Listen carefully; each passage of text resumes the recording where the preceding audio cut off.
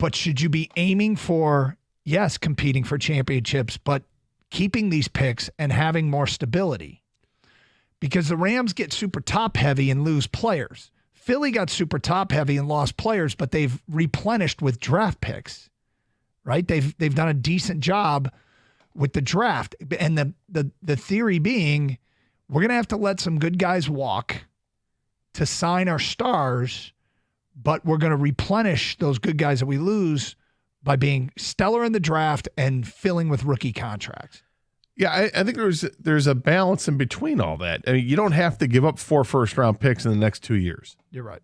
So if you give up a first-round pick this year, in a move for this year, then you're still set up for the future. You're just taking away a first-round pick, and you can still maneuver throughout the draft with 2nd through 7th. So you're talking about if you want to cash in your first-round pick of the 2024 draft for a player that is a known commodity that's good right now, it makes some sense. All you're doing is you're basically using the draft pick right now. Yeah. And let's say that in the draft they're hoping to land a quality edge rusher, and for a first round pick they can get a quality edge rusher right now. You do that. I don't see a problem with doing that. I hesitate because I got this feeling that Brad Holmes doesn't want to make a massive splash trade. I think he wants to make one of those shrewd under the radar trades that you look at later and go, boy, that really helped. Well, one thing that he has as part of his job, he has an idea of what the salary cap will increase to each of the next several years. Mm-hmm. He knows how much money he's got committed to all these players. He knows what it would take to, let's say if you traded for Brian Burns, what it would take if you wanted to re-sign him. Or do you just take him on to be the rest of this year and be that guy that pushes you over the edge and hopefully into a Super Bowl, and then you lose him at the end of the season because he's a rental player? You know all these things. You know who's coming up for more pay and a new contract. You know you've got to do something with Jared Goff, and it's likely to sign him to an extension. At the same time, you've got other players on that offensive line that you're going to have to sign to extensions. All this is playing in your mind, and you have to be thinking not just what's ahead in the next 12 days, what's ahead in the next 3 or 4 years for your franchise. Yep. There's a lot that goes into it, and that's why sometimes you say, I'm okay giving up these first-round picks, because when you do that, you've just taken away $6 million or $5 million a year off your cap because you no longer have that pick, but you're adding it somewhere else. You're adding it somewhere else. Typically, when you trade a first round pick for a player, not always, but you're taking on salary. You're not freeing up salary. You're typically taking on salary. But you're right. They've got a board.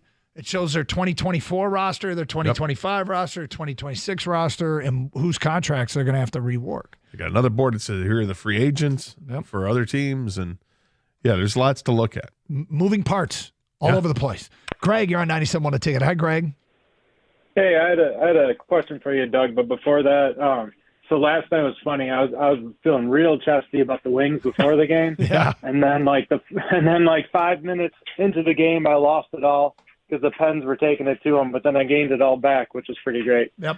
It's fun to care. I think that's this year, just going to roll with those guys. It's every game at this point you can really get in and, you're really excited for all the new guys. It kind of felt like last night that, Pittsburgh was just kind of playing the game. Red Wings get ahead. They have the big second period. They're up by 3 goals.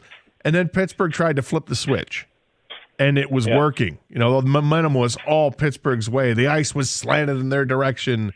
And they damn near tied it up. And then the Red Wings were able to get that extra goal with the empty net to make it 5-3, and it just took all the wind out of the sails of Pittsburgh. And thankfully, because that was a team that they were chugging along trying to tie that game up. Yeah, it was cool seeing JMO there. He got to ring the buzzer, and then he was partying up. That was cool. But Doug, I had a question for you though. Are you more chesty with the Wolverines football team, or are you more chesty with the Lions? And then Gator, should he put on a bro or a man's ear?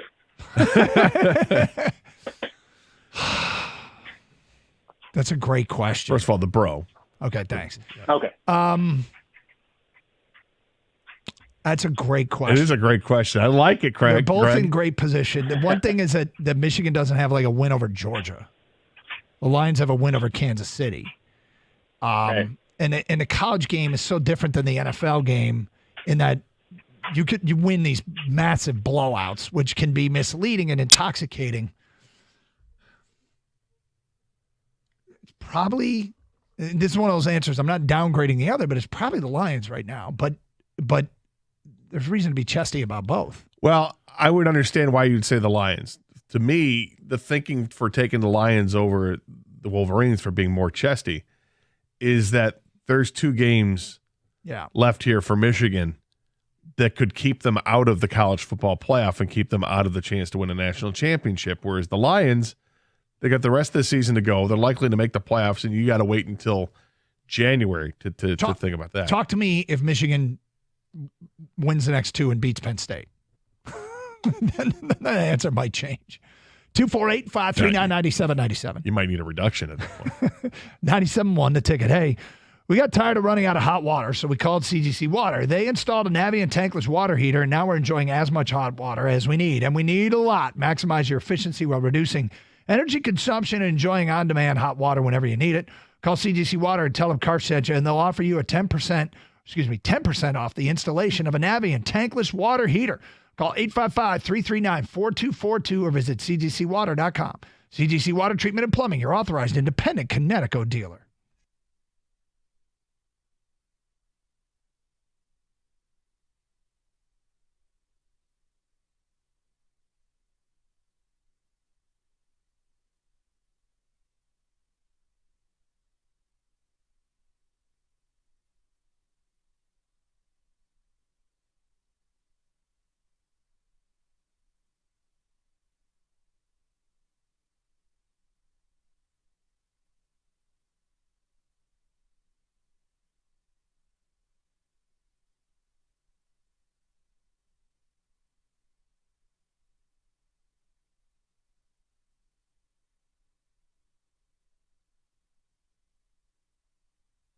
Seasons are very long and things change throughout the course of the season.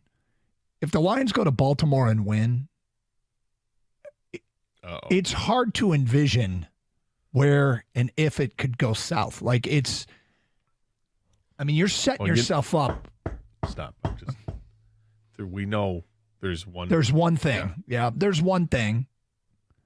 But they are really setting themselves up to have a chance at that number 1 seed that he talked about. A win over Baltimore will go a long way toward helping about that. But even if they lose to Baltimore, the Lions' schedule compared to San Francisco and Philadelphia's is on paper significantly easier. They still have the 5 division games. They still have Denver on the schedule. I mean, they still have some teams that don't look very good, that really could.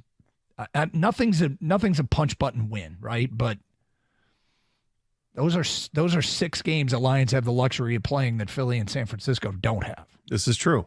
I mean, the Bears, and we'll see what happens with Justin Fields if he's hurt for the long term or if he was just out for the rest of that game yesterday. But if he's out long term, that torpedoes what they're trying to build. Takes a big old detour.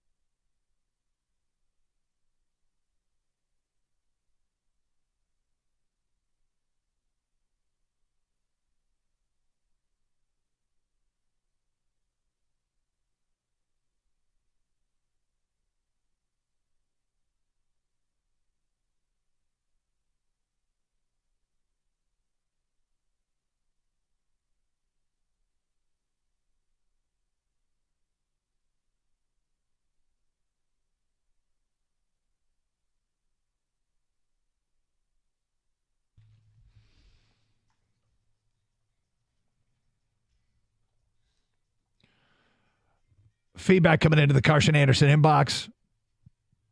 The way B_homie talks about building through the draft, I don't see them trading a pick in the first 3 rounds for a player.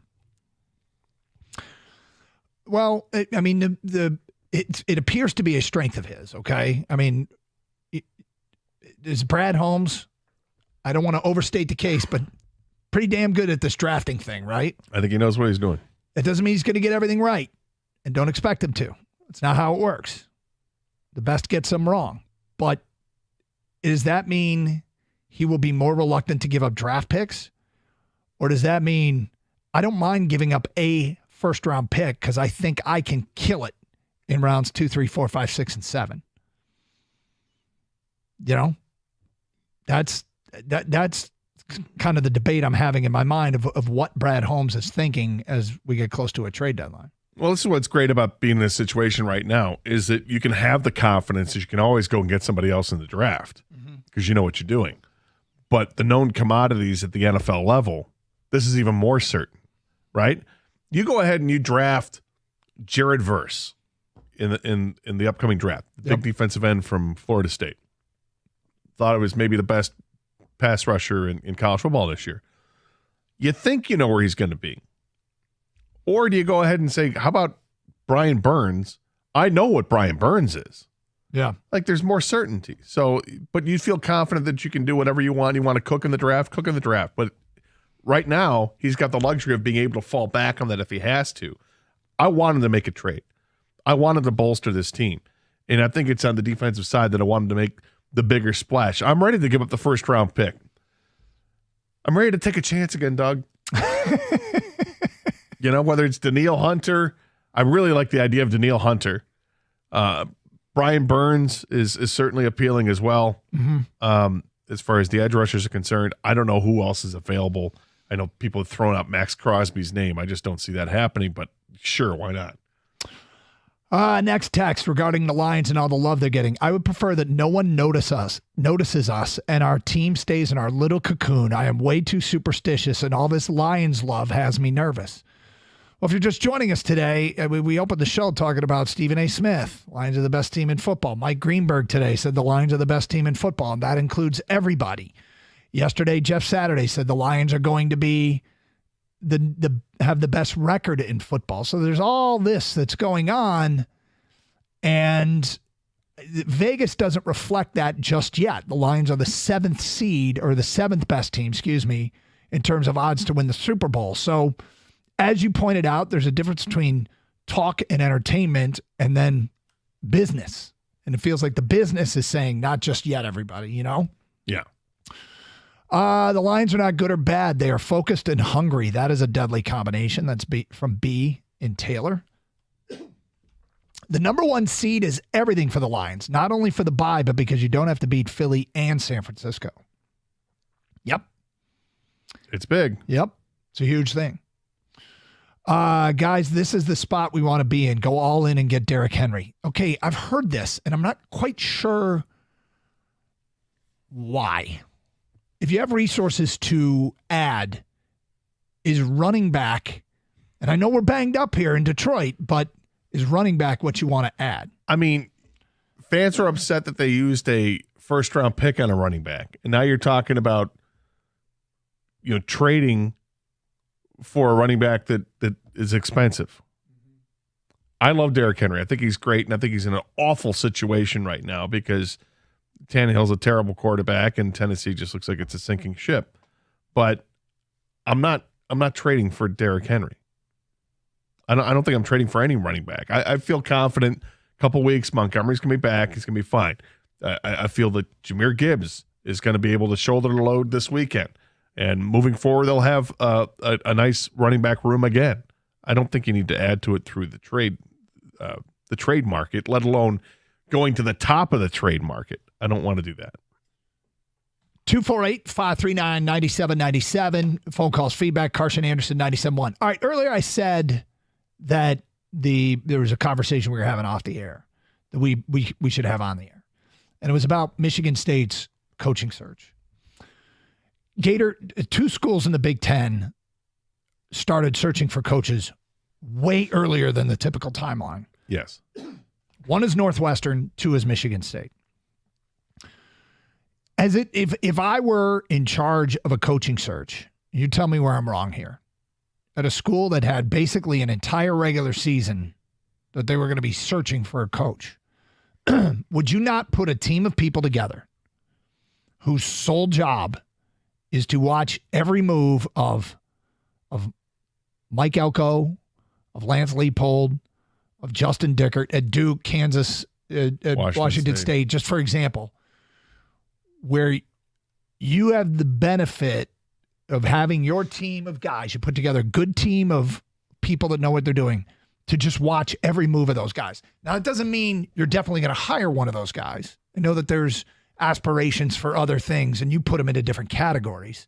But you can take in everything that a coach says and does throughout the course of their season to evaluate what you're after, no matter who you are. Yeah, right? Absolutely. And I think that is absolutely an advantage that Michigan State has because, they've been looking for a coach for a while here, not just on the official side, but I wonder unofficially, at what point, did Alan Haller know that this was all going south with Mel Tucker and I got to start getting my list together?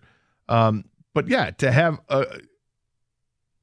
have somebody under your direction or a group of people just start to game plan and look at the other coaches a lot closer. Start doing the vetting process and look into backgrounds. In addition to seeing how their teams perform, of course. Yeah, I think it's a big advantage that they have. But there are some unknowns. The unknowns are they going to be willing to spend money, big money on a coach if a big coach is available? Are they going to be able to do that because of the uncertainty with what you're going to have to pay in costs for the Mel Tucker situation and the Brenda Tracy situation? It's the same situation, but you might have to pay both parties. Who knows? Or maybe you don't pay either one. Are there indications that the donors don't care about that they just want a winner and they're going to go out and willing to pay for the guy, whoever it is? There's a lot to look at with Michigan State. And I think, you can have your fantasy coaches, an Urban Meyer type.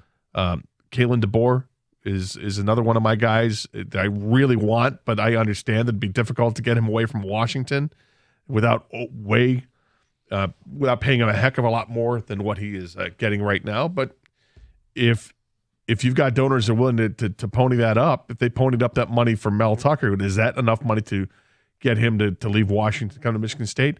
Who knows? But to your point, now is the time to go ahead and do all the research you need to do. I think that would be one of the first things I would do if I were in charge, because I'd be watching press conferences. I'd be watching sideline demeanor. I'd be watching play calling. I'd be watching how they handle adversity. I'd be watching all of these factors in real time. Staff. Yeah, in real time. Yeah, certainly Recruiting. with any coach. Yeah, but I'm talking about the ins and outs of an everyday season. I mean, all that comes with. I want to know how you're going to build a staff. Does your staff have ties in the Midwest? Things like that. But that's for questions during more of an interview. Right now, the scrutiny in real time for basically an entire season that you can watch candidates with in a situation that's messed up at Michigan State, but that you have that going for you. And that is something that if you have that team of people that you trust, and that includes yourself, but a team of really, really smart people helping you with this, you can watch an entire season's worth of work. Yeah, and apparently Alan Haller has hired a search firm to help with the back channeling of all that stuff that we've talked about. That this search firm will not come up with a recommendation for a coach. That's not what they're there for. That they're there to assist in communication and maybe even helping to come up with a list of potential candidates. But Alan Haller's got his own list. He's doing the job. All right, so I got a question for Michigan fans. We'll get to that today at 11:31. 248-539-9797. In fact, let's do it right now. Okay, 10 texts. Can we take 10 texts at this time for Michigan fans?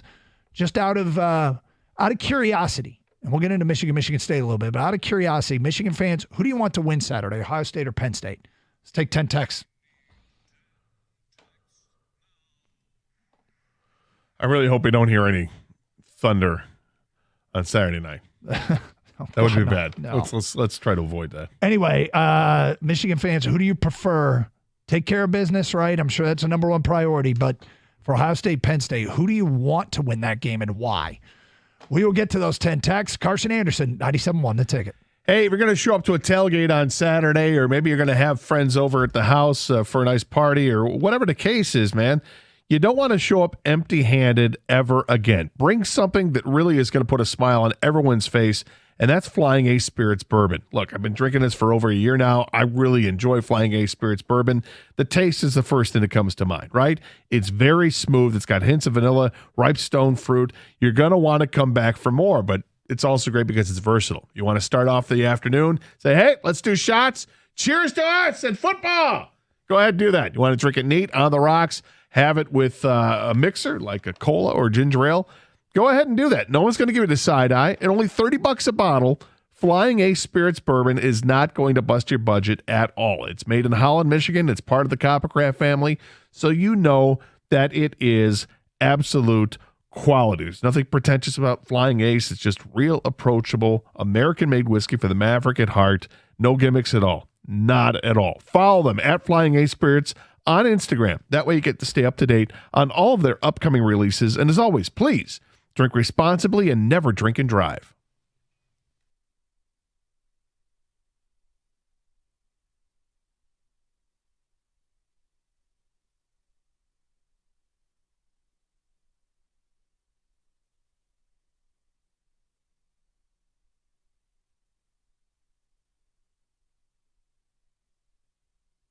Jeff Darlington, ESPN reporter,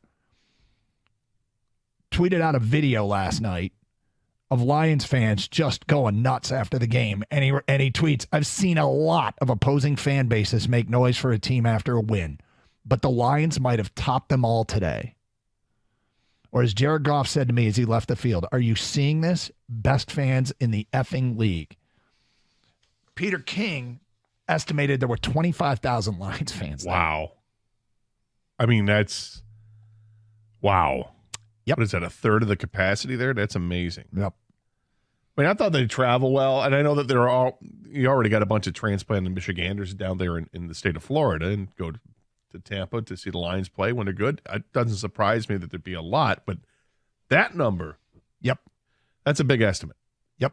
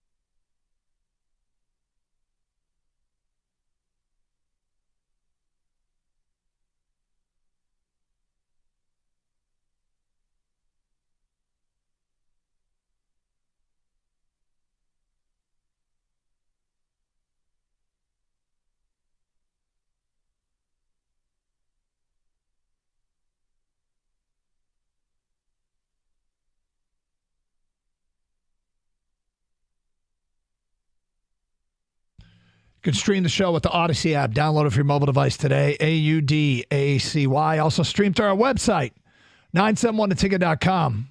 That story we referenced earlier from the Birchie kid about the Red Wings. It's posted there. It's really interesting to see how they have turned things around.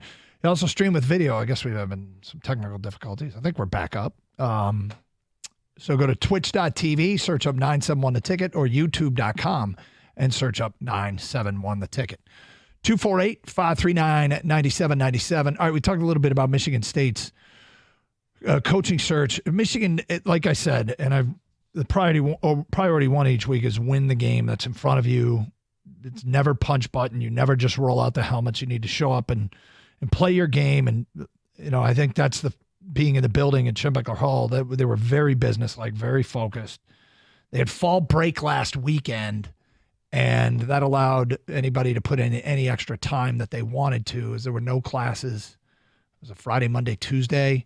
And so, sure, Friday they would be not focused on anything but the game ahead. But Monday, Tuesday could put in extra time for Michigan State. But I'm asking Michigan fans who you want to win the first game of the day, Ohio State, Penn State. We are asking Michigan fans. What do you think they're going to say? Michigan fans? Yeah. I think they'll say they want Penn State to win. So Penn State takes because first of all, Michigan hates Ohio State more than anything. Mm-hmm. So they want Ohio State to lose. Second of all, that keeps Penn State undefeated so that Michigan can take the glory of knocking off an undefeated Penn State team.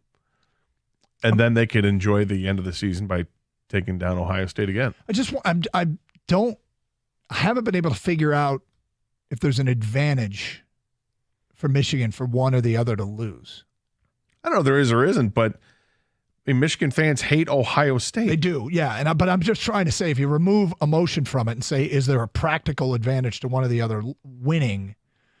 I mean, if Ohio State wins, that puts them in a great position, but they have to come to Ann Arbor. And if Penn State suffers a loss, will they have as much bark in their, bite behind their bark when Michigan goes in there? I don't know. That might be the tactical advantage, if you will. Well, I guess if you're James Franklin, you go into Columbus and lose, the solace you take is that you've got Michigan at home. Yeah, you've got one last shot to try and go for that three-way tie, which the tiebreakers would come down to the record of your West opponents, which right now I believe favors Penn State. But now that we're talking this through, I do think the best thing is for Michigan fans would be for Penn State to take out Ohio State, because I think the pucker factor goes up significantly for Penn State, because they're all excited, but yet at the same time terribly nervous because this is their last big game that they've got,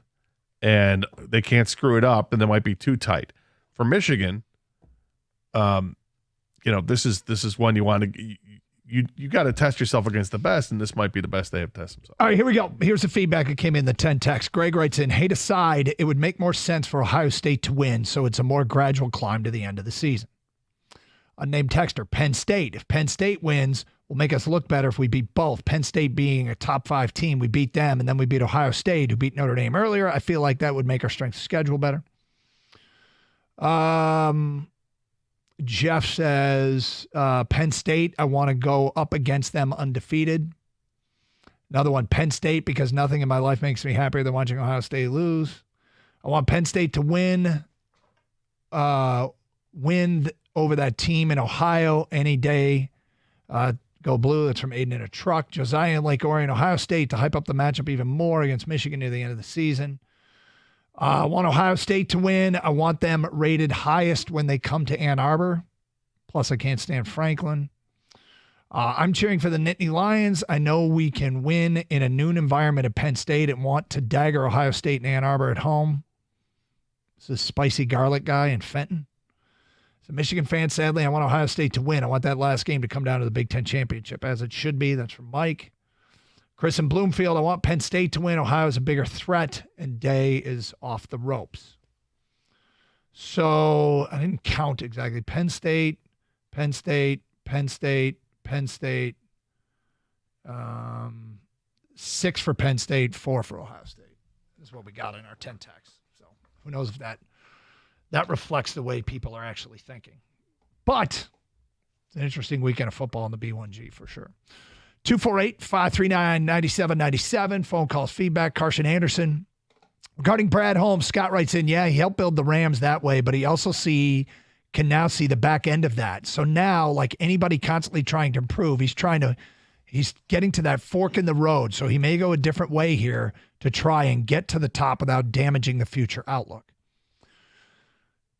So, yeah, I wonder about that too with Brad Holmes. Is he thinking that he wants to do the Rams formula except not mortgage the future? I mean, that's the best. You try and build it sustainably when in a league that is set up not to have sustainable success.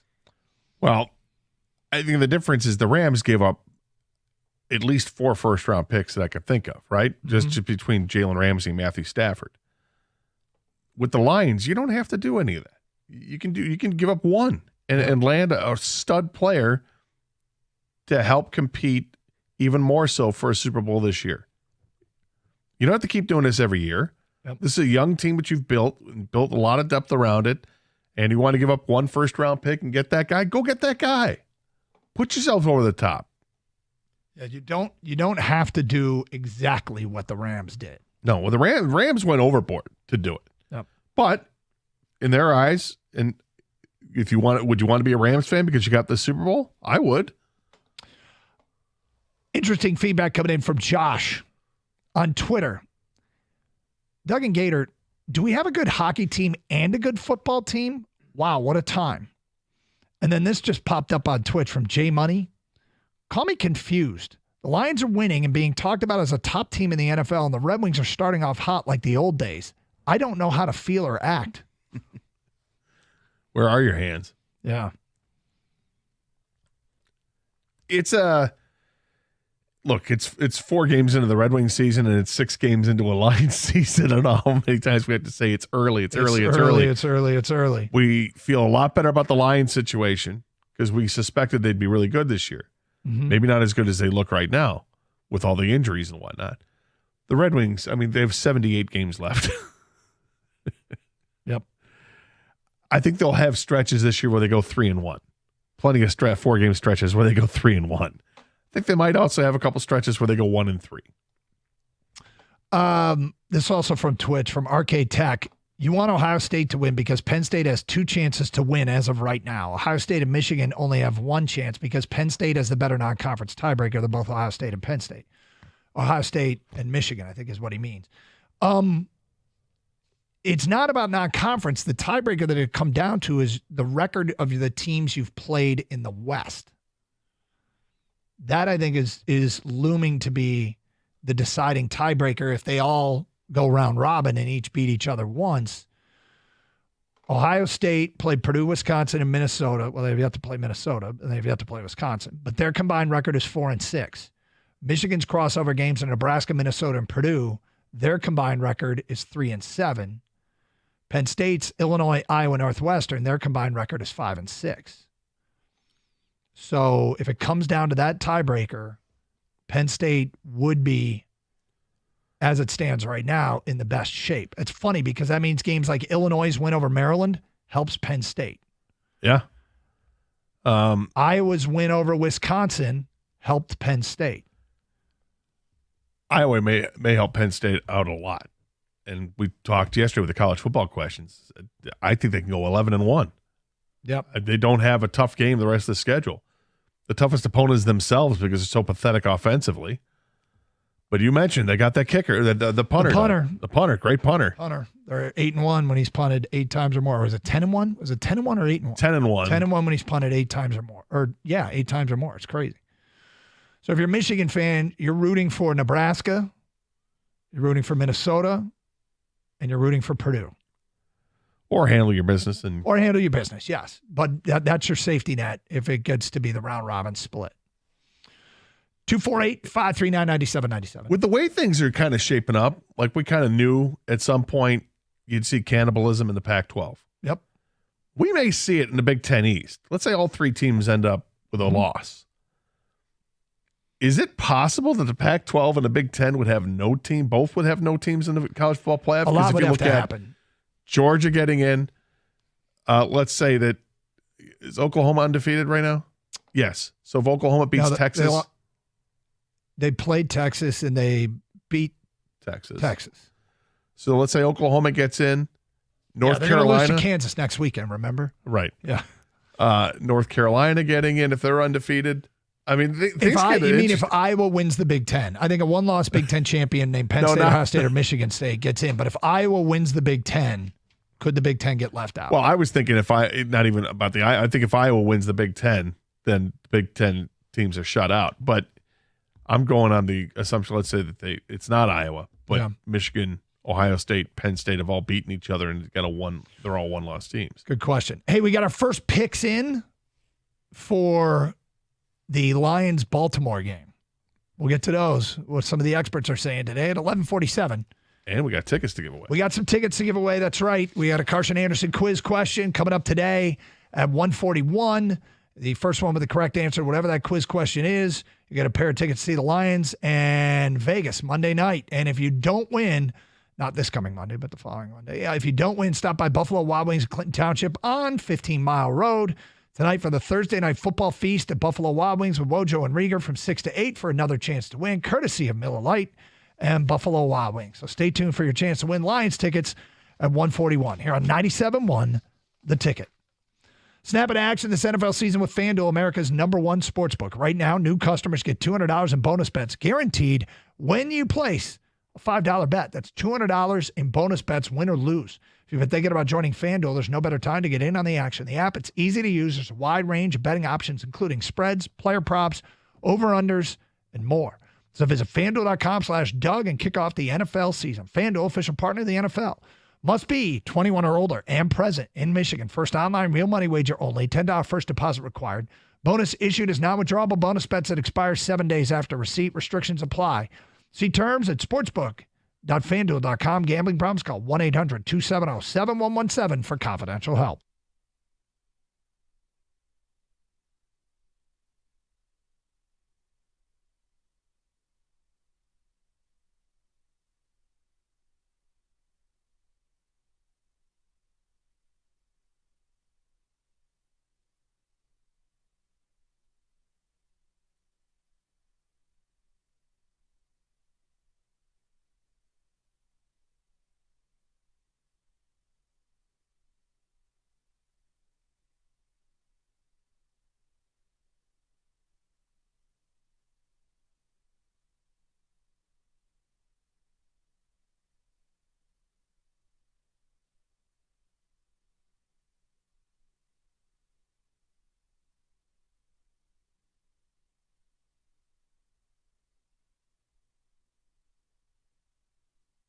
It starts at the top and goes all the way down. But the culture is set by Sheila Ford-Hamp and, Brad Holmes, Chris Spielman, Dorsey, Dan Campbell, the players, everybody in the front office, the nutritionist, training staff, whatever. There's just a mindset there of all for, one for all for one, whatever it is. They're all have a singular goal. And that used to never be there. There used to be all these fiefdoms that this person cared about this thing, and nobody would get along. They got along as people a lot of times, but they weren't on the same page. Yep. You have to have in today's national football, you have to be on the same page.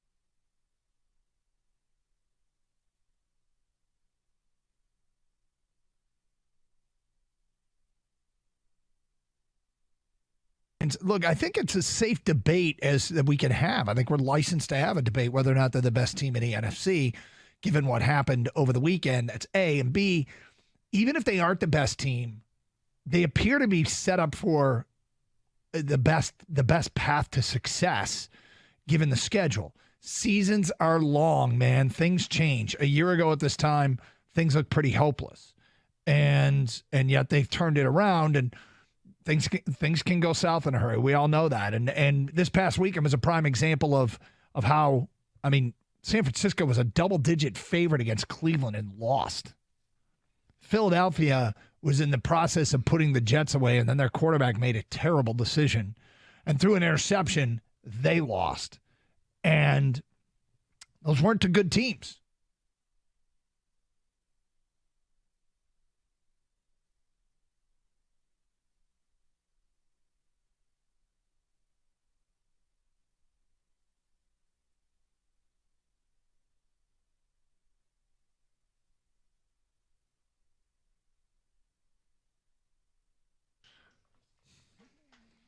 Doug Carr, Scott Anderson, 97.1 The Ticket.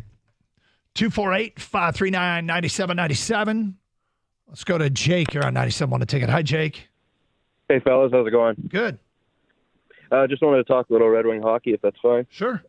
I see them making the playoffs this year. The thing is, I look at their goaltending, and I'm kind of worried looking at how young, Husso is with being no experience. And then James Reimer, he's got a good track record, but he's played on some crappy teams. He doesn't really have any experience in the playoffs either. What do you think their goaltending is going to look like mid-season? Do you think that Reimer's going to have the starting position, or do you think that Husso's still going to have it? I would bet on Husso. Sorry? I would bet on Husso. I mean, if Reimer plays well enough to take the job, then great. I'm not against it, but. Yeah, but I mean, if you look at the first game for Reimer, I mean, like you guys said, it's early in the season. It's a long season to go. Husso gets hurt. Reimer comes up. He starts. Who's his backup? Wait a minute, you're saying if Husso gets hurt and Reimer starts, who's the backup? Yeah, like depth-wise, like they would either go to. Well, I guess they do have a third on the roster, don't they? Yes. Yeah, but he's very young. I believe he's a 92. What? Am I missing something? Why are you don't think Husso can get it done? Is that what it is? I just don't. I don't think he's playoff caliber. I just don't think he's that elite of a goalie. I think that they need to explore starting Reimer and see where he could take the team. I don't see Husso being the guy this year, to be honest with you.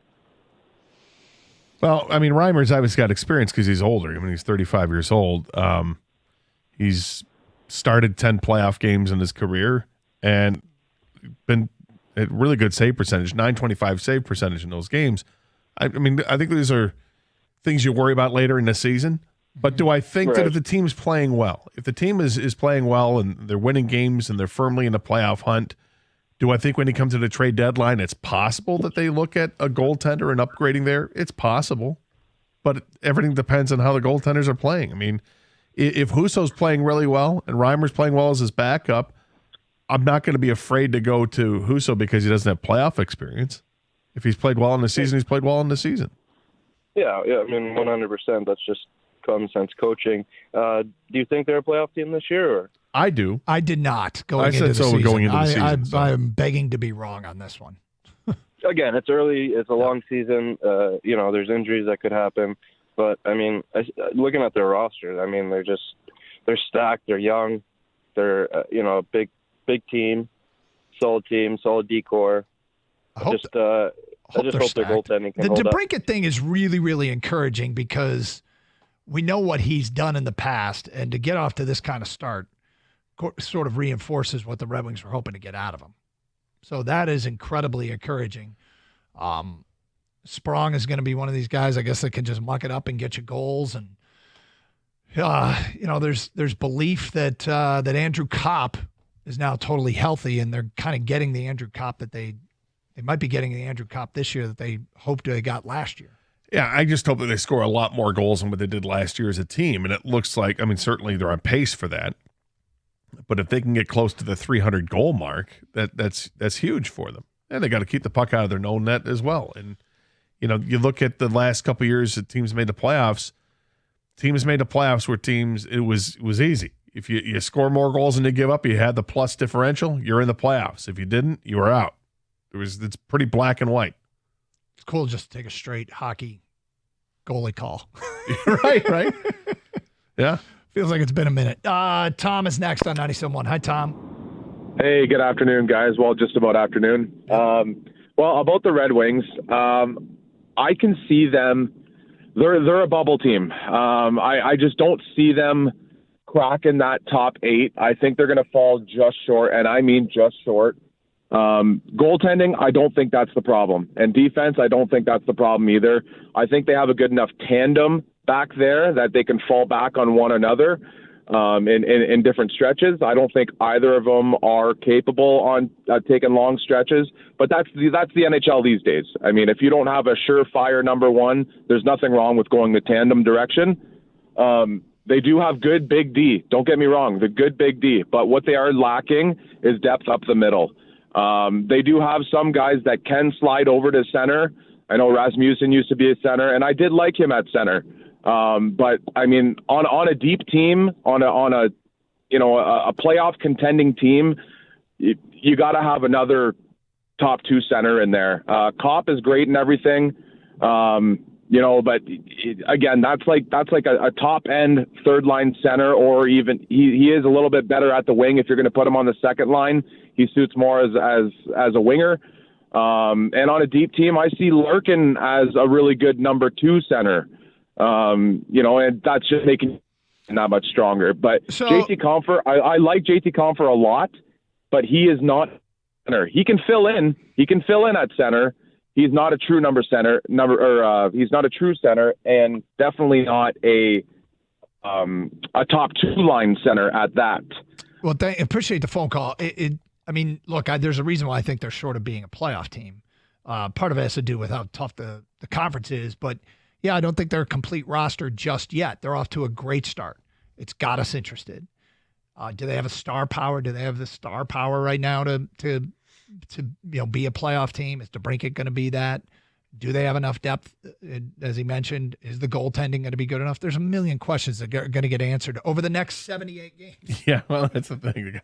They got a little bit of a resume to build. Yep. But you can score more goals than you did last year, and you look at the top, were the top 2 players in the Wings last year going into the season were Bertuzzi and Larkin. And Bert didn't do his part because he was hurt for a good portion of the season, and then they ended up trading him. If DeBrincat and Larkin can stay healthy, that top line can be one of the top scoring lines in hockey if they can stay healthy. Larkin had a hell of a season last year. He was a point-a-game guy, and DeBrincat's got the track record of being a guy who can score 40. He's got 5 goals in 4 games already. Now, that pace he's not going to score 100 goals. But is it possible that he throws another 40-goal season? Absolutely. Absolutely.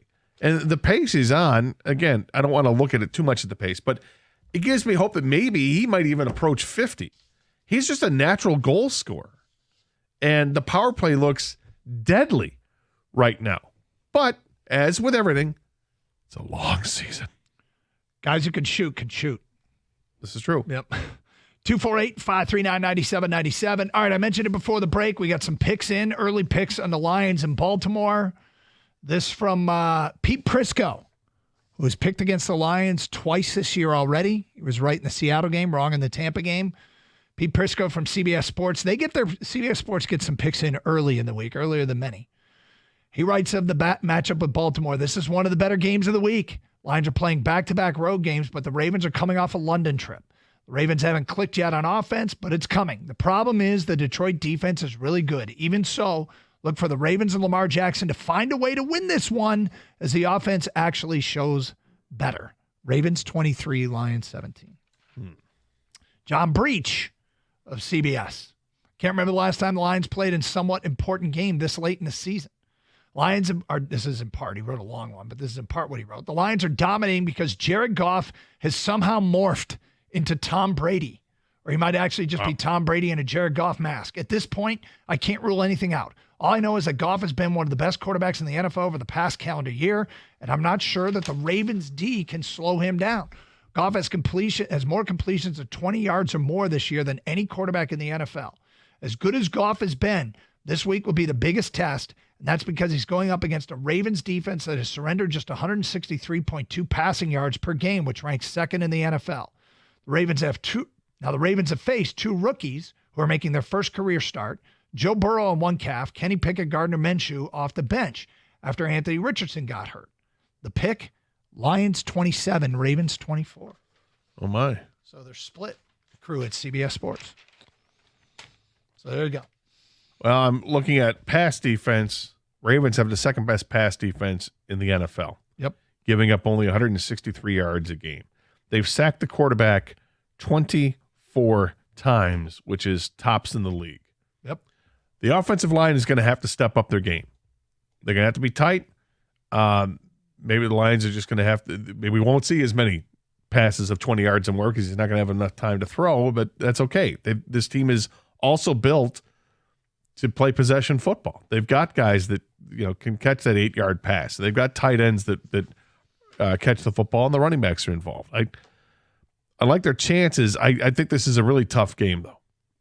I will agree with that. Yeah, this just feels like the game that will really, really sort of solidify probably opinions all over the place. 248-539-9797, 97.1 The Ticket.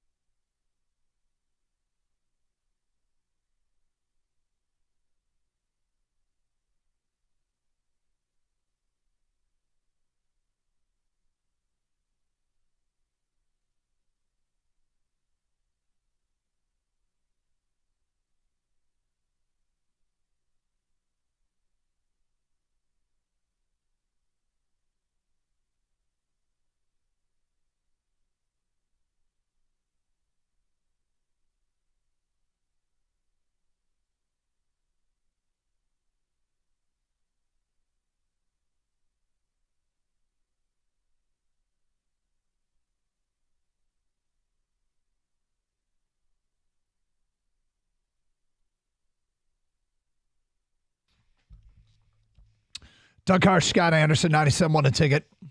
Open lines, 248-539-9797. Great to be with you on a Thursday in Detroit. Let's get back to your open line calls. We just read the predictions coming in from the guys at CBS Sports, who always get their predictions in first. They are split on what happens. Breach and Prisco on the Lions game at Baltimore. We've taken some Red Wing calls, some Michigan State talk mixed in. Let's talk to the people. Next up is James. You're on 97.1 The Ticket. Hi, James. Hey, what's going on? Yeah, you had one guy predict 27-24. If that's the case, the Lions will lose. I 27-23, where they have to score a touchdown instead of just get to the 45 to tie the game at home with Justin Tucker. It kind of sounds like a repeat of the last time they played, but it can happen. So I'm thinking if the Lions are going to win this game, it's going to be by 4 points, not 3. I like where your head's at. I think it's logical. Seriously. I know what you mean. Yeah. They only have to get to the 45? Yeah, it's like you don't want to – you do and you don't want to have the lead with a minute to go. There's all kinds of – a lead by like 2 points, I don't feel good about. I hear what you're saying, but there's all kinds of ways to get to 27-24. One of them is the Lions are up 27-10 with 5 minutes to go, and Baltimore scores 2 touchdowns and doesn't get the ball back on an onside kick. It could be the Lions score on the, with 30 seconds left and doesn't leave Baltimore enough time to get into field goal range. I mean, they could be draining the clock at a 24-24 tie and line up for an extra point length field goal. But I understand what your fear of Justin Tucker, though. I hate saying I'm scared of a kicker, but geez, oh, Pete. Yeah. Yeah, 67 yards, right? 66, yeah. I mean, if there's a kicker to be scared of, it's Justin Tucker. That's like the only kicker you can be scared of. Right. Yeah. Hey, can I ask a real quick question about your side job? I'm sorry. Sure. Your side So job. when you guys are talking in that 5 or 10 minutes before the game starts, yeah, or even the guys on TV when they're having that 5 minutes and they're talking, how much of that is scripted and how much are they just talking off the hip? So the only script that I read is the first segment of the pregame show. The rest is I've got a giant board in front of me with notes on both teams, and I'll highlight 2 or 3 stats or facts that I think are important for the game that day. I mean, we'll set the scene, right? It's overcast day. It's Wolverines in the traditional winged helmets, white jerseys, maize pants, Spartans all black, which is, I guess, what they're wearing this week. And then it's, all right, and, the wind's blowing this way, great fall scene off in the distance, like whatever it is. And then you get to what do you think of the most telling things? And Big matchup of the day. Yeah, that is not scripted. That is a few things that we highlight that we think are going to play a role in the game. Is that for the guys like on Fox and CBS? I don't know. What's funny is they sit in the booth next to us at home. And thank you for the interest. And so we can look over and see them at any given time. And it's funny because the guys in the Big Ten Network, when we have Big Ten Network games, they used to work with Jansen, and they put signs up on their side of the glass about Jansen. And the 2 they've had is this year has been John Jansen loves Taylor Swift, and John Jansen eats kale, which I think is ironic. Because he does not. I don't know. He does not eat kale. No, but the Big Ten Network guys, do they know that I do? That's funny. I'm not sure that they do. I would imagine there'd be an outline or bullet points. I'm guessing they go over it. They look like they're ad-libbing it. There's no – I've never seen a prompter in the play-by-play studio for the TV crew. But you have – bullet points that's you've seen the board, right? I mean, it's a bunch of chicken scratch, but it's not. I mean, I totally know what you're saying. Yep. You've got positions and formations and little notes about players and stuff and stats and all that. Yeah, but it's when you get to pregame stuff, it can't be scripted. You just gotta go because you're looking at a clock too. You've only got a certain amount of time, and it may change based on what's funny is. The big thing you're looking for is when are they going to toss the coin? Like, because you got to go downstairs for the coin toss. Sure, there's a little bit of stalling. I have a read for you can rely on Rude that has to go before the coin toss and then a tag after the coin toss. So you're watching all kinds of things. But thank you for asking. Why do you think he asked that? Was he settling a bet? Just genuine curiosity, or I think there's curiosity about that. Anytime you get an opportunity to talk to somebody about behind the scenes of what goes on in that broadcast, especially the voice. Well, it's his side job. Yeah. Your other gig. Doug's side hustle. Mm-hmm. You know, it's funny because one of the things that people really like about former players in roles is that they could take the fans places they haven't been. Right? They could take you into the tunnel, what it's like prior to a game or a pregame locker room. This is for any analyst anywhere. Those guys have got to do things that the rest of us can only dream about. And I think the ones that are the best at it are the ones that can really take you onto the sideline and into the locker room and what they think is being said and share stories. I think there's a delicate balance between sharing stories about what they experienced and telling very specific stories about their experience, at the same time not turning it into being 100% all about them. You know what I mean? And I think those are the ones that are really good at it. So I feel like we just had a class. I hope you were taking notes. Well, I know you were Gator, right? You're a big note taker now. That's me. Yeah. All right, Field Yates put out this tweet. And he tweets, Jared Goff over his last 17 games, the equivalent of a full NFL regular season, 391 of 578 for a 67.6% completion percentage, 4,473 passing yards, 29 passing touchdowns, 4 TDs, and the Lions are 13-4 in those games. His last 17, yeah. Yep. So the last season's worth of play. It's just remarkably consistent play from the quarterback position. And one of the things I loved about Sunday's game, it was a road game, and we know that the splits of home and road have been little unfriendly to Jared Goff. He's been so much better at home than he has been on the road. And then Sunday happens, and he throws for 350, a couple of touchdowns, no turnovers, 70% completion percentage. He answers the bell against a really good defensive team on the road. So now going into this week at Baltimore, I mean, has he turned a corner? Has he become better? Because he was pretty good against Kansas City on the road, pretty good against Green Bay on the road, kind of the same. And then he took his game up a notch at Tampa.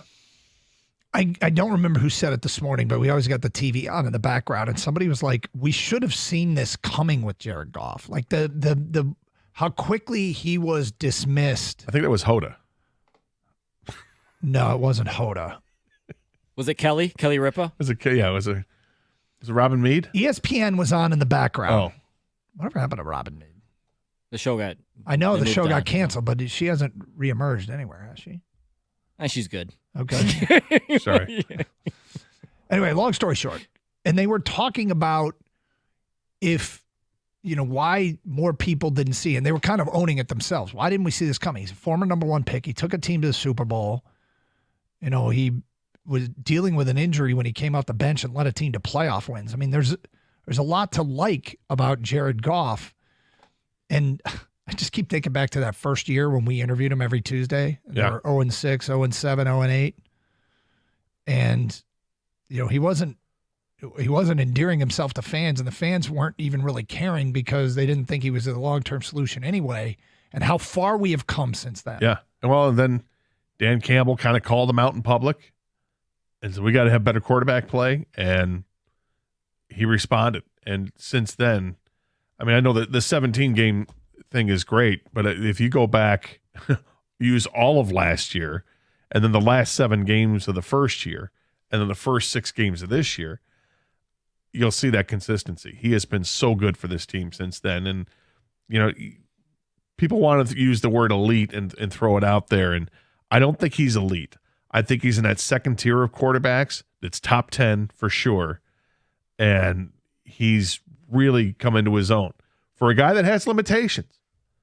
But he's got such great football acumen. He knows the game. Between the ears, he might be elite between the ears, which is really one of the great attributes you can have as a football player. I always talk about the ability to quickly process information and act part on of it. And that's it. But you know how you process information when you have a little bit extra time too. And when he has time, and this offensive line is giving him time, and he's able to use play action, he is playing elite. There's no other way to put it. I mean, we knew that about Jared Goff, though, right? I mean, all the stats showed if he has time, he can pick apart a defense. You go back to that third year or whatever it was with the Rams when they had their Super Bowl run and they had Todd Gurley in the backfield. Well, he responded. Goff was great that year, with 30 touchdowns or whatever it was, and I think 4,800 yards passing, and he was great then, and he's great now. And what's the difference? This Baltimore game looms large. What people are saying about the Lions is unprecedented. How do you feel about it? It's Carson Anderson, 97.1, The Ticket. Well, you hear us talk about football all the time because it's a big football weekend every weekend. This Saturday night, Michigan is a 24.5-point favorite at Michigan State. Western Michigan is a 16.5-point underdog at Ohio. 1 o'clock Sunday, we got pro football. Detroit is a 3-point underdog on the road at Baltimore. The over-under in that game is 42 points. Bet more than the score, though. You can bet player performances for passing and rushing touchdowns, yards, and more on the only app I use and recommend. I downloaded the Play Gun Lake Casino app, and right now, all your favorite casino games are also right at your fingertips. And you can bet on college and pro football, like I mentioned, this weekend. Odds, bets, slots, and games right in your pocket. The casino comes to you wherever you are in the state of Michigan. Have fun and get in on all the action. Play with a live dealer on your phone. Enjoy blackjack, roulette, and baccarat. Great offers for new users, too. Download the Play Gun Lake online casino app right now and get up to $1,000 casino bonus back if you're down within the first 24 hours. The Play Gun Lake Casino and Sportsbook app. It's your time to play. New users only. Casino bonus must be wagered. Terms and conditions apply. See website at playgunlake.com for details. You must be 21 and in the state of Michigan. Gambling problem? Call 1-800-GAMBLER or Michigan Problem Gambling Helpline at 1-800-270-7117.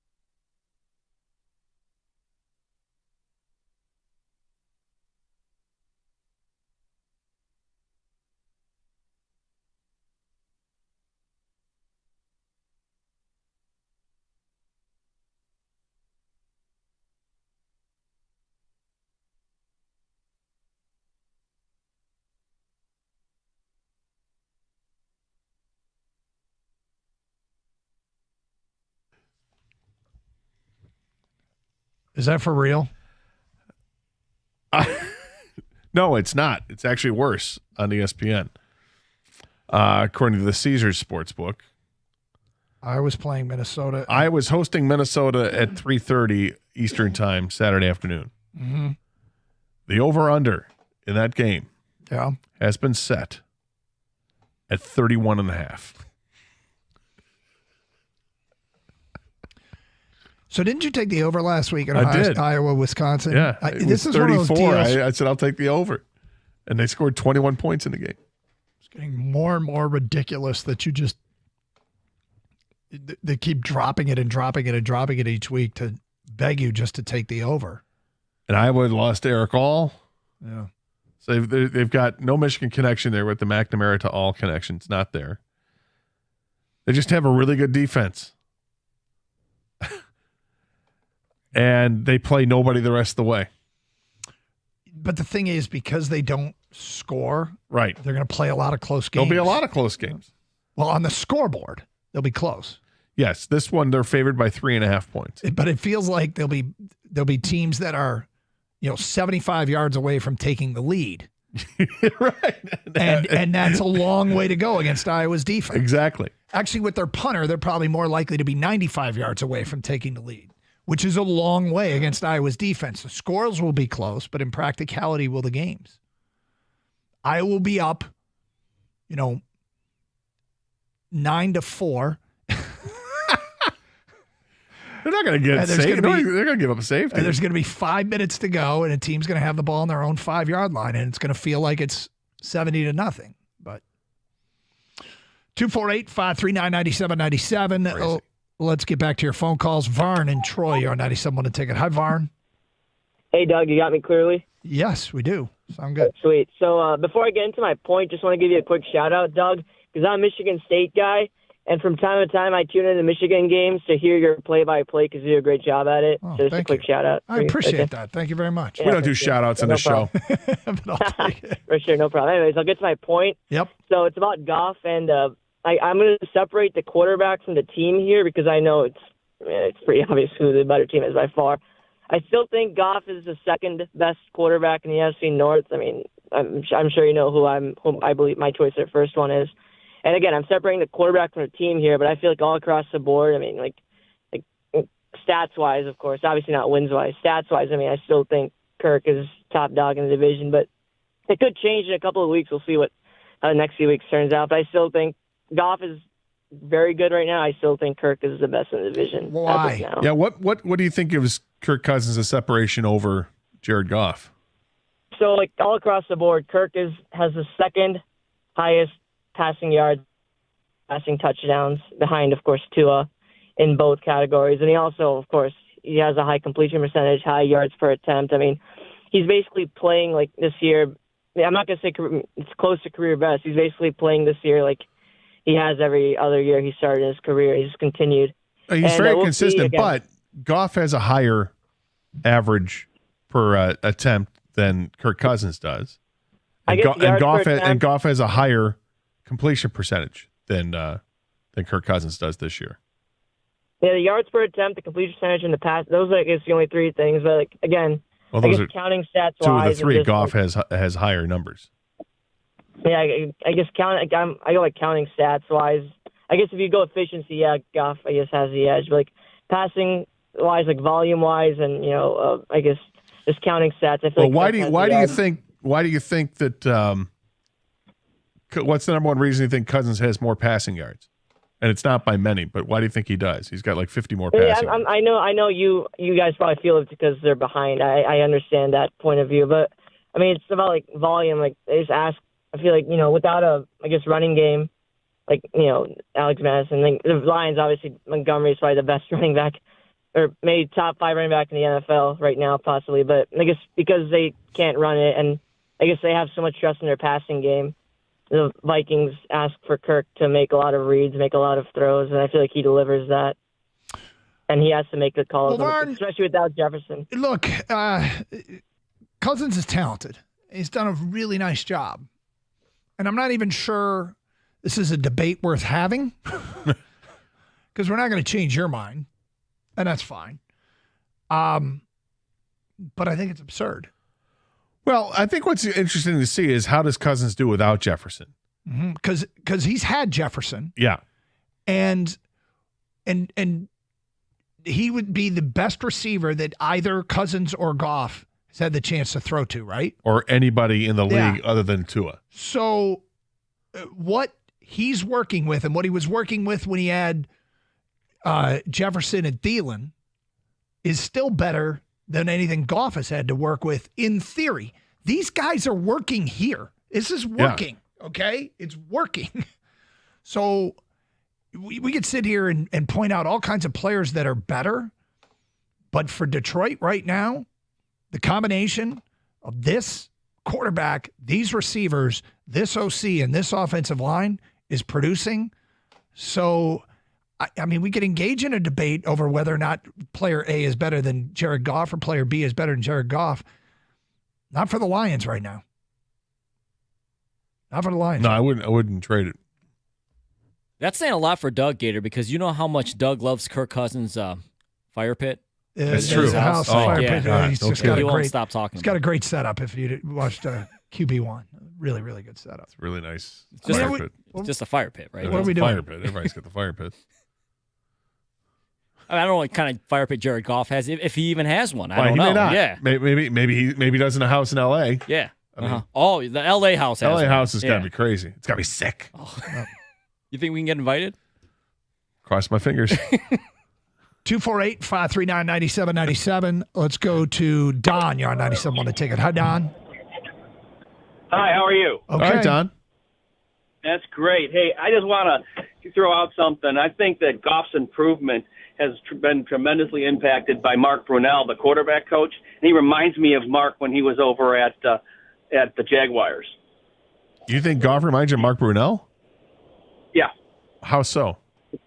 Just his decision making and how he you know, just kind of the way he goes through his progressions. And I think he's more of a systems quarterback, and I just kind of see the impact on him. Don't know if you guys do, maybe not. I remember Mark Brunell being a solid quarterback, but also a guy who ran a lot in his career. And I guess the mobility is, to me, is the major difference between the two.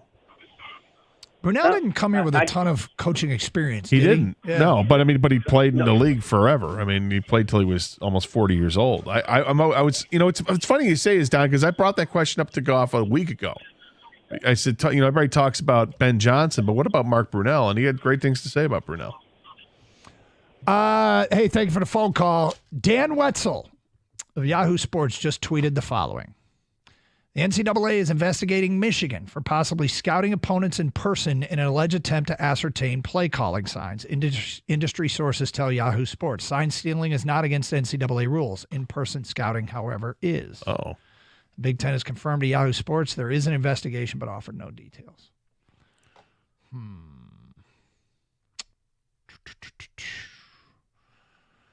Well, that's not great to have to deal with. I'm going to make some phone calls and see what we can find out about this. But let's see what they got. Well, if let's just operate right now, let's say it's true. If it's true, when does that get adjudicated? Well, the NCAA doesn't move fast. No. So I don't know. But unless this is something that wrapping up the investigation.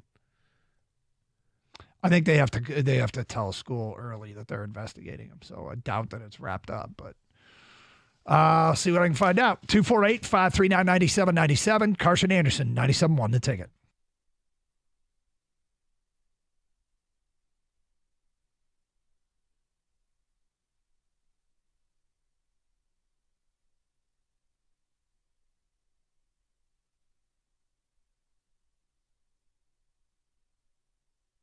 Seasons are very long and things change throughout the course of the season. If the Lions go to Baltimore and win, it's hard to envision where and if it could go south. Like you're setting yourself up. Stop. We know there's one. There's one thing. Yeah, there's one thing.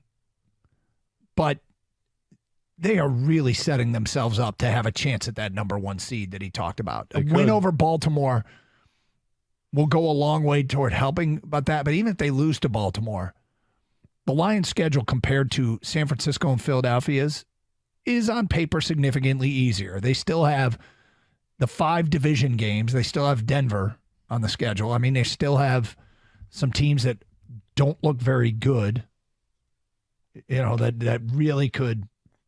Nothing's a punch button win, right? But those are 6 games the Lions have the luxury of playing that Philly and San Francisco don't have. This is true. And the Bears, and we'll see what happens with Justin Fields if he's hurt for the long term or if he was just out for the rest of that game yesterday. But if he's out long term, that torpedoes what they're trying to build. Takes a big old detour.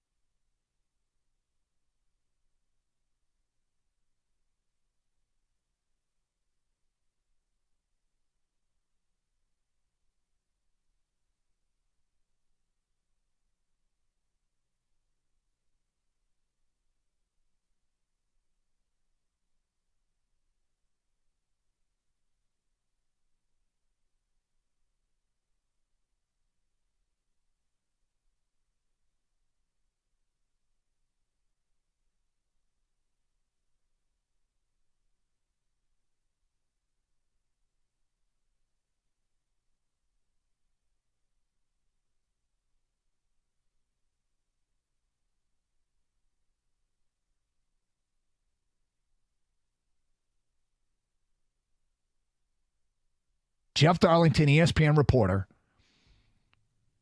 tweeted out a video last night of Lions fans just going nuts after the game. And he tweets, I've seen a lot of opposing fan bases make noise for a team after a win, but the Lions might have topped them all today. Or as Jared Goff said to me as he left the field, are you seeing this? Best fans in the effing league. Peter King estimated there were 25,000 Lions fans. Wow. I mean, that's wow. Yep. What is that, a third of the capacity there? That's amazing. Yep. I mean, I thought they'd travel well, and I know that you already got a bunch of transplanted Michiganders down there in the state of Florida and go to Tampa to see the Lions play when they're good. It doesn't surprise me that there'd be a lot, but that number, yep, that's a big estimate. Yep.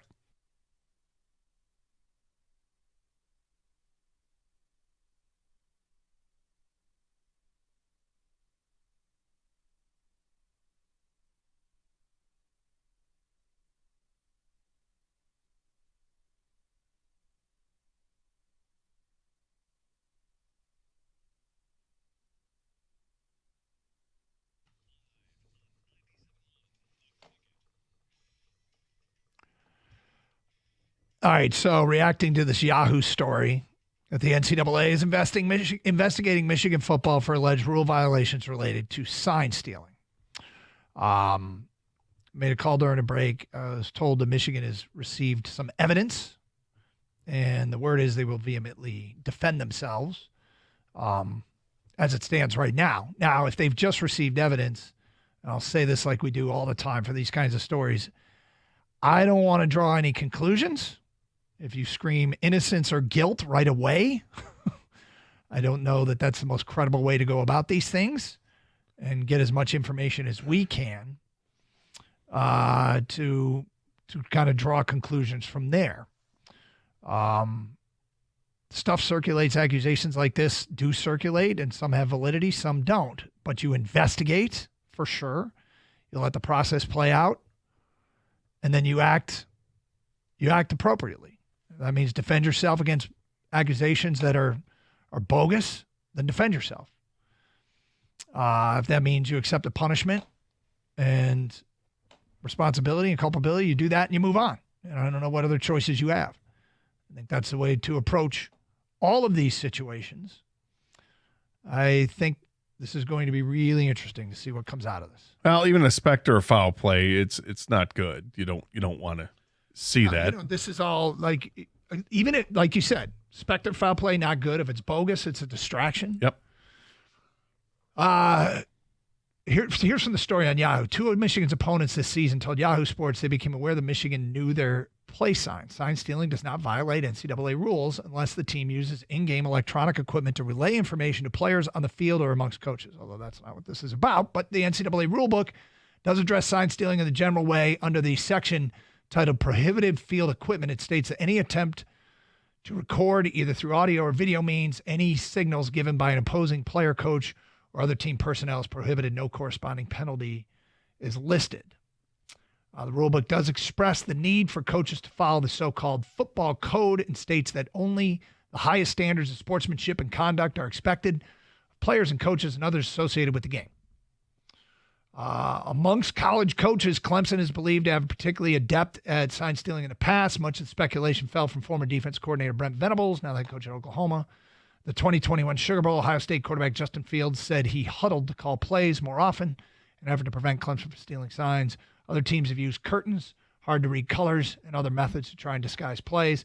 Michigan is under investigation for a series of Level 2 rule violations that include Harbaugh meeting recruits during COVID dead period. Using too many coaches in practice and watching players work out via Zoom, the school suspended Harbaugh the first 3 games of the season after a negotiated resolution between the school and the NCAA for 4 games, sit-down, collapse. The case is expected to be heard after the season. So, like you said, not good. Not good at all. No, but other than distraction, it won't have any effect. And you can limit the distraction as best you can, because if it's nothing you're going to address until after the season, right? I mean, I don't know, but the NCAA doesn't move very fast. So it might be something that gets addressed after the season. In the meantime, what comes of this? What comes of this is it getting harder for Harbaugh to defend himself against NCAA accusations? He was vehement that he didn't have anything to be ashamed of with the first case. Now there's this. If Michigan, if what I heard is accurate, are they going to vehemently defend themselves because they know it's bogus? Or is this just a stance they're taking for now? Who knows? Well, the other thing is the contract. Is this explain why they haven't come to an agreement on a new deal or an extension? What does this mean for him in the future in getting a contract extension? Yeah, I mean, I don't know. The future of Jim Harbaugh at Michigan. I think that's in question. There is a theory out there that people, I've heard Michigan fans say that he's just going to say enough and go back to the NFL. He's just going to say, I'm done with it and go back to the NFL. Now, would that be, I'm not saying this is the case, okay? Right. But that would be interpreted by some people as the Pete Carroll get out of town before the posse gets you. But that's if he's found to have done anything wrong, which nothing has been certified yet as rules violations. It's been accusations, but. Well, yeah, there's an investigation. Yep. So as typically is the protocol on this show, we'll let this play out and see what we can find out. Like I said, I made a call during the break, and I'll continue to dig. 248-539-9797. Kang, any thoughts before we get back to the phones? No, I'm with Gator. My first thought was, how does this kind of affect Jim Harbaugh and his standing? And, there's obviously been talks about the contract extension and how this might put big, small, medium-sized bump, whatever it is, into that cog. So I feel like it's something, it's always something, it feels like now. Yeah. I don't know, The word on the street was that they had been making progress towards a contract extension. How does this play a role? And I mean, if they just got the evidence, then let's see. I'm intrigued to see what their official response will be. Because, I mean, this at best, all right, at best, at worst, they did what they're accused of. At best, it's an opposing coach or staff that's trying to throw shade at Michigan, try and create something that serves as a distraction for them. But, again, we'll have to wait and see. 248-539-9797. Let's get back to your open line calls. We go to Robert next. Hi, Robert. How you doing, guys? Okay. Love the show from here in Baltimore. The primary things when I think about this weekend's game on Sunday is, like, the Ravens' defense is obviously really good, exceptional versus the past, and I'd be a lot more hopeful about the positive result for the Lions if they had close to a more healthy stable of running backs. And I think that's going to be the biggest thing. If Gibbs is given the green light and he can carry the ball 15, 18 times, does he have the power and the ball security to keep the ball, to maintain the ball from Roquan Smith, Patrick Queen, and Clowney and those guys? Because I think this is a game, two really good teams, going to come down to the battle of the lines, kind of like it did against Seattle. And the other thing I think about is that Seattle game, I think the Lions turned it over 3 times, and that was just a crusher. And I think if the Lions are hopeful to come out with a win, they got to win that turnover battle, because, I mean, Lamar doesn't take very good care of the ball, in my opinion, when he's running the ball, and he makes some like mind-numbing throws. Listening to my friends here in Baltimore, they got to capitalize on that. And I think it's going to be a really tight game, like a lot of people have said. 3 points, 4 points, something like that, and just hoping for a huge blue wave out here in Baltimore, but skeptical whether or not that'll happen. When you say that, you're talking about actual in the stands. Yeah, well, because I know, so I'm going, a friend of mine's coming out from Michigan for the game, and I've heard about some people are going to come, but one of the little known facts, probably outside the Baltimore areas, do you guys remember Terrell Suggs? Yes. Yeah. All right, so they're retiring his name, his number, and he's going into the Ravens Ring of Honor. And I know a lot of season ticket holders that kind of thought they might sell this game to make some money. Because I always want to keep the rivalry games like the Steelers and whatnot. But then when they announced that was going to happen, a lot of season ticket holders that I talked to were like, no, I want to go to that game. Like he's a hometown legend in that way here in Baltimore, much the same way, former Lions are. And so, I don't know if I wouldn't expect to have, I know we talked about this with Tampa, a very transient sort of population there. I wouldn't expect it to be this huge blue wave, but a guy can hope 72,000, maybe 15,000 of them are Honolulu Blue people. That would be a lot. I would be very impressed if that's the case. Look, I mean, you hit us with some surface level game analysis that is boring, but factually true. Turnover battle. Yeah, right? I don't know if there's anything that is more a greater predictor of the wins and losses than that, especially in two evenly matched teams. And it is so boring to bring up over and over and over again. I'm not ripping on the caller, but he's right. Yeah, and the other thing is, Baltimore, we mentioned with the stats, they don't give up many passing yards per game. They're awfully good against the pass. But look who they played against. First game of the season, they took on C.J. Stroud, making his NFL debut.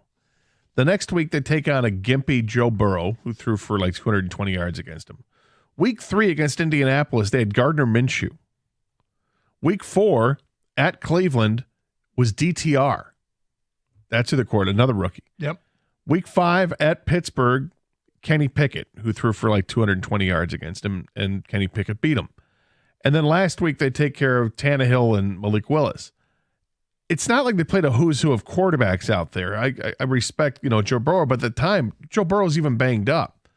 So does that, you got a healthy Jared Goff going into this game with a good offensive line that protects pretty well. He's only been sacked 10 times this year. I mean, I don't expect Jared Goff to throw for 350 like he did against Tampa, but I also don't expect him to throw for 150 or 160, which whatever the average is that they've given up this year. 248-539-9797. Carson Anderson, you want to continue to talk to the Lions of Baltimore. Michigan fans, you want to react to these accusations of sign stealing. It's Carson Anderson, 97.1 The Ticket.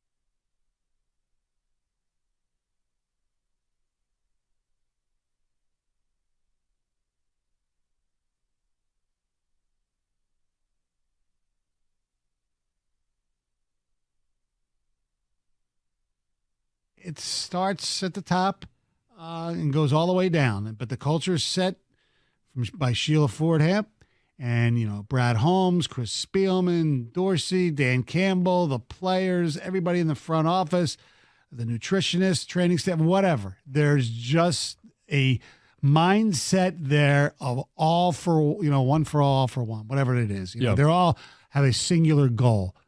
And that used to never be there.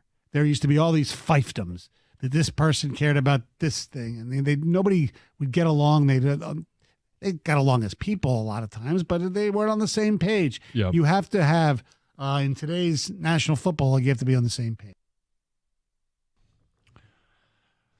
Doug Carr, Scott Anderson, 97.1 The Ticket. Open lines, 248-539-9797. Got the Lions of Baltimore coming up. We got these accusations in a Yahoo story against Michigan football for sign stealing. Story that's just getting going. So we'll continue to monitor that and see what comes out of it. Feedback 248-539-9797 via ticket text. So anything on your mind, fair game. We've had some Red Wings calls mixed in, which is good. Because they're off to a surprisingly good start. Let's get back to your open line calls. We go to Jacob next here on 97.1. Hi, Jacob. Hi, guys. How you guys doing? Enjoy the show a lot. Thank you. Just want to say that to start off. Great. Thank you. I just want to say I really think that the Lions could pull off the W here as long as Jared Goff plays well and has the offensive line protect him. I know Baltimore has a really good defense, but so did Tampa Bay, and we went into their house, and, I mean, look what he did. Even without our star running back, obviously, he got hurt. But I really think that they can pull it off, and as long as we don't turn over the ball like we did against Seattle, I really think we could pull off the W. As long as the Ravens, don't play extremely well, and we hold them to the, not a lot of points. Well, look, I mean, Lamar creates problems, right? I mean, he's very elusive, to say the least. They have had some pretty big point totals this year. They've scored 25, 27, 28, and 24 in their wins, and they've scored 19 and 10 in their losses.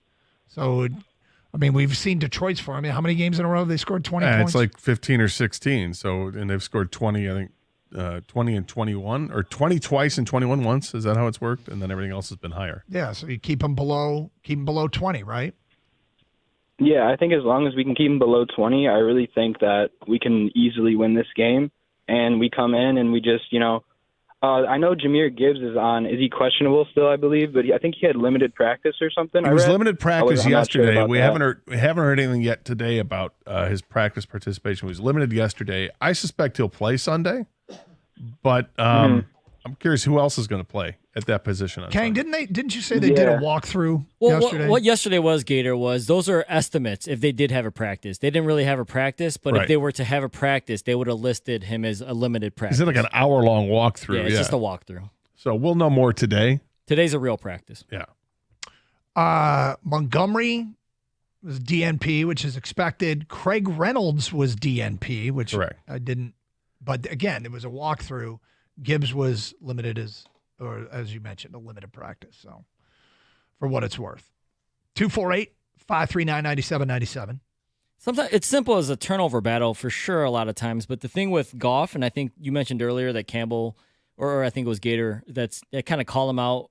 Not this year, but earlier in his Lions career about playing better. Goff's turnovers, I swear, 50%. In games I've watched, right. It seemed like half of his turnovers were returned for touchdowns, and that's where they're really costly. Like, they lost the turnover battle earlier this year and won the game. You can recover from it. It's just how costly. Where on the field did you lose it? Don't have the pick six. Exactly. Don't have the pick six. Don't have the return fumble for a touchdown. Those really hurt. You're never going to play turnover free, even though Goff did for a very long time, and that helps you, but it's how costly the turnovers can be as far as just, like I said, field position and points right away. So the two turnovers in the second half against Seattle, the fumble on the first play gave Seattle a 25-yard field. They got a touchdown. And then the pick six, obviously, they got a touchdown. So, yeah, they were the catastrophic kind. Yeah, because this team doesn't really turn over the ball. But when they do, like I said, games I've watched, it feels like half of them get punished for them. Yeah, well, you don't want that. 248-539-9797. Got a question for you about this Michigan story. Okay. Does it impact Saturday? I mean, other than it makes things a little bit more uncomfortable for them on the sideline because of the fans, I don't know if it has any impact. I mean, I'm sure the coach is going to try to shut it down as best he can to the team. Guys, this means nothing. This is absolutely nothing. We've done nothing wrong. And, deny to the team, because why wouldn't you? I mean, unless you want to, if you did something wrong and you want to come clean and say it, I guess you can, but there's no point right now. Right now, just stay focused on this game, and you don't have to mention this. I can't imagine it has any impact on the team. Yeah, there are big picture questions, right? Yeah, there's that are going to come out of it. This would be sorted out over time, which is what you should do, is let it play itself out, and that's what we're going to do. But then there's a short term, closer snapshots in time. Is this a major distraction? Is this something that's going to impact them. I think in previous years it would have been because Michigan State had better teams going into this game, and they could back up some of the talk that they might want to throw out there if they wanted smack talk. But Michigan State has no place to get lippy when it comes to this game. Big Ten has now released a statement, and it reads as follows. Late Wednesday afternoon, the Big Ten Conference and the University of Michigan were notified by the NCAA that the NCAA was investigating allegations of sign stealing by the University of Michigan football program. The Big Ten Conference has notified Michigan State University and future opponents. The Big Ten Conference considers the integrity of competition to be the utmost importance and will continue to monitor the investigation. The conference will have no further comment at this time. No statement from Michigan yet. And again, if you're just joining us, I made a call, and the source I talked to, which wasn't from, to be clear here, wasn't from inside the university, said that they heard that Michigan will vehemently defend themselves against these allegations, but the allegations have just come in. And so I guess time will tell whether or not they're vehemently defending him because they can disprove them as part of the illegal. Everybody scouts, right? Everybody tries to steal signs and figure stuff out. But there are just rules of how you can do this. So 248-539-9797. The crazy thing is if this, where does this come from? Like, you wouldn't need signs to steal signs to win these first. Not so far. No. First 7 games. But if it's against future opponents, you could. Like, if you... Does this involve practices for other teams? I know that the practices are guarded very, very closely at all. Does this involve personnel at future opponents' games? Mm-hmm. I mean, who knows? Meanwhile, earlier in the program, we had, who were the 2 coaches in the NFL that had their play sheets? It was Sean Payton and Mike McCarthy. There you go. Yeah. Well, sign stealing is not against NCAA rules. No, how you do it. Yeah. But how you do it is. Yeah. Is that kind of confusing a little bit? Well, if you're seeing with your own eyes, it's one thing. If you're using electronic devices or trash cans, or whatever, and then relay that information to your team, then it becomes a problem. I always struggle in sports with the sign stealing thing. What's against the rules? I know things are different. Big time sports, there are rules written down. There's a book, so then you got to follow the rules. But I always find it funny where what's part of the game, it's not part of the game. Right. And part of the game is sign stealing, but if they have written rules about how you can and can't do it, you should follow those rules. So 248-539-9797. Again, I wait to be able to chance to talk to people in Michigan and to get more insight as to what's going on, what their defense of this is. And you heard Jim Harbaugh, who will obviously, his next media appearance will be after the game on Saturday. I don't know when they meet with the network TV people. I think they probably already have. So interesting to see how this plays itself out. But again, we'll wait to see what Michigan has to say. 248-539-9797. Lions going to Baltimore in a game that is the game. Before that story broke, we were teasing what the national media is saying about Detroit. It's gone to unprecedented heights. We'll push that back and get to that in the 1 o'clock hour. But we'll take your phone calls and feedback on any of this stuff if you want to get into it. The feedback from Scott, I think Harbaugh is going to get worn down by this stuff. Yeah, maybe, but again, let's see what this is all about before any conclusions. He was vehement about his nothing to be ashamed of earlier with this case, with the original case. So let's just see. Lots to go. Yeah, I mean, look, I think he's able to compartmentalize things and keep him away from being distractions for himself. Mm-hmm. Can he do that for the team? That's a different story. 248-539-9797. Don't forget, we're giving away Lions tickets today at 141. 97 won the ticket.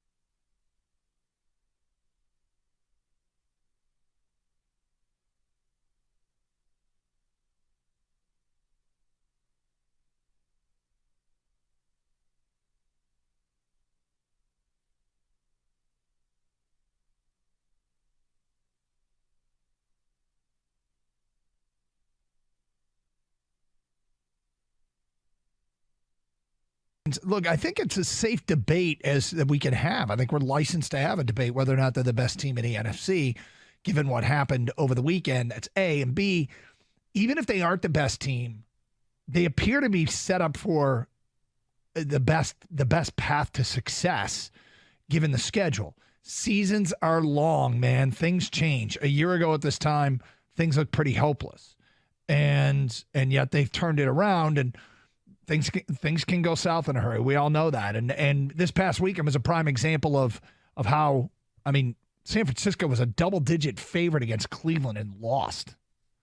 Philadelphia was in the process of putting the Jets away, and then their quarterback made a terrible decision. And through an interception, they lost. And those weren't two good teams.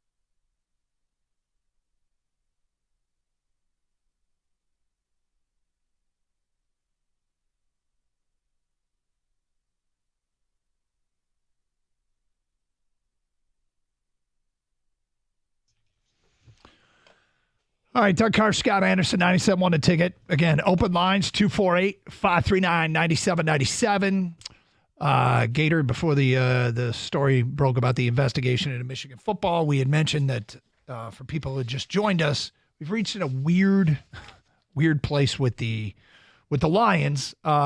This Baltimore game feels like the game where things like Vegas might catch up to what is being said. You made a great point earlier in the show, and I won't steal it from you, but it was about the fact that Stephen A. Smith said earlier this week, listed the Lions as the best team in the NFL. Then yesterday, Jeff Saturday said they're going to have the best record in football, which is different. And Mike Greenberg said on ESPN the Detroit Lions are the best team in the NFL, and that includes everyone. I feel like if the Lions beat Baltimore, maybe it's on everywhere. But Vegas hasn't caught up. Vegas has the Lions at 16-1 to win the Super Bowl, the fourth best chance in the NFC. Behind San Francisco, Philly, and Dallas in the NFC, and it's Kansas City, Miami, and Buffalo. Thank you, in the AFC. I don't have the numbers in front of me. And so one of these things is opinion-based. The other is kind of business-based. And you made the point that they are different in a lot of ways. Yeah, I mean, it's entertainment, what we do, but the entertainment is based on an opinion. And this time of the season, you're trying to throw those opinions out there. You know, let's come up with a topic idea. How about, okay, who's the best team in football right now? Okay, well, you gotta make your stance and go with it. I think this is a very important week for the Lions because it's another yardstick game. It's another good defense they're going to take on. I suspect if they win this game, that's going to change the odds pretty substantially in their favor of Super Bowl odds when it comes to Vegas. It just makes sense. I'm also curious because of what can happen the next 12 days with the trade deadline and all that. I mean, the Chiefs just added Mecole Hardman. They traded with the Jets to get him back. We know that he clearly has a comfort level with Patrick Mahomes, and does that make the Chiefs that much better? Because now they've got Hardman back, another speed guy. I think it does. I think it makes them a lot better. Will that be reflective in their next in their next game, and how does that show up on the odds? Just like adding players, we got 12 days before the trade deadline, and the Lions. I think this is a good thing that they have the bye week that it takes place immediately after that Monday night game against the Raiders, and the next day is the trade deadline. So whomever, if they want to add a player, the player's got time to acclimate himself to the team and learn the playbook, and you got 2 weeks before the next game. I think this could work out in their favor. It's a good point. We've talked so much trade lately because it's getting written about a lot. It seems like the Lions are now firmly established as a potential buyer, and so we see their names associated with a lot of different players. But the reality is, I don't know if I can figure out what Brad Holmes is thinking. Is he thinking big splash Ram style? Is he thinking understated move that doesn't come with a huge cost, which is more his style? Or is he thinking stand pat because, war chest money for future guys that he needs to re-sign? And then sometimes you choose to stand pat because the right trade partner for the right player never materialized. Yeah, and there are players of different types of value. You've got the players like Patrick Surtain, who's awesome. Yep. All-pro player, but that comes with a hefty price tag because of his youth, because of the 2.5 years left on his contract before you have to give him the extension. You've got a player like Brian Burns, who is going to be a free agent at the end of the year. So he's due for a giant payday. And then you got someone like Danielle Hunter, who still, I think, has another year on the contract, but is obviously very, very productive, even though he's 28 years old or 29 years old, whatever it is. They've got options at different levels of how big they want to go. But I feel that because he's come from that organization with the Rams and he's seen firsthand that giving up the first round pick it's not necessarily punitive because they end up winning a Super Bowl due to some of those moves, that they can do it here. They don't have to give up 4 first round picks to get a couple players. They might have to give up 1 to get a real impactful player. They can do that. The difference is, though, I mean, with the Rams, they just kept doing it. With the Lions, you don't have to keep doing it. Exactly. You can just do it once, and this thing can still be sustainable, which I'm sure every GM and owner wants in any sport is sustainability. You want to hit the peak, hit the top, but you want to be able to stay there. The Rams went there, but then big drop-off, had to let go of Ramsey, right? Von Miller left. There talks of Kupp and Donald before the season. So, but hey, they won the ultimate goal, so it was totally worth it. But the thing is, you want to keep staying at the top. And I think Brad Holmes can give away one piece and still, not sell the farm. Do you think the teams look what happened in L.A. and are going to adopt the F them picks approach? Or are GMs and organizations looking around because the Rams feel like they sold their soul and they did win a Super Bowl, which is the ultimate goal, but look where they are right now. Like, had they not won that Super Bowl? I don't think they have to go at it full bore like the Rams did, like King and I have said here. I think there's a different balance. It depends which, what the franchise, where the franchises are at. Right now, the Lions are a franchise that they've got a lot of depth. They got a lot of good players in this team, and they're maybe only looking to add a piece to put themselves over the top. Without this piece, are they still contenders? Yeah. With the piece, does it put them over the top? It's not an apples-to-apples comparison, but you know who kind of did this? The Tigers under Dave Dombrowski. They were signing contracts that we knew the end of this contract's going to be uncomfortable, and they traded a lot of prospects, none of which really seemed to pan out. But that's the closest thing a Detroit team has ever come to that, and they obviously didn't win it all. No, they went for it, and you're right, it didn't work.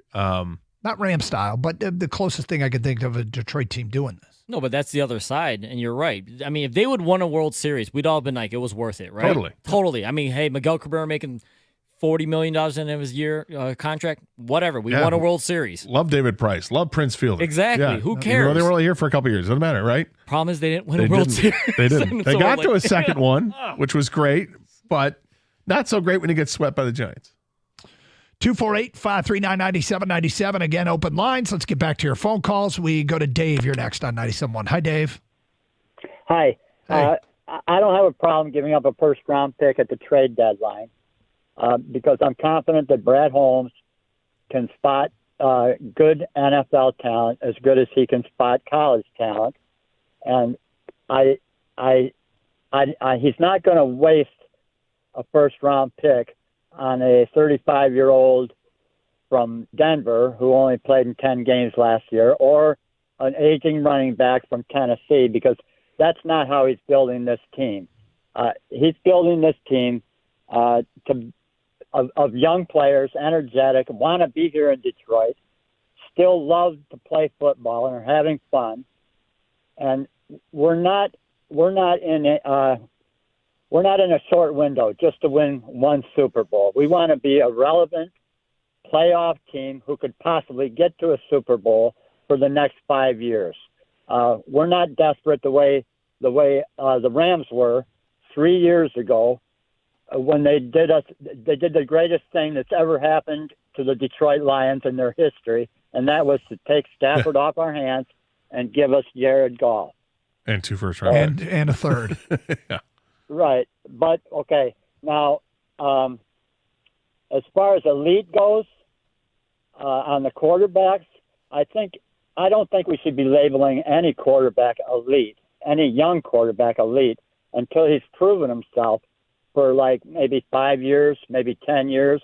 Like, I don't consider Josh Allen elite, and I don't consider Burrow elite yet, because they haven't really proven themselves over a period of time. Everybody's going to have their own opinion of what elite is, and that's fine. For me, I mean, I can look at it season by season.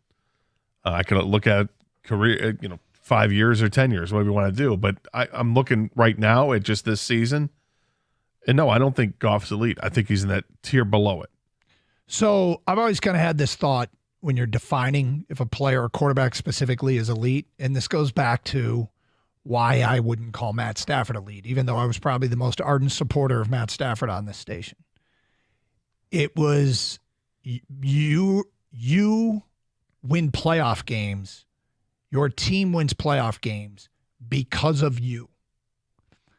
Not playoff game, playoff games. When you marry that up with top statistics, like, there could be guys that aren't, but if you're one of the top in the league statistically and you're winning multiple playoff games because of your play, then I think you're elite. And that's, if I was trying to come up with my personal definition, that's what I go with. That's a good one. And a lot of it has to do with, remember, you won playoff games because of you, where you were the difference. Not that your team won 45-10 or your team won 17-0, but you won a game 24-21 when you took them on a drive at the end. Look, if you have an elite quarterback, you have a really good chance to do some things, right? Yep. But if you have a really good quarterback, you also have a really good chance to do some good things. And I think the Lions have a really good quarterback, and they have a more than competent defense. The defense is night and day different from what they were a year ago at this time. A year ago this time, they were the worst defense in the league, one of the worst that we've seen in Lions history, and there was nothing to get excited about. Then the last 10 games took place, and wow, did they turn things around. In the first 6 games, they picked off where they left off at the end of the year, and it looks good. This is a complete team right now. It's an exciting team because they're fun to watch, whether they're on offense or they're on defense. Sometimes I just want to see the offense and score points. I like to watch them on defense. I like to see the young guys get out there and make plays. I like to watch Hutchinson get after the quarterback. It's fun. It's a fun watch through 60 minutes. When the ball is snapped, when Hutch is in the screen, when Brian Branch is in the screen, when Jack Campbell's in the screen, I'm perking up a little bit. Yeah. And I'm starting to do it with Lee McNeil a little bit too. Yeah. 248-539-9797. Phone calls, feedback. Don't forget Lions tickets to give away today at 141. It's Carson Anderson, 97.1. My favorite place to go is 24 Seconds Bar and Grill in Berkeley. Look, it's the best place to go for food, for the atmosphere, and the great specials they have. They also have the best wings in town. But you want to watch sports? Go to 24. They got the NFL Sunday ticket. And this Sunday, starting at noon, they got a Lions tailgate party on the rooftop. That's right. Barbecue, hot drink specials during the game. It's great. And if you want to go to any of the home games, the Lions shuttle is back for all those home games. Save the hassle and the driving nightmares. And go ahead and book your seat right now on that shuttle. Plus, they've got the UFC. UFC 294 takes place on Saturday. Makhachev and Volkanovski going at it. Usman and Chimaev. It's a special start time. It starts at 2 o'clock, so be wary of that. And also, of course, the big game between Michigan and Michigan State. You got $4 drafts in Miller Lite and Coors Light. For Lions games, all Sunday football games, you get $4 drafts in Miller Lite. And for Red Wing games, don't forget that because they're fun to watch right now. $4 bottles of Blue and Blue Light, and catch all the baseball playoffs as well. The specials are all day, every day. They're open for lunch on Thursdays and Fridays. And go to 24 Seconds Bar on Twitter, Facebook, and Instagram for all the great contests that they have there as well. Let them cater you any event you have as well. There's not a bad seat in the house. My favorite place to go, it's 24 Seconds Bar and Grill on 12 Mile in Berkeley.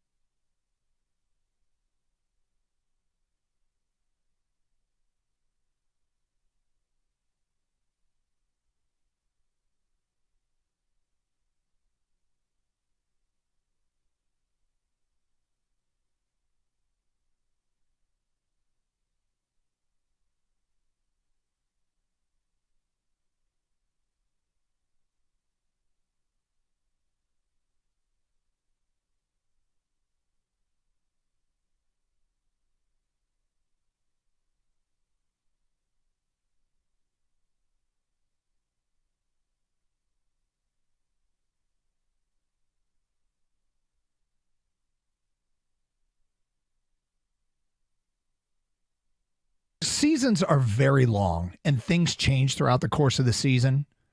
If the Lions go to Baltimore and win, it's hard to envision where and if it could go south. Like you're setting yourself up. Stop. We know there's one. There's one thing. Yeah, there's one thing. But they are really setting themselves up to have a chance at that number one seed that he talked about. A win over Baltimore will go a long way toward helping about that. But even if they lose to Baltimore, the Lions' schedule compared to San Francisco and Philadelphia's is on paper significantly easier. They still have the 5 division games. They still have Denver on the schedule. I mean, they still have some teams that don't look very good, that really could. Nothing's a punch button win, right? But those are 6 games that Lions have the luxury of playing that Philly and San Francisco don't have. This is true. I mean, the Bears, and we'll see what happens with Justin Fields if he's hurt for the long term or if he was just out for the rest of that game yesterday. But if he's out long term, that torpedoes what they're trying to build. Takes a big old. Doug Carr, Scott Anderson, 97.1 a ticket. So we have breaking news this afternoon. If you're just joining us, Yahoo Sports reporting that there's an investigation into University of Michigan football for allegedly violating a rule that prohibits teams from scouting in person future opponents. Industry sources told Yahoo the Big Ten's released a statement. Nothing from Michigan as of yet. I was told that they got the allegations today. The first thing I was told by somebody that was not part of the university was that they had heard they will vehemently deny these and defend themselves against these accusations. We've kind of laid it all out. What does it mean for Michigan? What does it mean for Jim Harbaugh? What does it mean for this game Saturday night? Do you have anything else to add? No, I are kind of lockstep on this. Let it play out, see what happens. I'm always curious to see how Michigan plays it. If they're just going to shut down any comment on it until the end of the season, are they going to comment on it about now? I have a feeling that they are going to release a statement and say something because now it's official and it's called out there. Mm-hmm. This isn't something that they've tried to keep under wraps, like maybe things that went on last year. But hey, they've got it right now. It's in front of them. I'm curious if they're going to say anything. Yeah, I suspect that they will. We'll see what we can find out. 248-539-9797. Back to your open line calls. We go to Justin next here on 97.1. Hi, Justin. Hey, guys. Thanks for taking my call. Sure. I just had a specific question about Amon-Ra St. Brown. Gator, to you, you're like you've named like total stats. He's also, he's played one less game than everyone else, but like you can't just look at total stats and then say, oh, he's outside the top 10 in yards. He's not top 10. He is a top 5 receiver. If you watch him play the game, like, can you, I'm not trying to challenge you, but can you honestly name 10 receivers that you would rather have than him? Tyreek Hill, Stephon Diggs, Justin Jefferson, Jamar Chase. There's a bunch that. That's true. But hang on. Hold on. Yeah, you gave him an exercise that requires sitting down and taking a whole bunch of time. You're making it seem like I don't like Amon-Ra St. Brown, or that I didn't say that he's incredibly important to this team, which are two things I have said. He's incredibly important to this team. And Justin, let's make one thing very clear. For the Lions and for this quarterback, I think Jared Goff might rank Amon-Ra St. Brown the best receiver in the league. Because for Jared Goff, and he talked about 2 plays in the game with Tampa that were specifically made, and I think they're both third down conversions, because Jared Goff and Amon-Ra St. Brown are in the passing game, they are married. They finish each other's sentences. So, when you say 10 receivers I'd rather have, there might be no receivers I'd rather have than Amon-Ra St. Brown. But if you're just going on receiver ratings, I think that you'll be hard pressed to find them. Amon-Ra in the top 10. Now that doesn't mean he might be. He might be at the towards like the 8, 9, 10 region. I think he's certainly top 15, top 20, absolutely. But what he does for this team, I couldn't be happier with what he does for this team. I think those skills.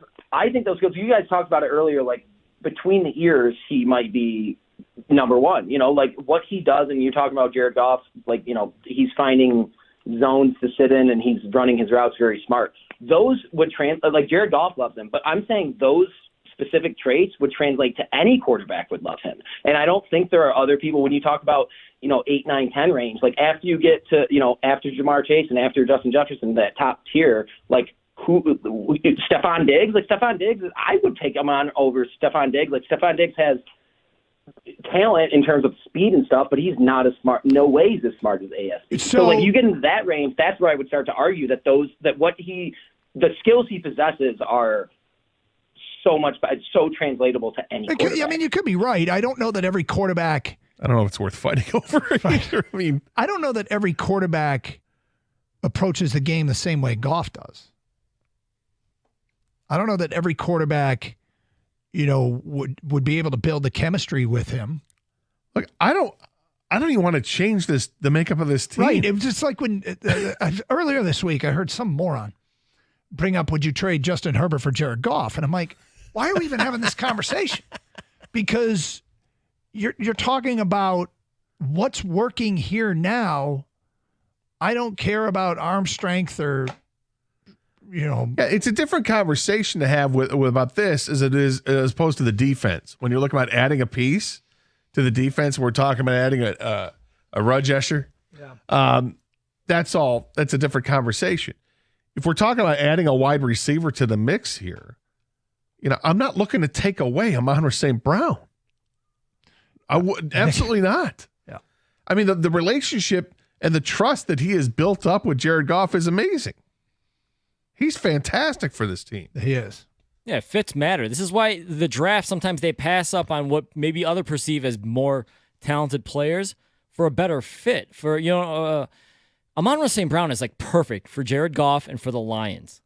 So I think when you go out there and shopping and everyone's going to look at the trade deadline coming up and the Lions fans are excited as they should be, and they're looking for who to bring onto this team, don't forget, Brad Holmes is still putting together a team. He's not just grabbing individuals that are, hey, this guy's rated high, I'm going to grab this guy. No, they got to fit with this team and this culture. So getting more St. Browns, I'm all for that. You don't just grab, player X. You're getting a human being here. Yes, and he has said and implied to us that he's starting to build that very quickly with Sam Laporta. Maybe that's one of the reasons why they took Sam Laporta over Michael Mayer or any other tight end, because they just liked Sam Laporta for the Detroit Lions best. I think C.J. Stroud's pretty happy to be working with Nico Collins, right? They've developed this relationship right away, and it's taken off. It's been phenomenal for the two of them.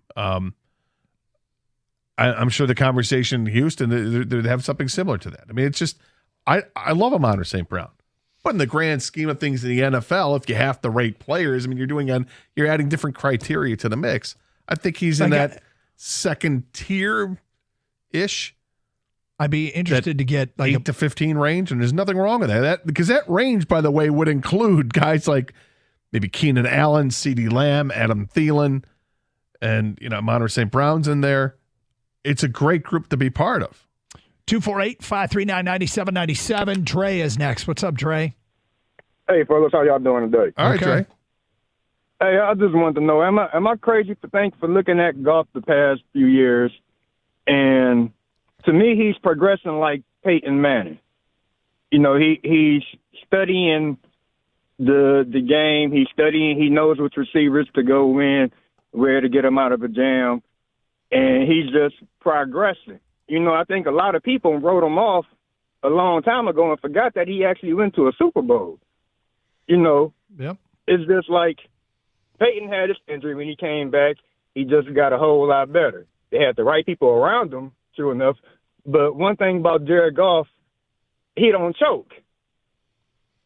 Well, he seems to possess a lot of intangibles. First of all, he's physically gifted. You do not go number one overall without having the physical tools, but he seems to right now possess a lot of intangibles, and I think a lot of it is wisdom and the ability to know where the ball should go before it's even snapped, and then to adjust on the fly when necessary, and then he can deliver it where it belongs.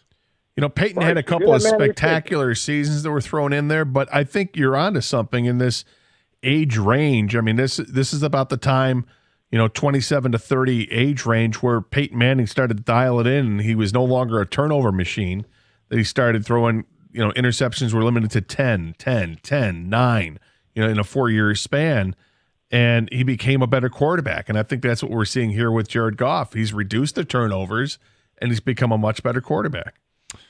248. It's like he's coming into his prime. Yeah. Yep. Thank you. 248-539-9797. It's Carson Anderson. We swing around the NFL, then we give away some Lions tickets at 141 with a Carson Anderson quiz question. 97-1 the ticket.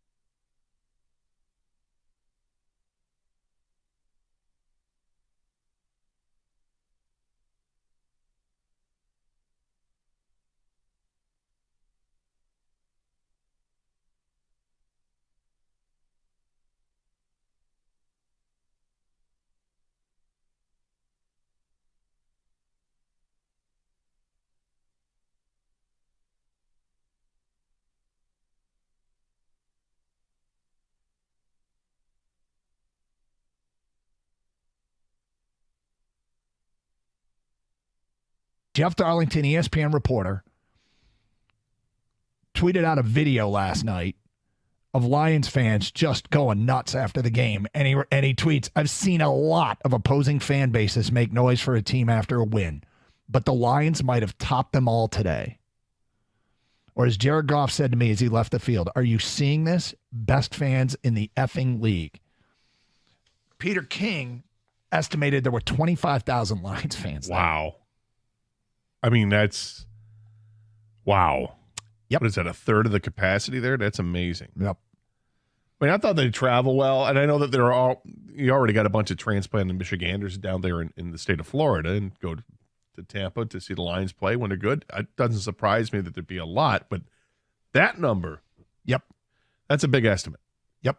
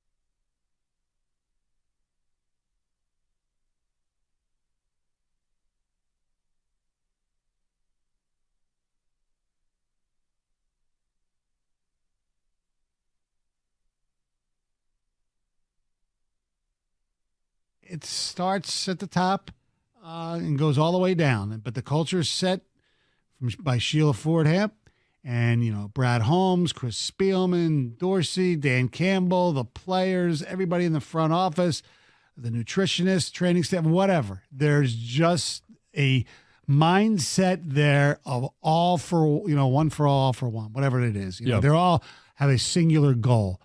And that used to never be there.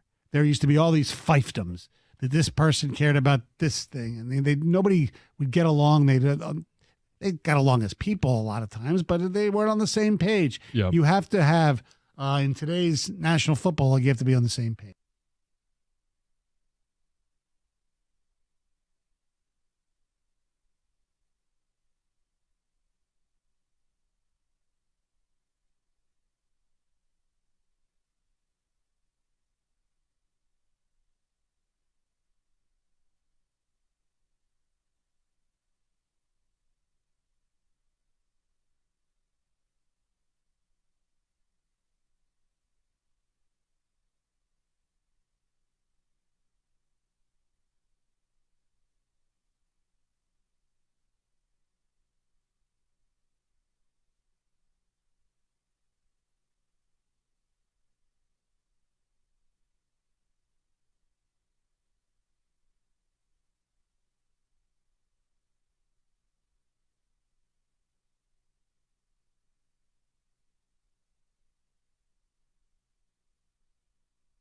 And look, I think it's a safe debate that we can have. I think we're licensed to have a debate whether or not they're the best team in the NFC, given what happened over the weekend. That's A. And B, even if they aren't the best team, they appear to be set up for the best path to success, given the schedule. Seasons are long, man. Things change. A year ago at this time, things looked pretty hopeless, and yet they've turned it around, and things can go south in a hurry. We all know that. And this past weekend was a prime example of how, San Francisco was a double-digit favorite against Cleveland and lost. Philadelphia was in the process of putting the Jets away, and then their quarterback made a terrible decision. And through an interception, they lost. And those weren't two good teams.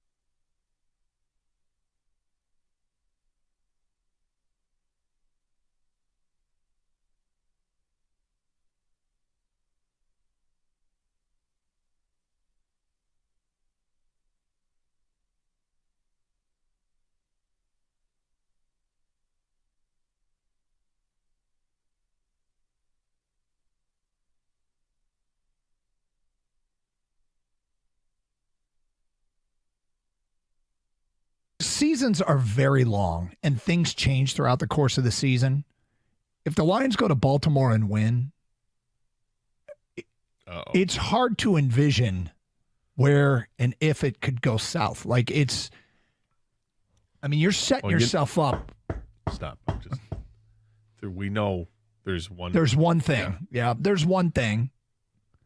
But they are really setting themselves up to have a chance at that number 1 seed that he talked about. A win over Baltimore will go a long way toward helping about that. But even if they lose to Baltimore, the Lions' schedule compared to San Francisco and Philadelphia's is on paper significantly easier. They still have the 5 division games. They still have Denver on the schedule. I mean, they still have some teams that don't look very good, that really could nothing's a punch button win, right? But those are 6 games the Lions have the luxury of playing that Philly and San Francisco don't have. This is true.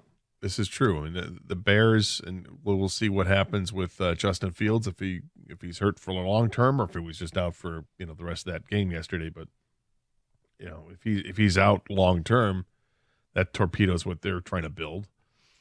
Takes a big old detour.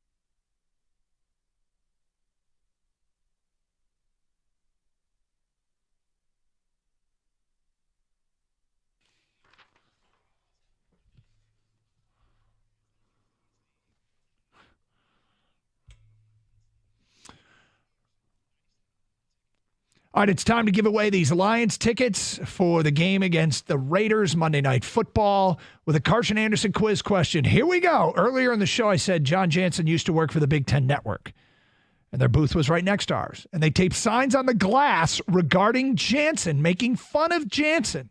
That's dangerous. Today's quiz question is, tell us what just one of those 2 signs said. First correct answer at 248-539-9797. You got the Lions tickets for their game against the Vegas Raiders. When is that? That is Monday Night Football, October 30th. Wow. If you don't win, stop by the Buffalo Wild Wings in Clinton Township on 15 Mile Road tonight for the Thursday Night Football Feast at Buffalo Wild Wings with Wojo and Rieger from 6 to 8 for another chance to win, courtesy of Miller Lite and Buffalo Wild Wings.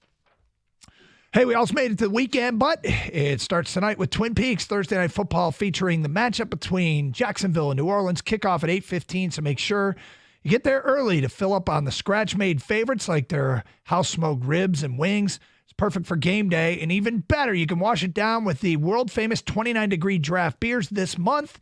The featured beer is New Belgium's Juicy Haze. Gather the crew and stop by for at your favorite lodge to enjoy all of the game action. You got the scratch-made food, the craft cocktails, the naughty shots, and the teeth-chattering frozen draft beer. It all comes together perfectly at your favorite Twin Peaks girls. They serve it up in front of 50-inch flat-screen TVs. Did I mention they're open late night? Perfect for football nights. You can enjoy awesome happy hour specials from 10 to close. That is great for Thursday Night Football tonight. You got Monday Night Football. So Take advantage of those great late night happy hour specials out there. Night Owls, Twin Peaks, those extended hours. Take advantage. To get more details, go to twinpeaksrestaurant.com, and to join the E-Club, go to twinpeaksrestaurant.com/peaks-club.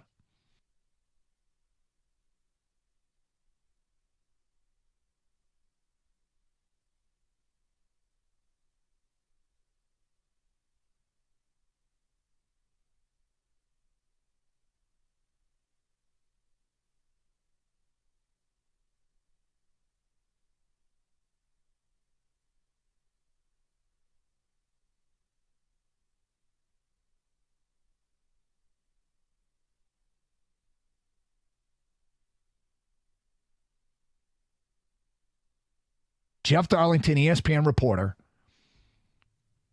tweeted out a video last night of Lions fans just going nuts after the game. And he tweets, I've seen a lot of opposing fan bases make noise for a team after a win, but the Lions might have topped them all today. Or as Jared Goff said to me as he left the field, are you seeing this? Best fans in the effing league. Peter King estimated there were 25,000 Lions fans there. Wow. I mean, that's wow. Yep. What is that, a third of the capacity there? That's amazing. Yep. I mean, I thought they'd travel well, and I know that you already got a bunch of transplanted Michiganders down there in the state of Florida and go to Tampa to see the Lions play when they're good. It doesn't surprise me that there'd be a lot, but that number, yep, that's a big estimate. Yep.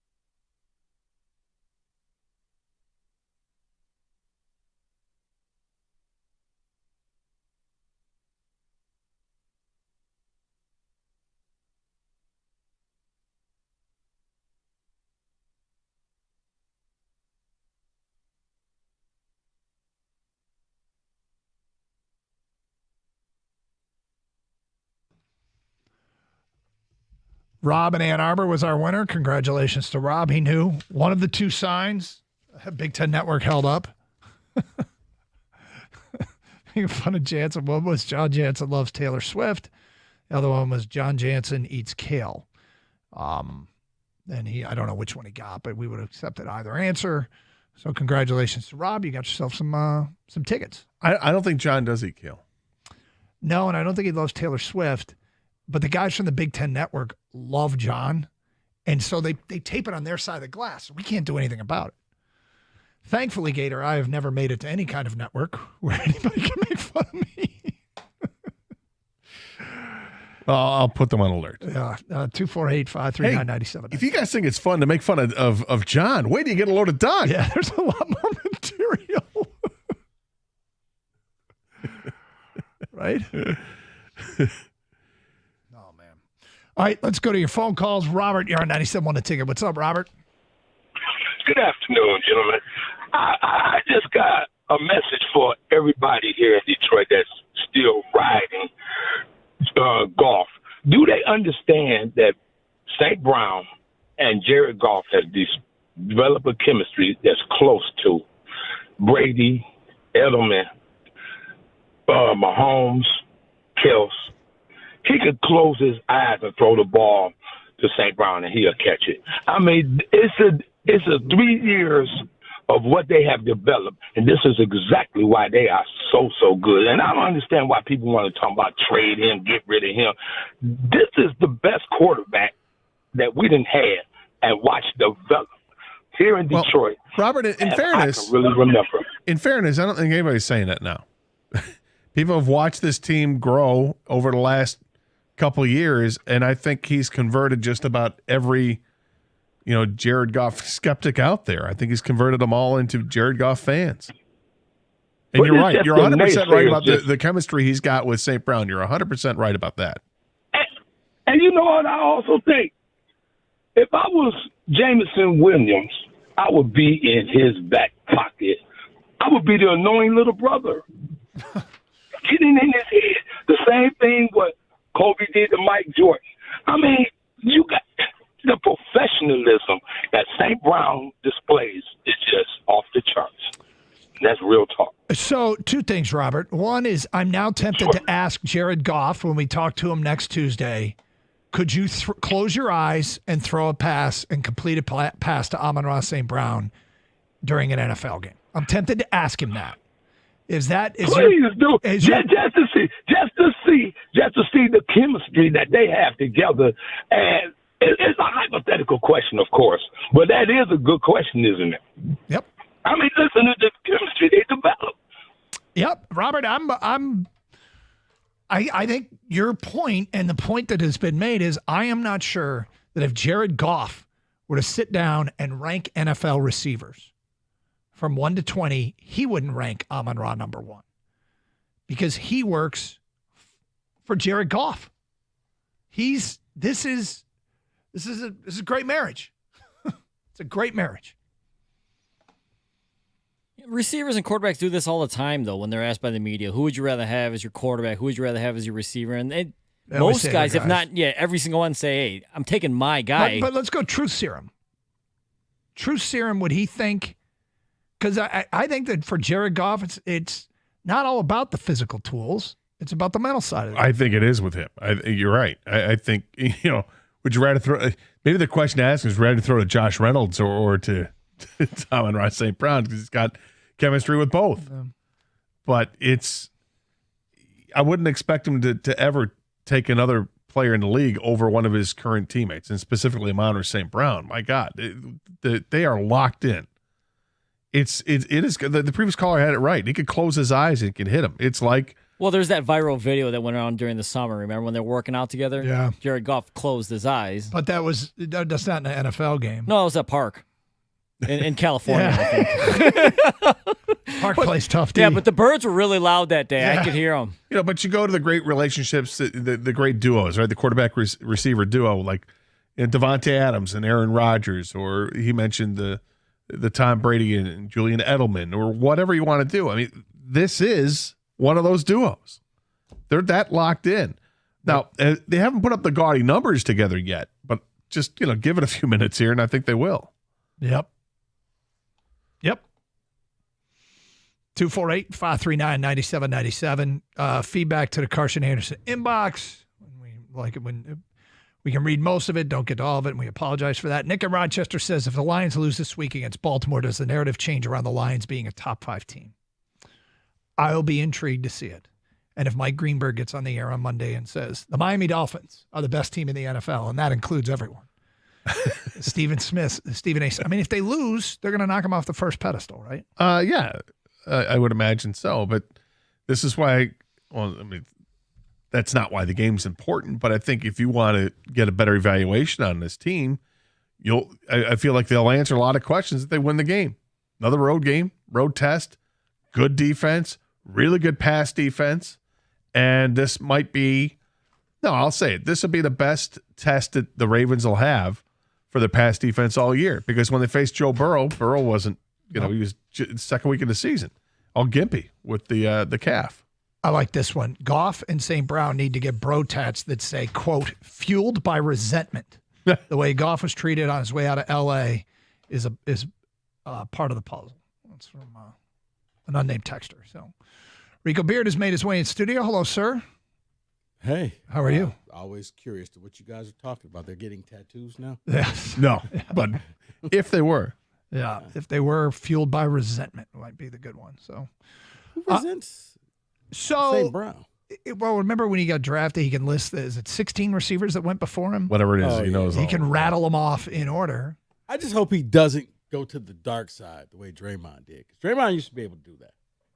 He knew everybody that got drafted ahead of him. He would recite them in order, and then he just kind of went Hollywood and lost it all. So yeah, well. Let's just hope that St. Brown just If it does happen with St. Brown, I hope it is after winning multiple NFL championships, Super Bowls.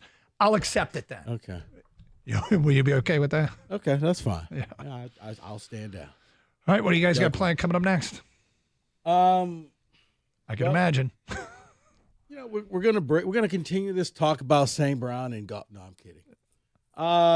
Just kind of got thrown the curveball. The whole Michigan cheating scandal. Is that the best way to put it?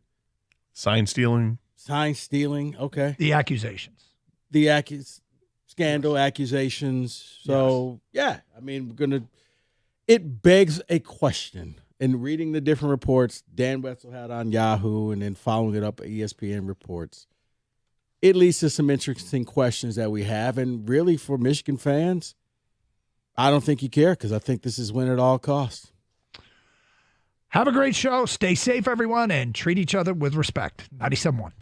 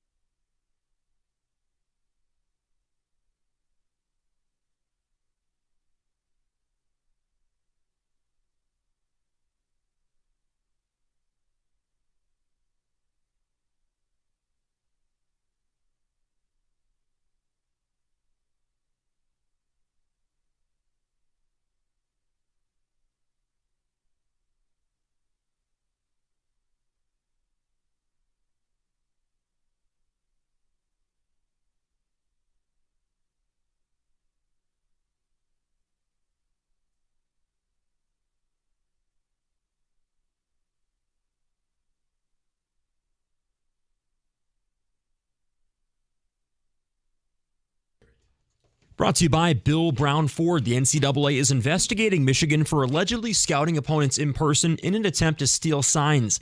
This kind of sign stealing is not against NCAA rules, but in-person scouting like this is a violation. The Big Ten says it's notified Michigan State and the Wolverines' other opponents about this potential sign stealing. Meantime, it's another day of practice for Michigan and Michigan State ahead of the battle for Paul Bunyan on Saturday. Michigan head coach Jim Harbaugh says they're not overlooking the Spartans despite their 4-game losing streak.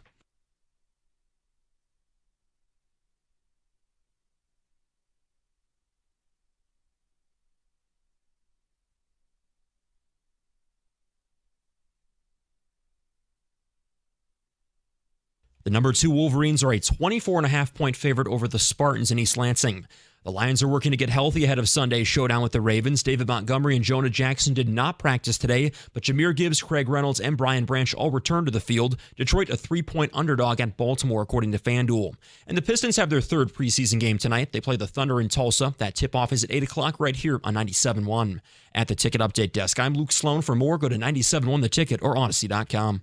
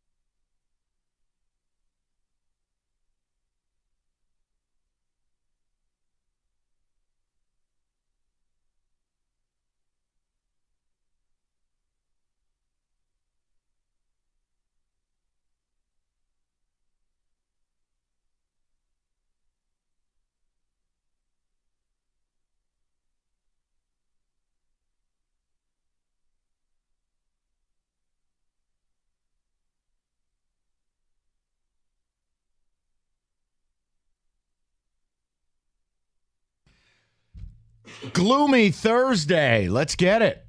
Welcome in. We are off and running at 2 o'clock, and apparently, this is sometimes what happens. You go in the submarine, record the pod, and all hell breaks loose. So I'm going to let David and Rico kind of take lead here because they're ahead of me on what the hell is going on with Michigan football and this.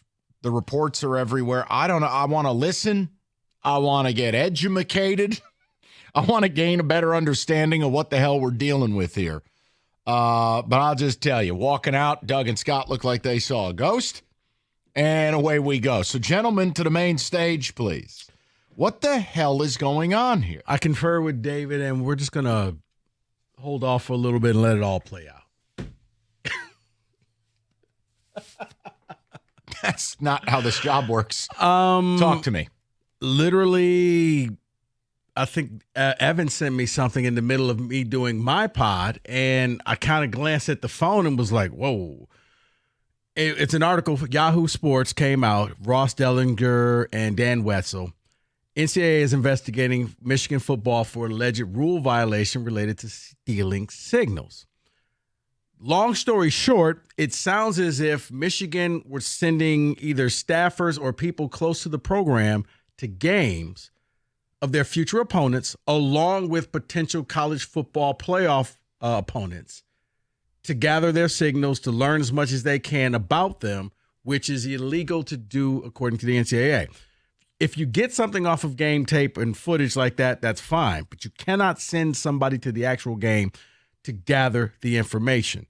2 of Michigan opponents this year told Yahoo Sports they became aware that Michigan knew their play signs. Sign stealing does not violate the rules unless the team uses it in-game electronic equipment to relay the information to players on the field or amongst coaches. So we're still figuring this out, but it sounds like Michigan went, and this doesn't make any sense, but they basically were scouting the teams that they had earlier this year that they were playing. And I guess a few of the teams got together and said, yeah, these beatdowns, it was almost like they knew our plays. They were calling out our plays. And then now they went to the NCAA and the Big Ten and said, hey, Michigan's not doing something right here. If you don't think it's a big deal, they're breaking news on ESPN middle of the day, live. Yeah. On TV. So, again, just do me a solid. Take your Sparty radio stuff. Go tell your mommy or your girlfriend. This ain't anything to do with us. Yeah. This was not on our show sheet. This No. was not something. This is breaking, and ESPN, believe me, it takes a lot for ESPN to break in and do anything to take away from the cult or dear leader. Yeah. And apparently, well, not apparently, the Big Ten has let Michigan State and the future opponents know, hey, Michigan knows your stuff. You may want to change up all your information because they've been scouting you illegally. Allegedly. Okay, so, man, there's a lot to unpack here. It For kind of one- reminds me a lot of when the Patriots went through that, when they set up the cameras in the stadium and they recorded teams practicing. And now for me, Mike, I was telling David, I kind of now go back to some of the games, like the Buckeye game, where it just seemed like, man, they always had the right play called against Ohio State. And it was just like, wow. Well, now you wonder, is that what happened? And then on the flip side, no one at Michigan had any idea that TCU was going to make the college football playoffs, which is why they seemed so ill-prepared and just had to play a regular game, and things went a lot differently. I think where my mind goes immediately is, A, this is why you make a deal with the NCAA and you don't piss them off further. I still think this is very personal. They hate Harbaugh. They hate Michigan. Now, are you giving them reasons to come after you if you're cheating? Yes. But there's no yelling and screaming for me. I mean, I always think there's some level of cheating. But certain things, it's like in baseball. Players are allowed, or in horse racing, the athlete is allowed a certain level of performance-enhancing drugs.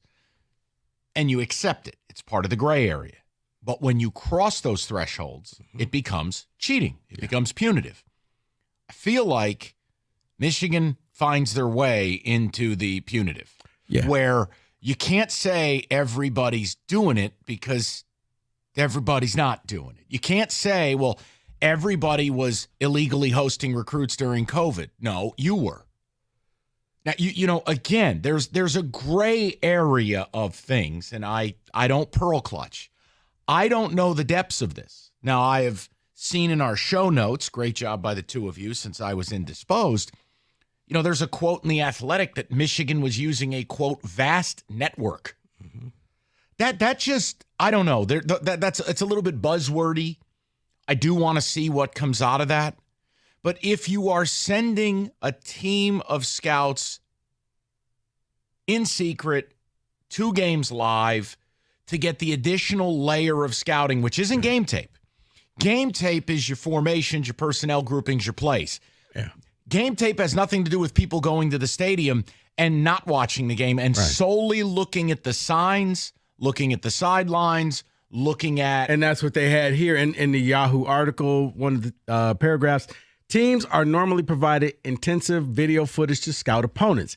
At issue, according to sources, is whether Michigan used unnamed individuals to attend both scheduled opponents and possible college football playoff opponents in an effort to gather information on the signs they use to call on both offensive and defensive sides of the ball, offensive and defensive plays. Sign stealing is technically not prohibited as long as its long and colorful history is a part of the game. Scouting opponents in person has been prohibited since 1994.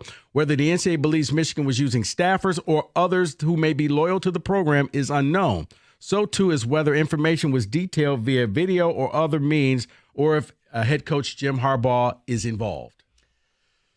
That part I can't speculate. You know, my belief with coaches is that nothing happens. These guys are such control freaks. Nothing happens without you knowing it. That's just a broad opinion. Now, I can't tell you whether Harbaugh's involved or not. I can just tell you this. My belief that Jim Harbaugh won't be here next year only rises. He's not going to put up with this crap. Right. The NCAA's on a witch hunt. We all know it. Part of that is self-inflicted. But they're on a witch hunt. Here's the other thing it tells me. Honestly, if you go out and have the season that everyone thinks you can have, you're going to have to look over your shoulder for the old V word, vacated. That ain't me saying it. I'm just giving you what generally happens with crap like this. Well, not even that, Mike. And this is maybe one where Michigan fans, and David, I'll lean on you. You have the season that you're supposed to have, and let's say you do win the title. Remember how Lions fans got so upset over Mike Tirico because he uttered a phrase at the end of the Kansas City game? Oh, the asterisk? Oh, yeah. There's an asterisk going to go on this season. You win it all, you get the asterisk. Well, I also think it's like there's a note in here. U.S. Integrity, a Las Vegas firm that monitors the betting market, has now alerted all sportsbook clients regarding the Michigan controversy. You could see Michigan games delisted. So, again, that has no impact on your enjoyment of the game. I'm trying to make a case to you that as this breaks and we try to figure it all out, you don't get to say it's nothing. You just don't. Just like you don't get to say the Mozzie thing is nothing, or the Weiss thing is nothing, or the Shemy thing is nothing, or the Don thing is nothing, or this, or cheeseburger. Or my point is, you can't say everything's nothing. You can't. Just like you can't take one thing and try to burn people to the ground.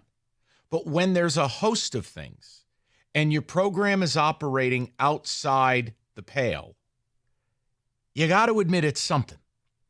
Now, what that something means, guys, I don't know. I'm not coming on the air making any demands or declarations. I've told you I thought this could be Harbaugh's last year. That's not different.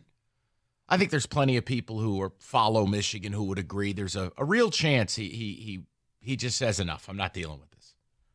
But I can tell you the NCAA hates you and wants you dead, and you gave them a good reason to be that way. Both are true. But the Big Ten, going to Big Ten schools and informing them, you got the sports books being alerted about what's going on. That got me right there. You may have games taken off the list. That Vegas got involved and was like, pulled the Costa. Whoa. You got opponents from 2022 and this year, as many as 4 opponents you've already played, making that claim.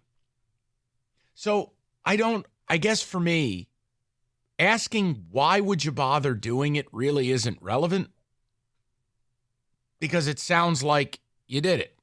It's like asking why did the Patriots do it? Why did you do Deflategate? You didn't have to. It didn't make any sense. And in fact, once they had the footballs at the appropriate PSI, you kicked the Colts' ass that night. Right. But I don't want to do the light show. And again, if everyone's doing it, then why is this the first time in my life I've ever heard of this type of investigation? Right. Now, I understand. Everybody watches the game tape. You look at different formations. You know what? When this guy is lined up at the linebacker spot, it normally means they're going to bring a run blitz. When this guy's in there, it normally means they're going to fall back. That you can observe just from watching the game tape. But when you're actively sending other people, whether it's staff members or people close to the program, to videotape, because Jimmy was like, well, how it had to be media members. I'm like, no, you can just use your phone nowadays. Phones got great zooms, and you can sit there and just record. You know how they have the 3 coaches calling in plays, and you could see, okay, you know what? These are the 2 dummy coaches, and this is the coach that's hot. This is the formation. These are the plays. These are the signals. Because, yeah, I now go back to a lot of the games. And it's like, okay, maybe this is why you look so dominant against Ohio State and why you look so clueless against TCU. Because remember, TCU wasn't supposed to make the playoffs. So if you're Michigan, you had no desire to scout them. But they backdoored their way in, and now you're like, uh-oh, we just got to go ahead and come up with our own plan. Am I speaking out of turn, David? I hope you're speaking out of turn. I'll say it that way, because I don't want those wins vacated. I want to enjoy them like they were. Great victories. We finally beat Ohio State. But you do question. And initially, as we talked, I didn't care.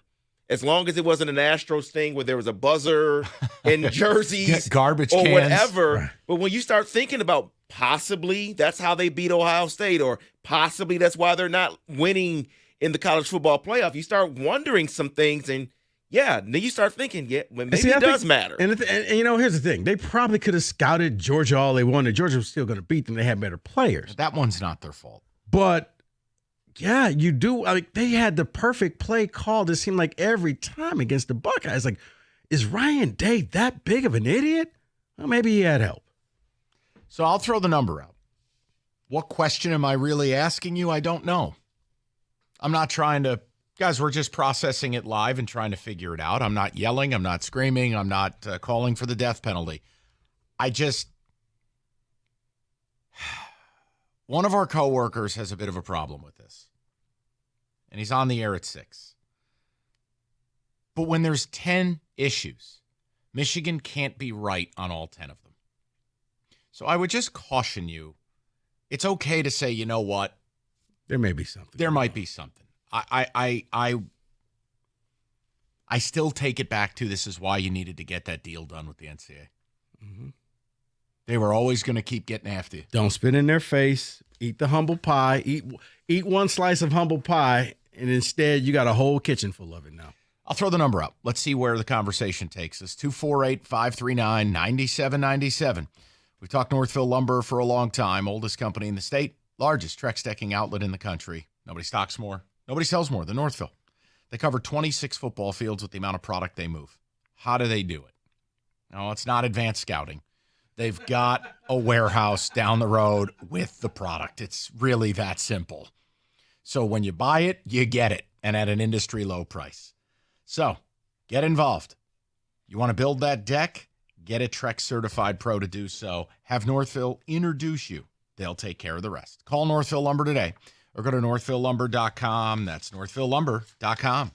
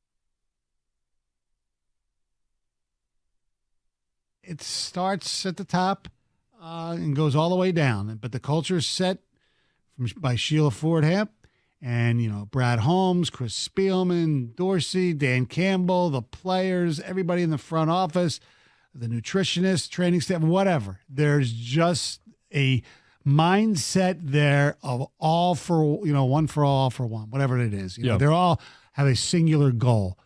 And that used to never be there. There used to be all these fiefdoms that this person cared about this thing, and nobody would get along. They got along as people a lot of times, but they weren't on the same page. Yep. You have to have in today's national football, you have to be on the same page.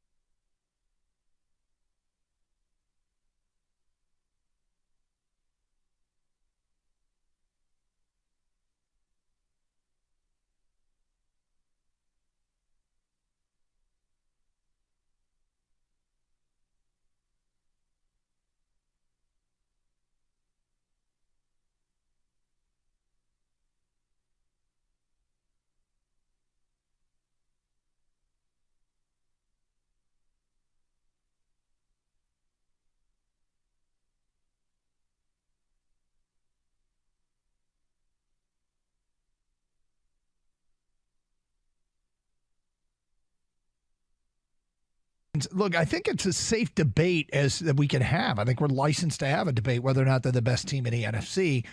If you've been injured in an auto accident or slip and fall, life can feel like it's falling apart. My friends over at Applebaum and Stone are here to help. Ron Applebaum and Eric Stone are personally involved with every client. They'll handle those difficult insurance companies so you can just take care of yourself. When you call Applebaum and Stone, guess what? You get them. They come to you, and they'll get you the money you deserve.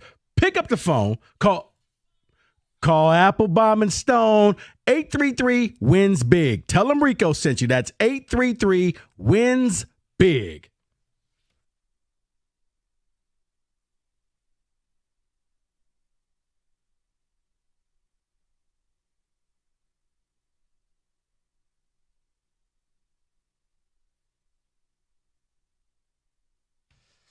All right, we'll get to the people. Kind of got sideswiped to start the show today with this breaking news and the Michigan stuff. We're working our way through it. I did say to Rico during the break, David, just something I started thinking about is, you're already under investigation for the recruiting violations, hosting recruits during COVID, not a cheeseburger. And then this comes out. I mean, my belief the guy won't be back next year only grows because you know what the NCAA is going to turn around and do? Because they couldn't get a deal done? Oh, you self-imposed 3 meaningless games to make us look bad? They'll just suspend him for the entirety of next year. He won't have a choice to come back. And right, wrong, or otherwise, I'm just trying to go, where does it go? Now, whether they would vacate wins or not, I got to see what this evidence is. That Michigan's going to be presented with evidence. That Michigan State was warned and presented with evidence. I need to see what that is. But, look, it's just nonsense. I don't know why you would need to do it, so I don't focus on the need. The scouting and, hey, getting advanced scouting. And, look, I've always viewed it as a gray area. You talk to other coaches, you talk to other people, and talk to other programs. You get tipped off on stuff. That's cool. It's gray, but it's cool. But if you're going outside of that, you're actually recording things you're not supposed to be recording, or according to The Athletic, using a vast network. I've never heard that. I've been doing radio since 2000. I've never heard it. Now, I heard it with the Patriots, but I never heard it in college. That doesn't mean it hasn't happened. And I'm sure if someone else has gotten popped, you'll bring it up to me. I'm being honest with you guys. I've never heard of this. So the fact is, you're in a fight with the NCAA. The NCAA is going to be unfair to you because you lied to them. And you both look silly. And the ridiculous part of this is the conversation should be about this team competing to win a national title. And instead, it's going to be about other stuff. I don't know, man. The idea that Michigan could get delisted from being able to bet on them, that the Vegas sports books are now tipped off officially by U.S. Integrity to say, hey, look, this is what's going on. I don't know how you put a number out there. It's true. Because apparently you've already scouted. The Big Ten has come out and told Michigan State and the other teams' future opponents, hey, guys, don't know what to say. Chances are it's almost like when you get those emails saying your information has been breached. Yeah, but you know what the penalty is then. If something you did violated the integrity of the games, they're going to take those games away from you. If it can be proven, you're right. Now, I'm not saying that's what should happen. No, Again, but no, you're I'm right. If it can be proven, you are correct. Right, if the Big Ten goes to the teams that Michigan's left to play, and they're telling teams Michigan knows your plays, that's a violation of the integrity of the game. Meaning, while they can't future-proof it, they can retroactively go, well, those games don't count no more. Now, again, that's the phoniest thing in the history of sports. The memories count. Right. People doing snow angels against OSU counts. Yeah, this ain't the Men in Black. But what so violently turned when Michigan started beating OSU out of nowhere? Well, now you're going to give conspiracy. Remember the conspiracy theorists in the Michigan fan base about JT Barrett and the spot and the whole thing and the referees? Well, what do you think happens here? Oh, yeah, the referee other way from around. Ohio. Yeah. Now people will go, see, this is proof. They knew. Da-da-da-da-da-da. All it breeds is a lack of credibility to the games that were played, which to me is silly. Because when I watched Michigan destroy OSU, I took it at face value. I thought you were the better team. I thought you were more physical, and you beat them up. But Rico brings it up. You just so happened every time Jim Knowles brought a blitz, you knew to go over the top, and every time they sat back, you pounded the rock. It makes you question stuff. Mm-hmm. And this doesn't just question games because of what Vegas is saying, but people's jobs were lost because of results of these games. The defensive coordinator at Ohio State was fired because we dominated them. The question, again, for the new defensive coordinator was out there because – so it affects a lot of things here and should upset all of the Big Ten, if not all of the Big Ten. I can't be upset because my team is so bad, but I'm just making a point. But it goes – I don't know how far this will go back, but something else that leads me to wonder when you look at another game that they did lose, when they played MSU 2 years ago, MSU did something in the middle of the game that they had never done before when they just said, you know what, we're just going to do the hurry up. It's going to do the hurry up, and it caught Michigan off guard. They had no answer for that. It was almost like they didn't know what the heck was going on. Hey, David, if you would back there, I'm just trying to see. They broke in and did the Michigan news, and now they're doing some kind of Mel Tucker expose up on ESPN. Yeah, some outside the lines. Oh, piece. We got OTL back on the case. Okay. There it is. So we knocked Michigan, so let's bring this on back. Right. Just record on it. Let's see if they're unearthing anything new or interesting. Fair and balanced. Oh, fair and balanced coverage, no question. David, what are the ticket texters saying? We have full lines. We're going to punt on football today this hour. We'll get to you, the people. We're processing it and trying to figure it out like you guys are. David, what are the ticket texters having to say? No issue with me. I'm just looking forward to the win on Saturday. Maybe this means Harbaugh's gone next year, but I'll worry about that then. That is John in Maryland. Someone says, weird that Michigan didn't get good until they started cheating. Well, allegedly cheating. But that's going to – you've just handed conspiracy theorists this on a platform. This is flattering. The kids are always prepared. Venables has been accused of the same thing, but where's the proof? Where's the accusation? What a joke this is from the NCAA. Well, hold on, timeout. Has Will Venables been under investigation by the NCAA? I'm asking. Not that I've seen. Okay. So why are we doing the light show? Well, what about this guy? No, just take it for what it is. You're the one under investigation. Oh, I know the reason why. You lied to the NCAA.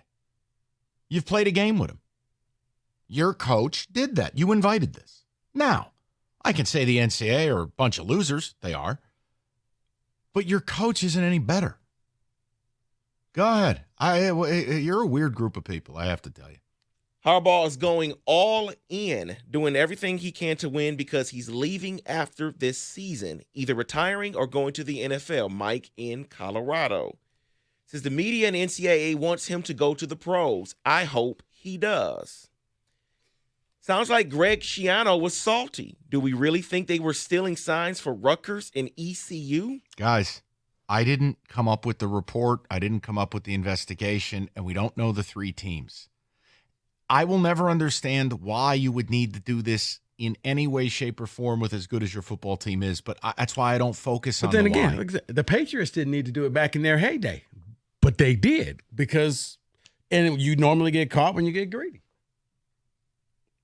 Prove it, NCAA. Are they going to prove that someone was sent to a game for that reason? How would anyone know that? Well, they're dropping off their evidence to you this week, so I don't know, guys. Vacated? Asterisk? Welcome to the big leagues. You think Louisville basketball or Ohio State cares about their vacated seasons? Win championships. Okay, once again, you're not addressing what's happening here. I'm not sitting here clutching my pearls, guys, but I'm living in reality. You're already under NCAA investigation, and now there's something else that happens. Like, you can choose to live in reality or do whatever you want, but I'm not the one who did it. Don't come at me with this crap. You think this is what I planned on talking about today? What, are you out of your mind? This is the equivalent of hosting Fox News or CNN. Yeah. There is no point to this conversation. Because you already have your opinion. And, yeah, either you're like, yep, or, oh, you guys just making this stuff up. When Evan first sent me, he was like a 9-something this morning. Hey, hearing some stuff, hearing some buzz.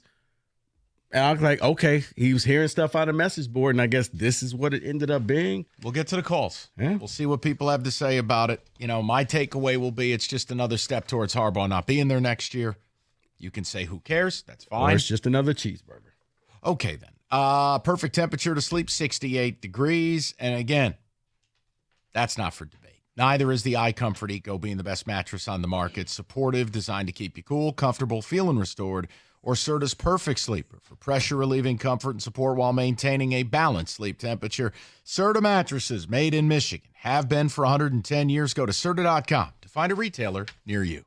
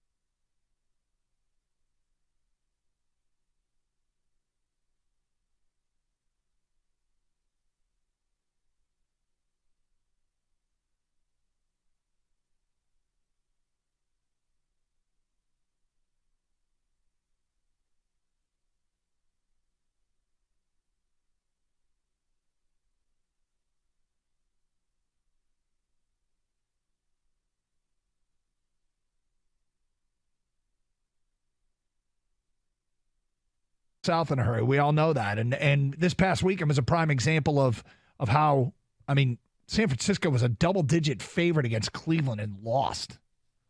Philadelphia was in the process of putting the Jets away, and then their quarterback made a terrible decision. And through an interception, they lost. And those weren't two good teams.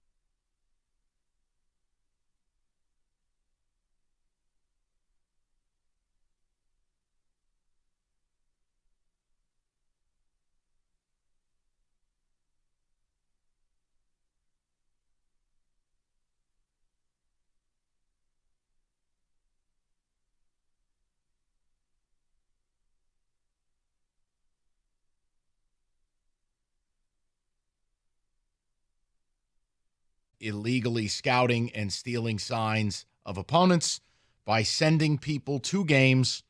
Can't do that. You can obviously break down the game tape. You can call your friends. You can do whatever you like. You can't go out there and illegally record or illegally attend to scout in person. Just can't do it. It's like you can't host recruits during COVID. Mm-hmm. So it's yet another thing. And it's, again, you want me to sit here and defend the NCAA? I'm not going to do it. But I can't defend you either because you keep breaking rules. So it just kind of makes you both look silly. The NCAA is hard up to get you. It's obvious. You've given them reasons to do so. That's also obvious. It leads me to my own conclusion I've had since the end of summer that Harbaugh wasn't going to be here next year. And if you're already under investigation for part one and the deal fell apart with them and now this happens, they're going to come after. They may just suspend his ass for all of next year. And I think when you said that, it makes a lot of sense because if that's the case, if you're Harbaugh, I don't need this. No, you don't need the frustration. I've got enough money. We're winning games. And maybe I just go out and give you the middle finger all the way to the national title game. What are you going to do? Take it away from me? Well, you do what Pete Carroll did. Yeah, we got the trophy here. You could tell our fans we didn't win it all, but we did. Right. It's the Auburn principle with Cam Newton. It's the same deal. Now, again, I don't know if that's where this will go. But all the stories, whether it's Yahoo, The Athletic, I mean, of course, the local papers are nowhere to be found on this. It's painting a picture using terms like a vast network.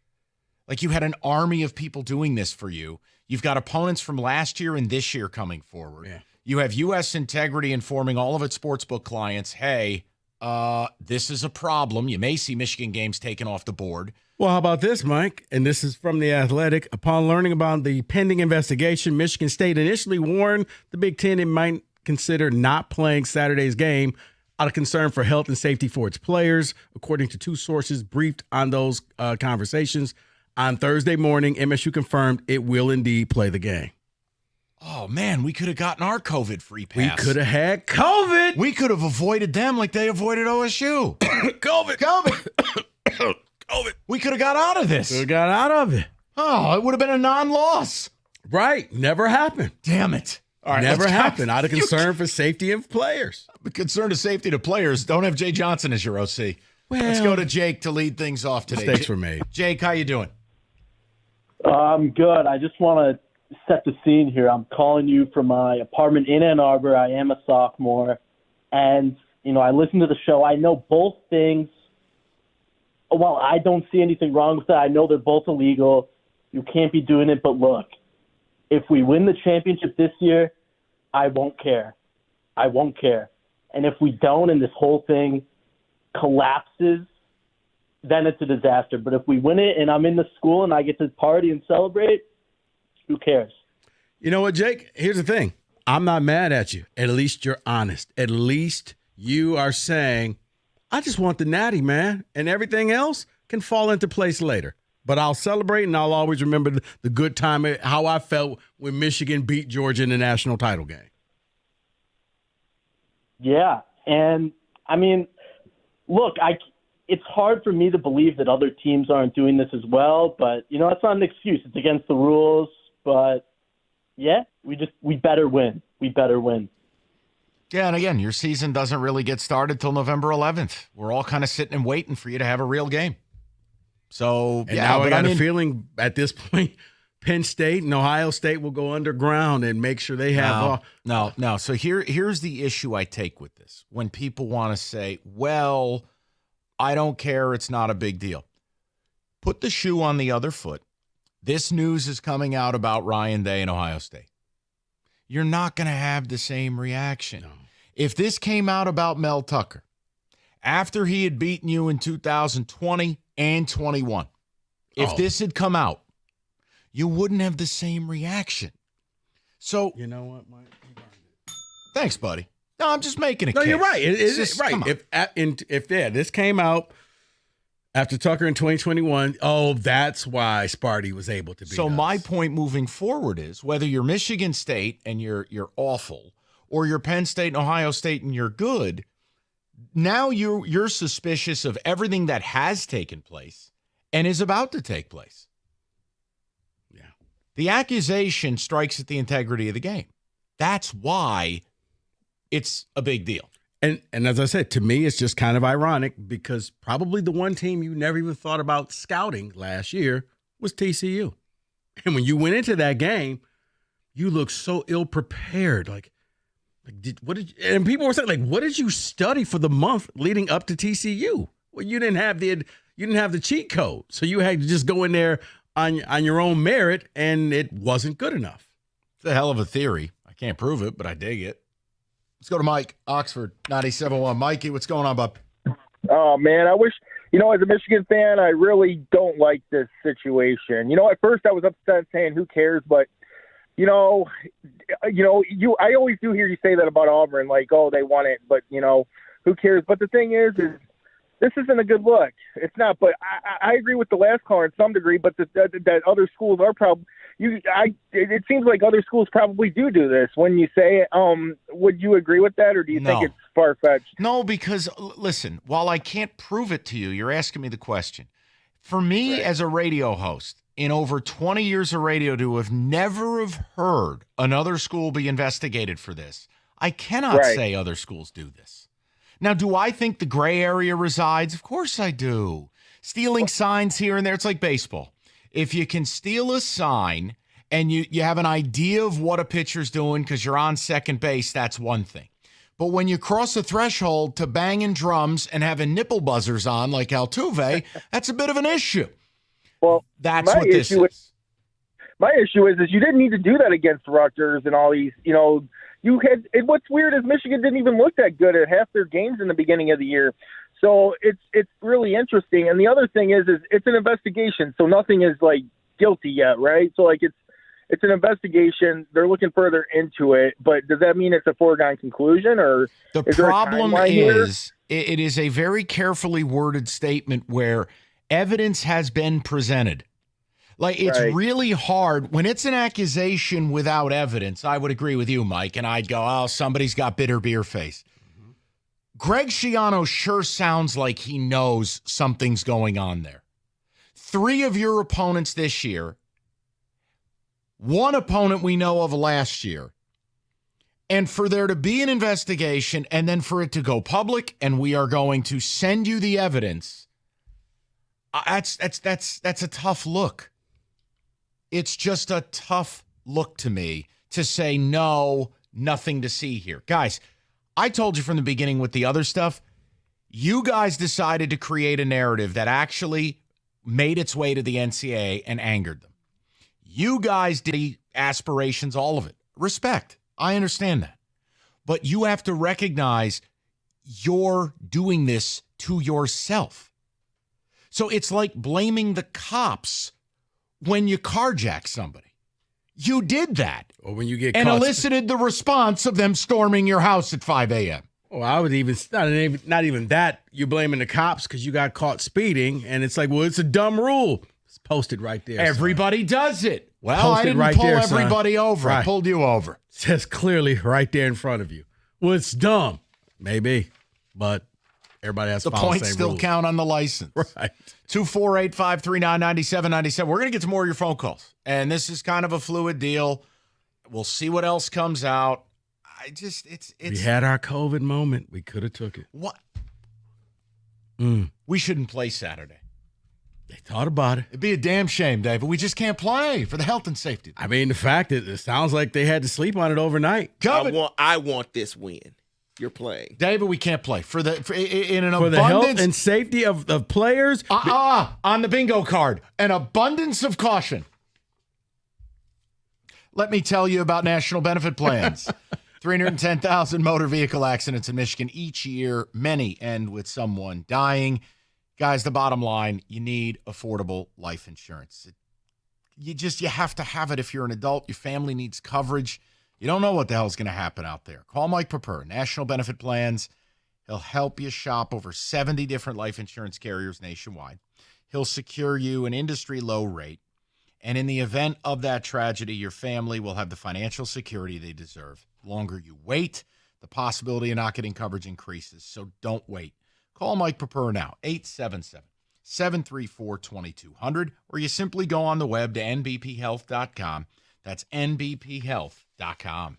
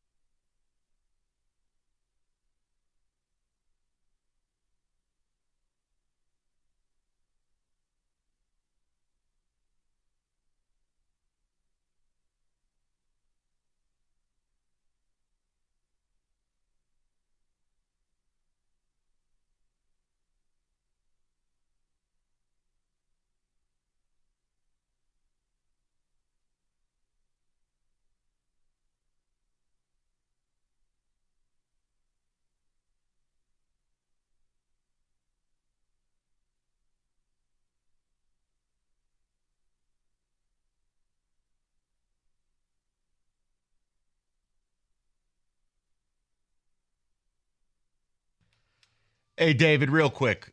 Rico took a phone call. Just something I was thinking of. And Kenny, feel free because I know you're the SEC honk. But, like, I think what's weird is when people don't recognize the reasons for the response when something like this happens. Like, if you think this is like, well, you went to Michigan State. Guys, I'm the one telling you I think you can win the national title. Like, I'm an adult. I'm not a child. This is so much different. Your coach has been here the better part of 10 years and has taken great joy and effort and time in going out and ripping on cheaters, going out and pointing out minute, petty details, pushing boundaries, right? So when your coach gets strung up on charges, you don't get to say, well, everyone's doing it. No, you don't get to do that because you've said we're above that. Your brand is that you are above that. Your coach has put himself above that. So when he himself, the same guy who sent that tweet years ago of what a tangled web we weave when we live to deceive or whatever it is, guys, naturally people are going to try to, stab you a little bit. But you don't get to just say that. I mean, you can, but you'll be made fun of. See, that's the bad part about trying to win the integrity conference. When we find out you're a scumbag like the rest, well, the jig is up, so to speak, right? It's over. So I guess that's my one thing when you call it. I find it humorous that you want to immediately go, well, everyone else is doing it too. Well, no, because for the NCAA to alert you're under investigation, they already have to have hard evidence. They don't tell you we're hearing these things and we'll get back to. No, they tell you we have investigated you. We are presenting you with this evidence within the week. Somebody dimed you out. Somebody narked on you. Mm-hmm. And it's going to be one of the teams you played.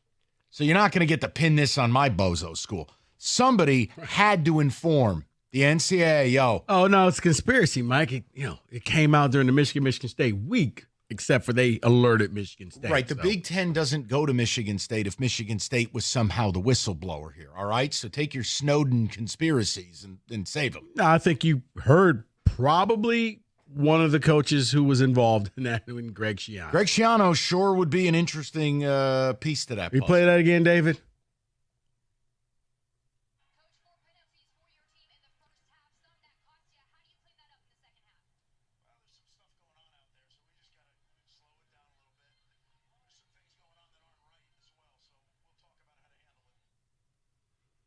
Are we connecting some dots? Probably.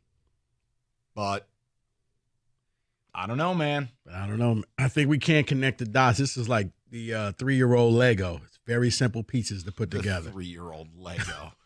All right. I just had those. You worked with those this morning. Right. Aren't very simple pieces Aren't to put those together. called Duplos? I think so. Right. Like Uncle Mikey. Yeah. All right. Playing a little Paul Sorvino. All right. Well, we got a Duplo artist over here. All right. We'll get to your phone calls in a moment. Let's go on the board briefly.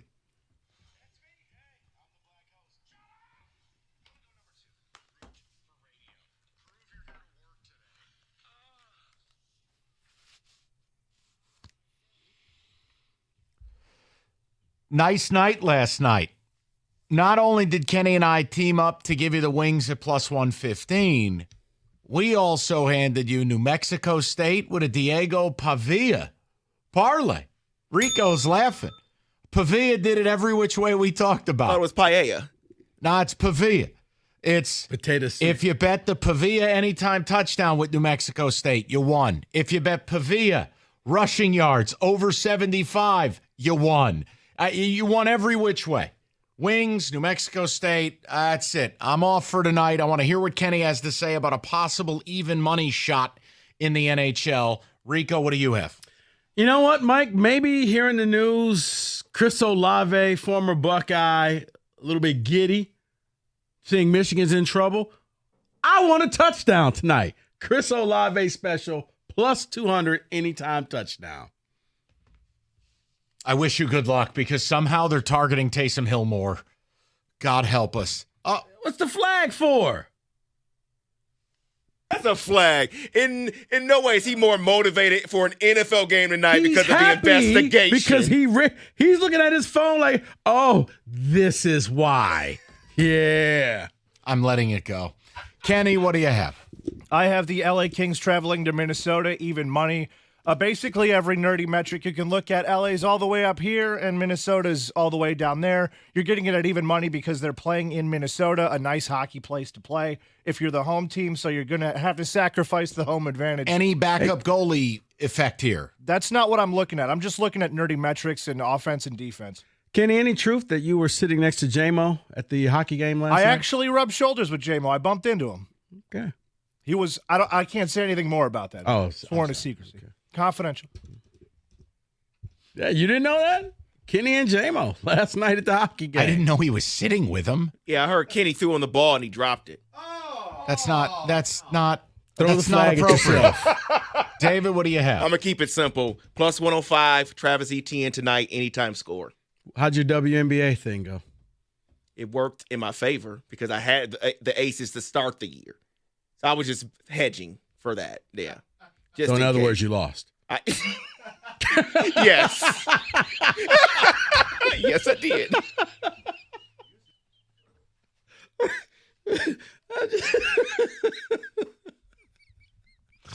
In fact, I did, yes. Okay. It's okay. I swear these drops could be used for when the NCAA goes to talk to Harbaugh. Well, Jim, what do you have to say for yourself? Hey, Jim, seriously, were you guys recording people? Jim, can we stay on point here?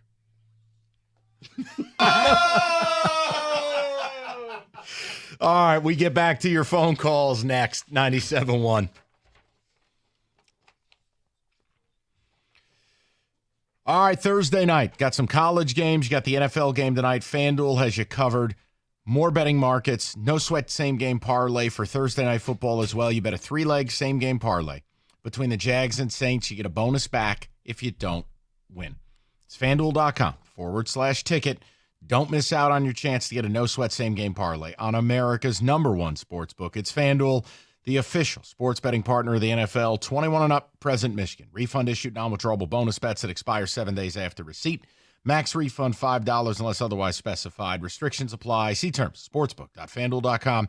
Gambling problem 1-800-270-7117.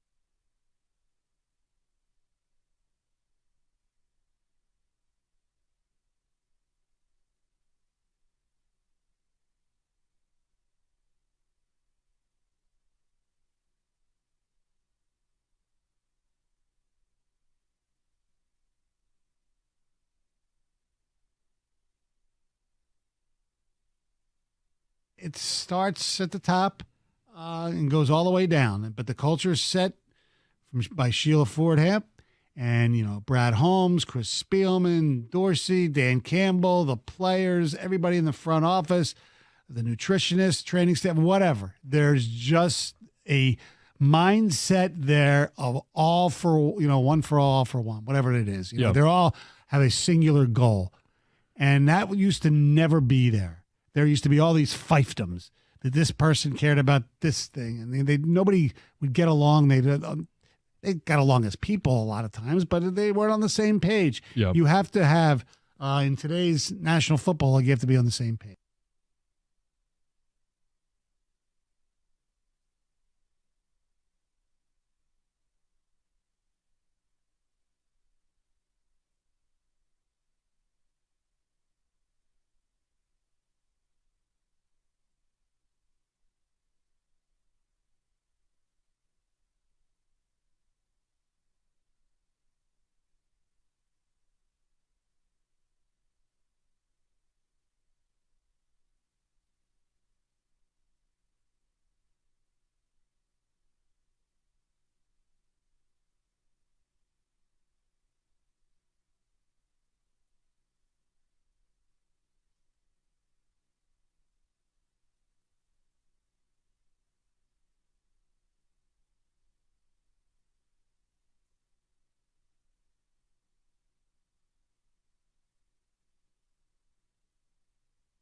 Look, I think it's a safe debate that we can have. I think we're licensed to have a debate whether or not they're the best team in the NFC, given what happened over the weekend. That's A. And B, even if they aren't the best team, they appear to be set up for the best path to success, given the schedule.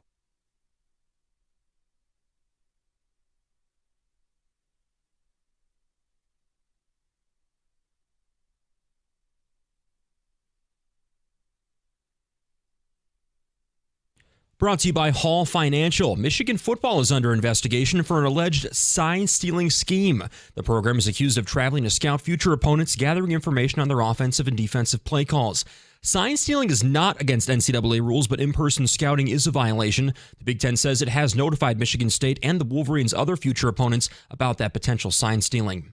Meantime, it's another day of practice for Michigan and Michigan State ahead of the battle for Paul Bunyan. Michigan head coach Jim Harbaugh says they're not overlooking the Spartans despite that 4-game losing streak.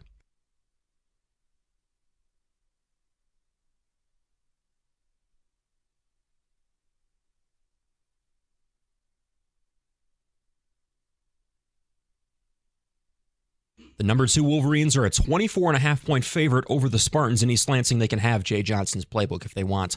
The Lions are working to get healthy ahead of Sunday's showdown with the Ravens. David Montgomery and Jonah Jackson did not practice today, but Jahmyr Gibbs, Craig Reynolds, and Brian Branch all did return to the field. Detroit a 3-point underdog at Baltimore, and the Pistons have their third preseason game tonight. They play the Thunder in Tulsa. Tip-off at 8 o'clock right here on 97.1. At the Ticket Update Desk, I'm Luke Sloan. For more, go to 97.1 The Ticket or Odyssey.com.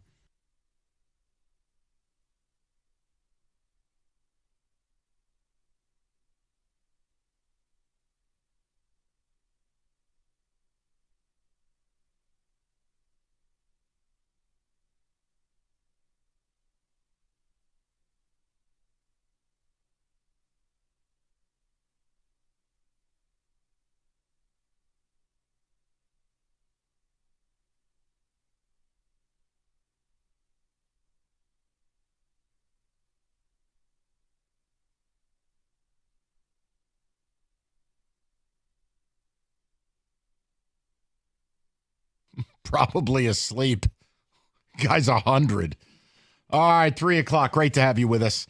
Yeah, you know what we're talking about. I'm going to go to the people, David, if that's okay. I don't want to do a hard reset here. I mean, Luke had it in his update. We've laid it out every which way. I just want to see where people are at with it. And again, there's been no yelling or screaming or hard declarations of anything. It's just if you keep baiting and giving the NCAA a reason to come and get you, they're going to come and get you. They don't like you. They don't like your coach, and you don't like them. But this is a problem.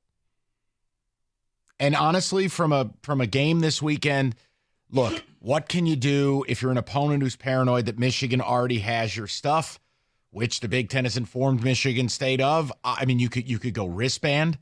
That's not ideal. You're not going to change up all your signs in 2 days. No. I don't think it matters for State because Jay Johnson has 1, 2, 3, or 4. It's basically Tecmo Bowl. We throw in the number 1, and it's a run up the middle. We throw up a number 2, it's a play pass. We don't have anything. No, but in all fairness, he did come up with that hurry-up offense 2 years ago, which makes you wonder. And it hasn't worked since. No. But that was the first day that they did it. Yes, because Aiden couldn't get lined up. Right, and that wasn't scouted yet. They had never shown anybody. Dude, Rico's going right down the rabbit hole. By the end of this show, Rico's going to have Michigan stealing signs all the way back to 1978 with Eddie Smith. Just curious. Rico's going Oliver Stone on this. And in 1965, I will tell you, just 2 years ago, just saying, they sent representatives to Pistachio's lunch buffet to overhear George Perlis.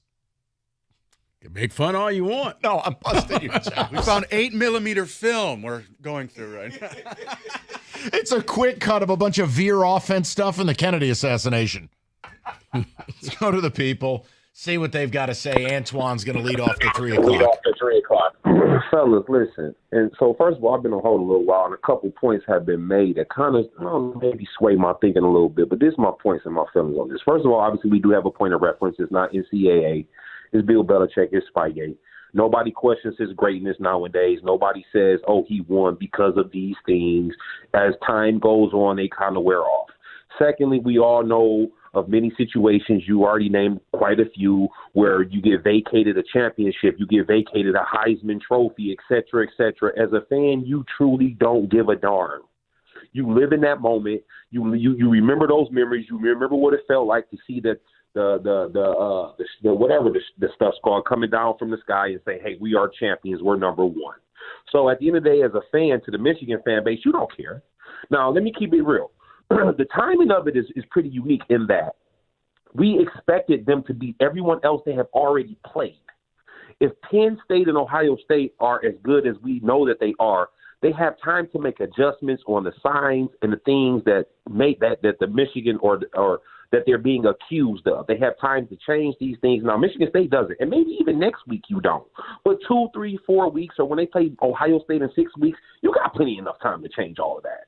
So this coming out at this point is kind of gives both ways. Well, we thought they would beat Rutgers and all those other teams. Now they got to play Penn State and Ohio State. It gives them an opportunity to deal with it, to digest it, and see what it is, and make the change needed to be made. Oh yeah, just put it on everybody else, Antoine. That's cool. Well, but that's a fact, though, Mike. At the end of the day, it's not a fact. I'm not making an excuse. Yes, you are. How? You are basically saying, don't worry about the ish I'm doing. You all have time to adjust. That's not how life works. No, but Mike, at the end of the day, you're going to have the devil's advocate person that's going to say, hey, you know what? They may have done this these 6, 7, 8 weeks, but when they played the teeth of their schedule, that news had already came out and they still handled their business. Or the flip side is they got their teeth kicked in. So we will very easily be able to see clearly where it was and what it is. Go ahead, Rico. You look poised to speak. Please. No, I'm letting him finish. So yeah, so it's I guess I'm trying to gather to sum it all up. What are you saying? What I'm saying is, and like I said, I know I'm all over the place because I was on hold for a while, and there's some things that you guys said that was a very quality points, and I did take that into consideration with overall how I felt. But I guess the conclusion is the timing of it gives the teams on their schedule the allotted time to be able to make the proper adjustments if this was happening. Secondly, we do have a point of reference. So what penalty should take place? Okay, Antoine hung up on himself. We didn't. I want the record to show that I did not do that. Yeah, I really wanted him to sum this up. Well, I'll sum it up. Don't look at the things we did because you guys have time to get yourselves right. That's. I'm sorry, but you've avoided the biggest problem here. What should the penalty be? And again, for the NCAA and the Big Ten, look, the Big Ten is not going to go to teams and tell them you might be compromised unless the NCAA's got copious evidence. Evidence that the NCAA has said they are going to deliver to you this week. So you can be like, well, Penn State will have time. Do you understand you're talking about compromising the integrity of every game you've played? You don't want to hear that because you didn't play anybody. But what about last year? Mm-hmm. See, the problem in all of this is it's classic whataboutism. I think you're good enough to win the games regardless. But if you did this dirt, and it sure sounds like you did, if you did this dirt, you got to pay a price. Now, what that is, I have no idea. I still believe the ultimate price will be you win a natty, but Harbaugh leaves. And then whether the natty stands or not, whatever, I'll let you guys fight that one out. I don't care. But you can't act like, well, guys, hold on. You know, Penn State has time. Does Michigan State have time? I mean, sure, MSU's garbage, but my point is. But then again. Shouldn't we be given an equal opportunity to win the game? But then it begs the question. Allegedly, why did you do this against other garbage teams? You couldn't beat Rutgers? You couldn't beat Indiana? All right, this is me speaking, not reporting this. I'm just giving you an answer. You've asked me a question. Right. I'm going to give you an answer with no smart. Because when you have a system in place over a long term, you don't alter it. Every opponent is treated the same in the grand scouting, stealing system. You know what, Mike? You win. I can't argue that point. But, yeah, it's just one of those because I'm sure a lot of people out there are saying, well, you didn't need to do this against Michigan State and Rutgers and Indiana. Why? Which makes you ask the question, who did you start doing this against? And as you guys say, I go down that rabbit hole, start looking at games saying, okay, what teams did something new that you weren't really expecting? No, but let me say this, because I want Michigan fans to hear me, and I want them to hear me clearly. Okay, so many of you think the NCAA is coming after Michigan, coming after Jim Harbaugh. Fine. Take that out of it for a second. Just take it out of it for a second. U.S. Integrity is saying, Las Vegas firm, they're monitoring the betting markets. We all talk about on the show all the time how Vegas knows. Vegas isn't doing that on a whim. They're not sending out warnings and monitoring the betting market for Michigan on a, well, you know, the NCAA is looking at something, so let's just put this out. No. They know something and have some evidence to something that may lead to them saying, you know what, we got to take a look at this. That's, to me, that matters to me. Take the NCAA out of it. Take the conspiracy theory out of it that they want to get after Michigan. Vegas doesn't want to go after Michigan. Why would they want to do that? Not at all. Yeah, I mean, everybody just wants to get us. Vegas isn't doing that. I think in the end, it really does boil down to everything can't just be, you know, a cheeseburger, a nothing how about burger. this? I'll just take the last calendar year, almost to the day. I'll give you the last calendar year, and to Rico's point, you can't be right on all of these, can you? You play a kid with a gun charge and put him on the airplane. You play a kid who retweets anti-Semitic rhetoric. You hire a racist with no background check. Your OC's house and dismissal and mystery disappearance. You've got your coach gets popped by the NCAA. Right, the NCAA investigating you for illegally hosting recruits during COVID. Now this. Now, if you want to say a couple of these I take umbrage with, cool, we can have a conversation. You don't get to be right on all of it. Because at some point, it now becomes a pattern. And then when you say, well, the NCAA's out to get us, I'll revert you back to all the dirt I just gave you. You've given them the motivation to do so. That's before we get into you spitting in their face and not getting a deal done. And it's like, guys, I mean, no offense. You don't get to be a victim at that point. Plus, it's a classic rule. The teams that are at the top are the biggest targets. That's I don't know. The whole victim thing gets old to me. Yeah. If you want to own it. But when your brand is based on faux integrity, that's a tough look. Let's go to Jack, 97.1. Jack, what's going on, bud? Hey, guys. How you doing? Good, Jack.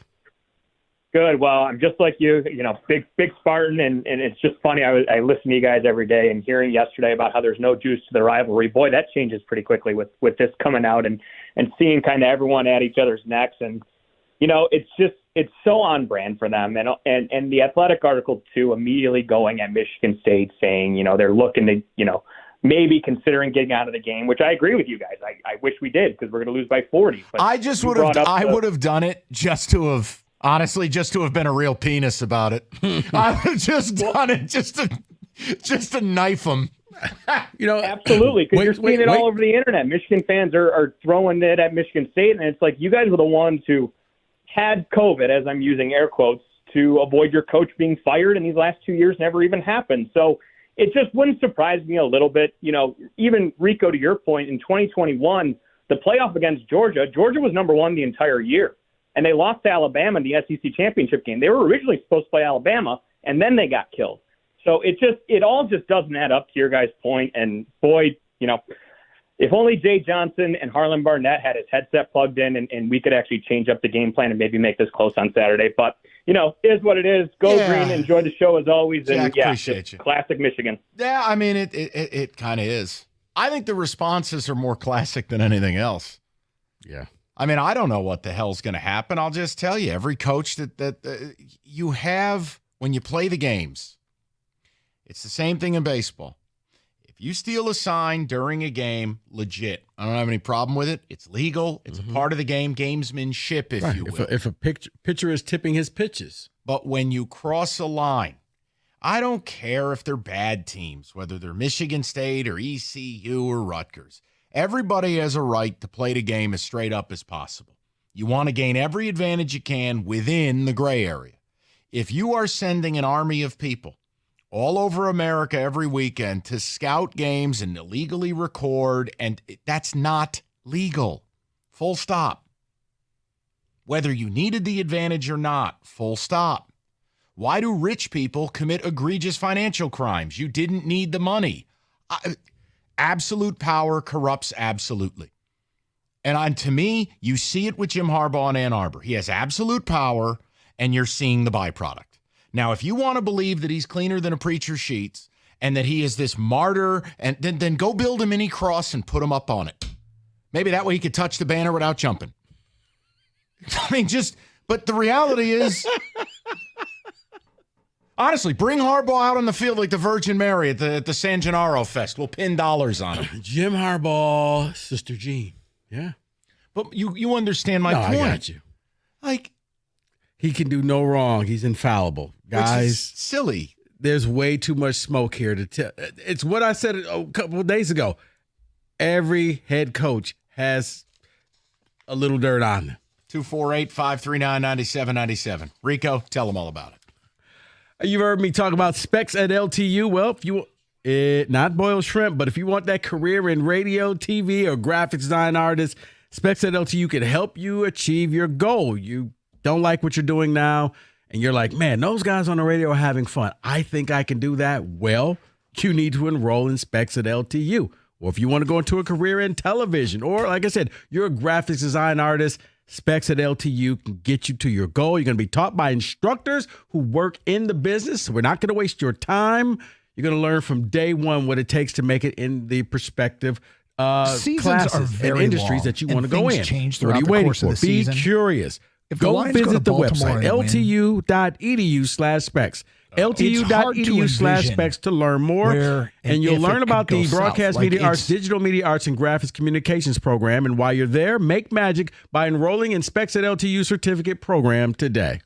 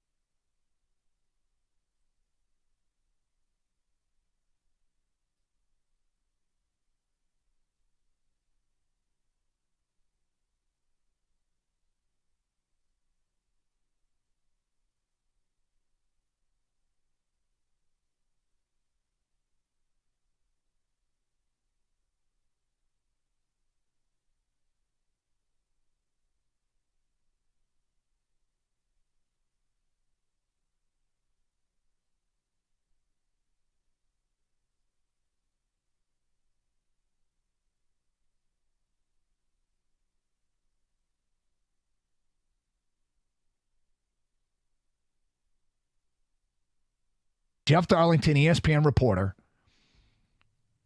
tweeted out a video last night of Lions fans just going nuts after the game. And he tweets, I've seen a lot of opposing fan bases make noise for a team after a win, but the Lions might have topped them all today. Or as Jared Goff said to me as he left the field, are you seeing this? Best fans in the effing league. Peter King estimated there were 25,000 Lions fans. Wow. I mean, that's wow. Yep. What is that, a third of the capacity there? That's amazing. Yep. I mean, I thought they travel well, and I know that you already got a bunch of transplanted Michiganders down there in the state of Florida and go to Tampa to see the Lions play when they're good. It doesn't surprise me that there'd be a lot, but that number, yep, that's a big estimate. Yep. America's favorite place to watch football, Stadium Swim, located at Circa Resort and Casino. We'll be out there for March Madness again, and whether it's football, March Madness, hell, we're out there for the Masters. Circa has got you covered, and 6 pools, 3 different levels, and the biggest outdoor sports book on the planet. Sound good? Book your spot today, circalasvegas.com. That's circalasvegas.com.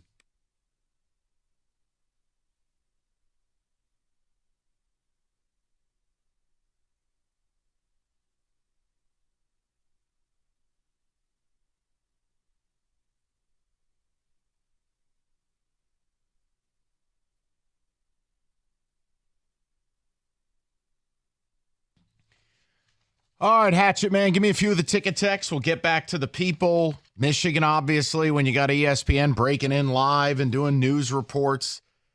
Another NCAA investigation taking place, this time for illegal scouting and illegal sign stealing. According to The Athletic, Michigan sending a vast network to gain these competitive advantages. It is illegal. There's no way to spin out of it. Why did you do it, or why did you think you needed to? Guys, I have no idea. The whole point I'm making is stop saying, well, the NCAA just wants to get us when you keep giving them a reason to come and get you. Bingo. That's like saying you're running a heroin empire and you wonder why the cops are tapping your phone. You're begging them to come and get you. Mm-hmm. David, go ahead. NCAA to Harbaugh. Jim, we are going to investigate you again. Jim Harbaugh sounds like caller Ron. Does it make sense? The last few years, 90% of the competition, Michigan wouldn't need to cheat to beat. So I'm confused why they would even do this in the first place. Ohio State, or someone saying there's hope for you guys yet. Ohio State canceled the Illinois game the Friday night before the game. Oh, listen, make no mistake about it. If I were MSU's AD, I would have come out with the most ridiculous statement ever. I would have done what Ward Manuel does. Oh, in an abundance of caution due to the violation of the integrity of the athletic competition. Because we were playing here and they were playing at a different level of you know what? And I would have waited till Friday. Wait, is the team here? Oh, I would have waited They're till busted Saturday here? at 10:30. I would have waited till the team already had their pregame. They're warming up on the field. Yeah, we're not going to. Maybe we could have done what they did to Notre Dame and handed the letter. Hey, Ward. Great seeing you. I ain't seen you in a while. I got a little note for. Hey, don't read it until I walk away, though. Okay. That was classic. I'm just saying. I mean, look, we don't want to lose 45-10. I'm just making a point. I mean, it would have been. I mean, because you awesome. remember how high and mighty they were after the game, talking about the tunnel and the integrity and all of this. They're the biggest con artists in the sport. I understand. I would have just used his exact speech and just, like Mad Libs. So you would have just done what Woj does every Friday. David, please. I call BS. There's no way you can tell me that other teams do not send personnel or people close to the program to opponents' games. They do it in high school and they do it in college. Michigan's not alone. Okay, so you have a right to believe that. I will ask you why you're the lucky lady. So Michigan has a cupcake schedule and they cheated? How embarrassing. Ooh, Tony from Macomb. That's the biggest question. Why? You didn't have to. You never have to ask the why. The why doesn't matter. No, you're right. It's I guess just greed, utter domination, whatever it is. But it does sound as if you did. But I'll just say allegedly right now. David. It's under investigation. As a Michigan fan, it just reminds me of the NFL versus Brady Belichick witch hunt. This is the same thing, NCAA versus Jim. Go win the Natty and make the NCAA have to shake your hand and hand you the championship trophy. Well, they're not going to do that.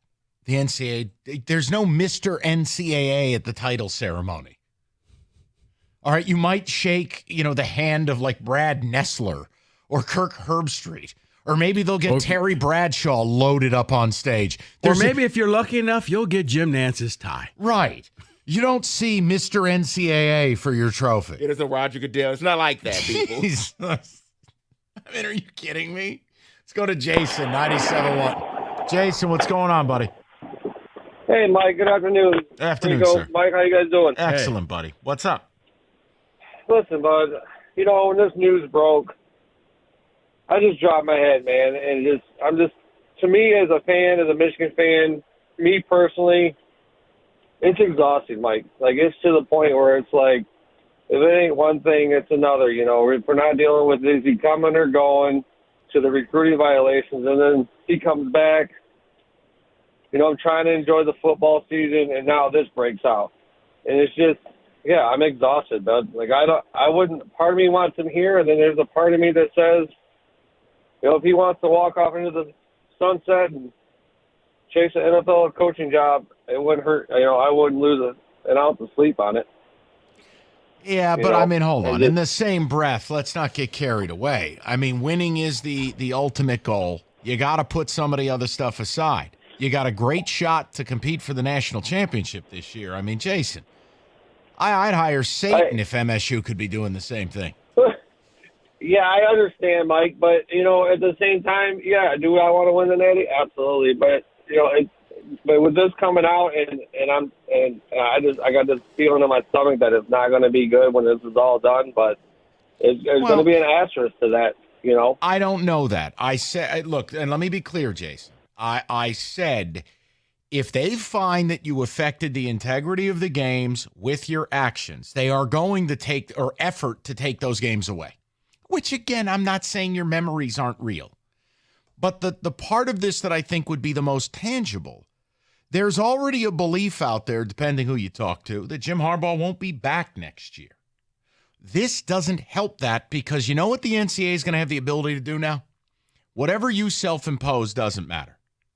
You're suspended for the entire 24 season because while we were investigating you for violations, you committed more of them. Mm-hmm.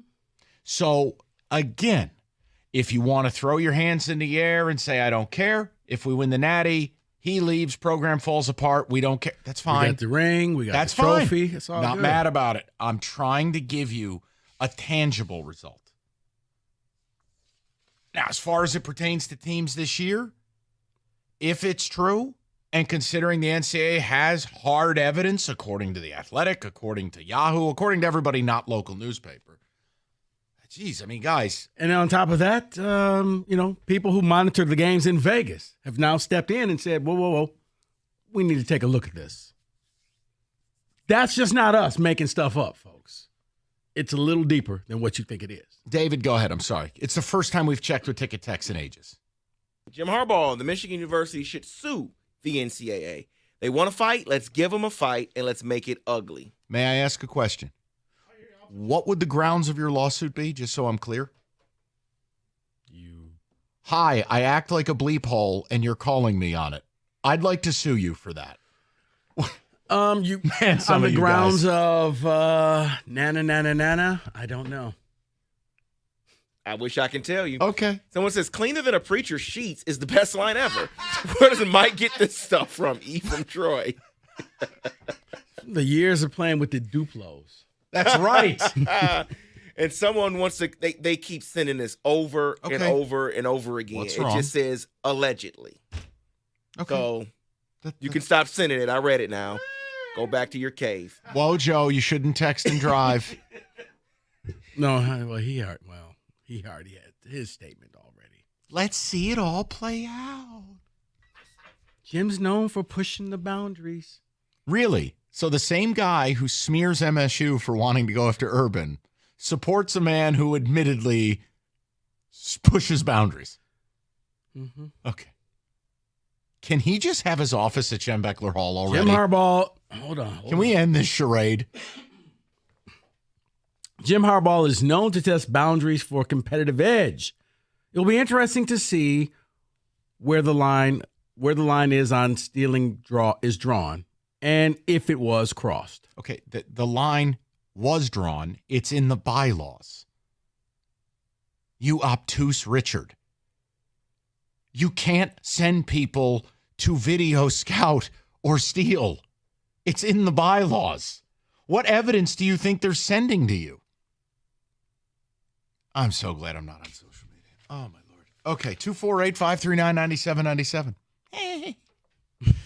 Moran Buick GMC, your schedule's packed. You got the youth sports. Maybe you're on Michigan staff and you're scouting across the country. Who knows? The Acadia, seating for 7. You could bring an entire network of sign stealers to a venue near you. Also, $266 a month, $19.99 down. They've got deals galore, new stock arriving daily, and an easy online ordering system at MoranExpress.com. Nobody does it better. When you always get the best price, when you always want the best price, you know where to go. It's on Telegraph, just north of Eureka and Taylor. It's MoranExpress.com. Moran Buick GMC. We are professional grade.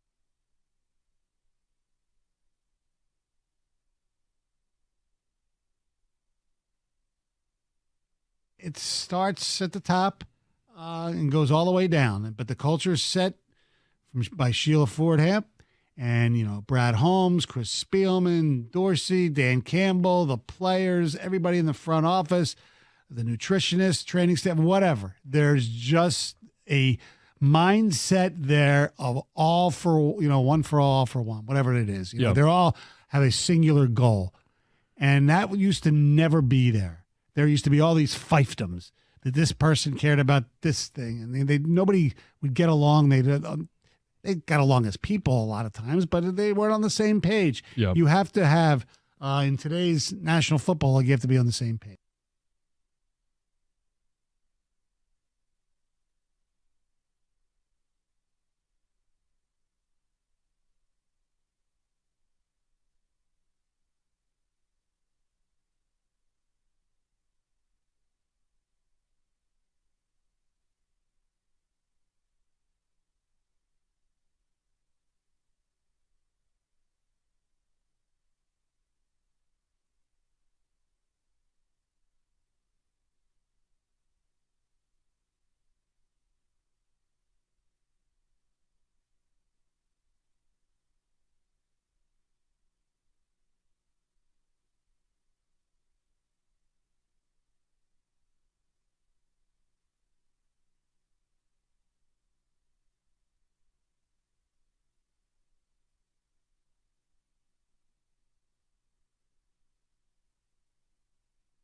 Look, I think it's a safe debate as that we can have. I think we're licensed to have a debate whether or not they're the best team in the NFC, given what happened over the weekend. That's A. And B, even if they aren't the best team, they appear to be set up for the best path to success, given the schedule. Seasons are long, man. Things change. A year ago at this time, things looked pretty hopeless, and yet they've turned it around, and things can go south in a hurry. We all know that. And this past weekend was a prime example of how, I mean, San Francisco was a double-digit favorite against Cleveland and lost. Philadelphia was in the process of putting the Jets away, and then their quarterback made a terrible decision and threw.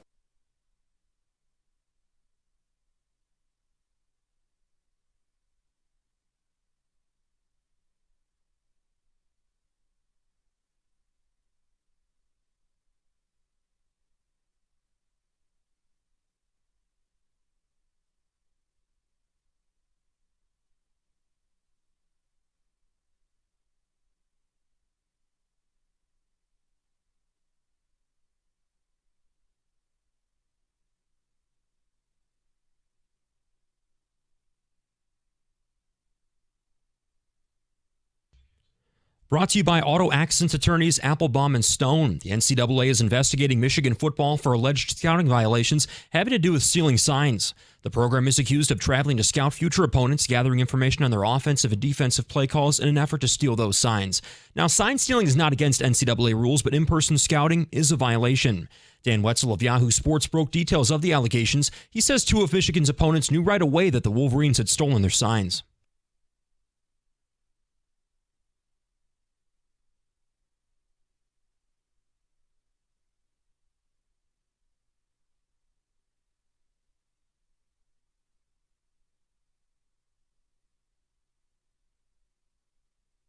The Big Ten says it has notified Michigan State and the Wolverines' other opponents about that potential sign stealing. In a statement, the university says it's fully cooperating with the investigation.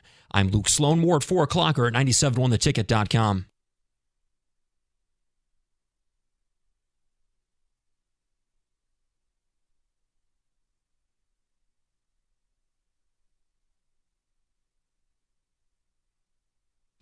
All right, we'll get back to your calls momentarily, but in the name of at least trying to talk about something else for a few minutes, we wanted to mix in a football today.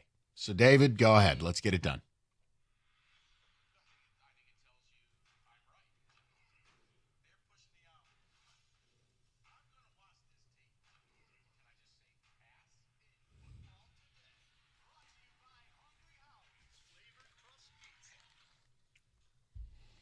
So we are almost at the halfway point. Wow, week 7 of the NFL already starts tonight.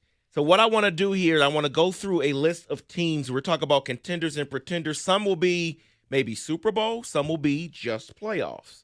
So let's start here. They don't look the same. Rico, you said this yesterday. They do not look the same. But are the Kansas City Chiefs Super Bowl contenders still in your mind? No, I don't. I think they'll make the playoffs, but they'll get tripped up, maybe even in the divisional round. They just keep barely winning, and just they don't have that same dominance. So I don't know if it's Bieniemy being gone or Andy Reid just giving too much control. David, they do plays. It's like that was totally unnecessary. Why not just line up and run a play rather than do the little ring around the rosy? Like, it's something wrong with that team. But no, I don't think that they're Super Bowl contenders. I'll still say they are, just because if you have Pat Mahomes, you can win any game you take the field with. I can't argue anything Rico's saying. I happen to agree with most of it. But if you're asking for contenders, meaning are they one of the 3 teams that I would put in that Super Bowl out of the AFC, I'm still going to say yes. Next on the list, let's go to the NFC. Question marks. Well, a couple of people on this show have had question marks regarding this quarterback, and he showed himself against the Cleveland Browns last week, and then they're dealing with injuries with Christian McCaffrey and Deebo Samuel. But it's San Francisco 49ers. Are they still Super Bowl contenders? God, yes. The hell kind of question is that? Yes, they are. They're the singular best team in pro football. They lost a tough game to an elite defense in Cleveland. They got a couple injuries. Everybody does. But again, they're number 1 with a bullet in the NFC. Yes. I'll leave it to what Mike said because I may be biased, but I thought it was a ridiculous question. But, David, you're just doing your job. But kindly, sir, see your way out. Never question them again. Never question them again. Let's move back over to the AFC. They are 5-1, first place in the AFC East. The Miami Dolphins, Super Bowl contenders. Yes. Yeah, I believe as well. Provided they get some home games in the playoffs now. What you don't want is Miami having to go to Kansas City or Buffalo in the freezing cold with that offense. That's got blown out hamstring written all over it. Especially Buffalo. Kansas City, maybe you get lucky. It's in the high 40s. Buffalo, forget about it. It's 20 degrees already. Next team on the list, there's been question marks about them all year. They did lose their first game on Sunday. The team themselves, even Hurts has said they haven't been playing their best football. Philadelphia Eagles, are they still a Super Bowl contender? They kind of remind me of Kansas City. So if that's the case, then I have to stay consistent and say no, because they don't seem like the same team. And when you go, the team that loses the Super Bowl normally has a horrible year, or at least a bad off year the next following season anyway. No, I don't think that they are. They'll make the playoffs, but I don't think they'll be going back to the Super Bowl. David, I've been saying it since summer. Losing Shane Steichen, losing Jonathan Gannon, both coordinators, and then replacing 5-6 starters on defense with kids. I actually don't think they are. I think the Lions are going to end up surpassing them in the next few weeks. The Eagles are going to lose several games. They don't look right to me. So I'm going to finish off. I'm going to regret that opinion, aren't I? Because I've Eagles, Chiefs, 16-1. I've gone through half of the current first place teams. So I'm going to finish it off and just list the rest of them outside of Tampa Bay. Tampa Bay, we know they're not Super Bowl contenders. The Ravens, the Jags, Lions. Out of the three, who Lions. would be the okay? It's not even a question for me. The path, the NFC, I really feel like there's only one team I would fear, which is San Francisco. I think the Lions, schedule-wise, have an opportunity to get the 2 seed, to get the home games. And if you bring a team to Ford Field, I'm going to pick you to win it. So I'd say the Lions. See, for the Lions, I would say the Lions as well, David. The only problem I have with the Lions is I don't want to happen what happened with the Vikings last year, where it just seemed like you just kind of ran away with the schedule. Playoffs were a different animal, and you were ill-equipped and lost that very first game. And the whole season kind of just went out the window. We forget they were 13-4. Only thing you remember, you lost to Daniel Jones and the Giants at the crib. But between those 3 teams, not quite sold on Jacksonville yet. Baltimore is a giant wild card. Some weeks you're like, yeah, they got it all together. And then other weeks you're like, huh? You lost that game? So consistency, yeah, I'd say the Lions between those 3. Well, speaking of being a wild card, I'm going to put these next 2 teams in the same category here. Buffalo Bills, they have won their division year after year after year. Now they're in second place. You already said the Dolphins are Super Bowl contenders. Then you have the Dallas Cowboys. They're in second place as well. They always fight to be first place in the East. They just can't get there. What do you do with both of those teams? Throw them in the garbage. With the Cowboys and who? I think the Bills. I think the Bills have a real problem on their hands. Tre'Davious White out for the year with the Achilles. Matt Milano, who's an ace in coverage as a linebacker, gone. And offensively, again, I'm not knocking the greatness of Josh Allen, but when I watch them week in and week out, I see a lot I don't like, and they still don't want to run the ball. I'm out on the Bills. Yeah, I'm out on the Cowboys. That goes without saying. You could just kind of just self-destruct, and I'm only sticking around to see how the Cowboys will end their season this year. Zeke launched out of a cannon snapping will not be an option. Because hey, you know what? We have no timeouts. Let's run a quarterback sneak in the middle of the field and slide. I like it. Next year, Zeke, just you hike the ball like we're playing on the playground. What? Yeah, just do it. It'll work. Okay, so the last teams on this list we'll go through, not talking about Super Bowl with these teams, but can they finish the year strong possibly and be a threat to maybe win a playoff game? Let's hear it. Let's start with the Cleveland Browns. 100%. If you have that type of defense, you can win any game, any week against anyone. Especially if you get a game at home. And Watson has returned to practice today. I don't necessarily care about that part. I'm sorry. Go ahead. The Seattle Seahawks. I'm going to say no. Geno Smith is not processing right now. I mean, he is holding on to the football and taking huge hits, taking huge sacks. He's not getting rid of it, which means he's not seeing it. You also have a little bit of a tiff here with DK Metcalf going on. Mm-hmm. I'm going to say no on Seattle. I'm going to say yes. Texas? Because I do think that they will get that tiff worked out. He's going to realize, you know what, DK, that's job security. How about I get him the ball? So, yeah, I'm going to say yes. And then we could just laugh at the last two, Rams, Steelers. No shot for them, right? Rams could. Rams could. Nakua, Kupp, Stafford playing good ball. McVay getting in touch with the ground game. Problem for them. Kyron Williams going to be out for about a few weeks. I mean, hey, McVay is telling this kid when to be born. You will not be born. That is correct. On the game. Don't even think about it. You'll be on punishment. I wonder if any kid has ever been punished coming out of the womb. I don't think you can do that. And that is in football today. All right, NFL, FanDuel, you know the drill. Thursday night tonight, the only way we're going to make this thing interesting with an over-under of 38.5, probably betting the game. It's FanDuel, $200 in bonus bets guaranteed when you place a $5 bet. That's $200 in bonus bets, win or lose with FanDuel, America's #1 sports book. It's FanDuel.com/ticket. 21 and up, present Michigan. First online real money wager only, $10 first deposit required. Bonus issued. Non-withdrawable bonus bets that expire in 7 days after receipt. Restrictions apply. See terms, sportsbook.fanduel.com. You got a gambling problem, 1-800-270-7117.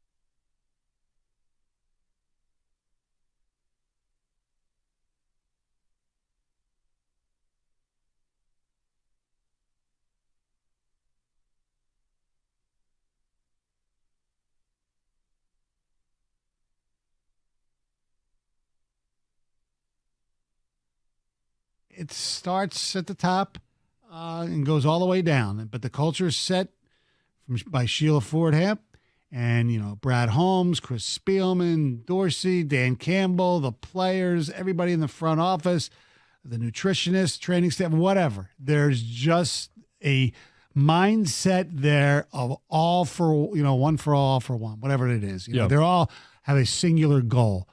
And that used to never be there. There used to be all these fiefdoms that this person cared about this thing, and nobody would get along. They got along as people a lot of times, but they weren't on the same page. Yep. You have to have in today's national football, you have to be on the same page.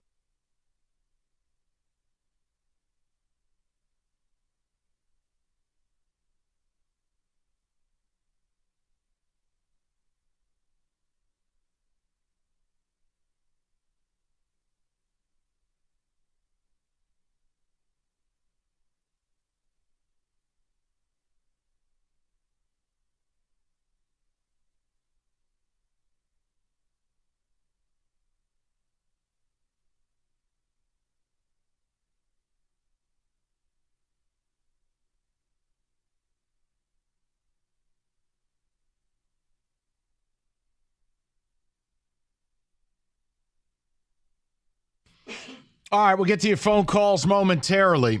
I'm really interested to talk with Derek Stevens here, circa the D Las Vegas. He joins us every week at this time. I want to bring Derek on. Derek, first of all, how are you? Everything good? We ready for a big weekend? What's happening, Derek? All good. Hey, how you doing, Rick? All good. Good to talk to you, Mike. All good in Vegas. We're ready to roll. I have a question for you. Obviously, we're talking a lot about this Michigan report today and Yahoo, The Athletic. But the part I wanted to ask you about was, in the Athletic piece, they were talking about U.S. Integrity notifying all sportsbook clients about the Michigan scouting and sign stealing thing. I don't know if you're a client of theirs or not, but I mean, if this is a thing, is there any reaction by you, your risk assessment team? Is it business as usual for right now? Where is it with Circa right now? So yeah, we use U.S. Integrity. We're pretty good. We have a pretty great relationship with Matt Hull, who's the founder of U.S. Integrity, and yeah, we were notified, but nothing stood out. So we really don't have any information. All it came up was an alert, but there's nothing in detail. So right, we get these a lot. So for us, it's not anything that really stood out in any manner. Just so Enrico, one second, just so I want to be clear. And I mean, Derek, when they call you, they're monitoring like, hey, be on the alert for irregular activity, betting, etc. Correct? Yeah, exactly. It's just an alert. Just keep aware. It kind of makes you focus on something a little bit more. But again, we get these a lot. So it's nothing that really stood out in any way. Talking with Derek Stevens, because Derek, I was going to ask, I guess, what would be the next step in order for you guys to say, all right, maybe we need to take some type of an action, allegedly, if something were to happen? Well, I mean, from our perspective, what we got to look at our book, and we got to look to see if there's something funny happening. If all of a sudden, we're taking action, in the 4 states we're in Illinois, Iowa, Colorado, and Nevada. And all of a sudden, we see a lot of action all happen within the same minute.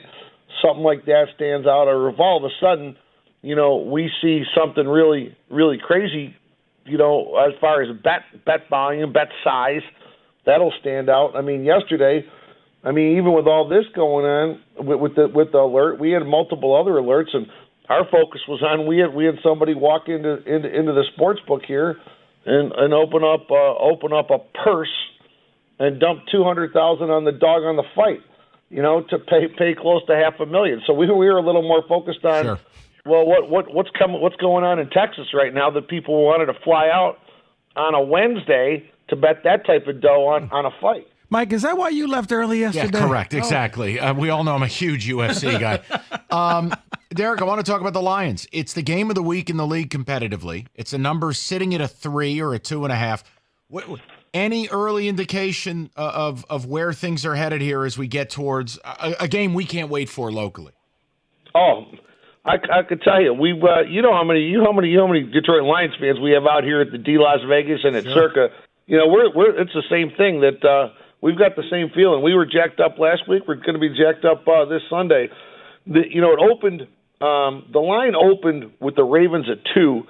It went to 3, hung at 3 for a little bit. And then it went to 3.5. So there was a little bit of steam on Ravens money. But the moment it went to 3.5, it got clipped. And it went back to a 3. So I think we pretty well found the right number. It's going to be very difficult to get off the 3 in any manner. Right now, the Lions are +3, -115. So we've seen a little bit more buyback on that.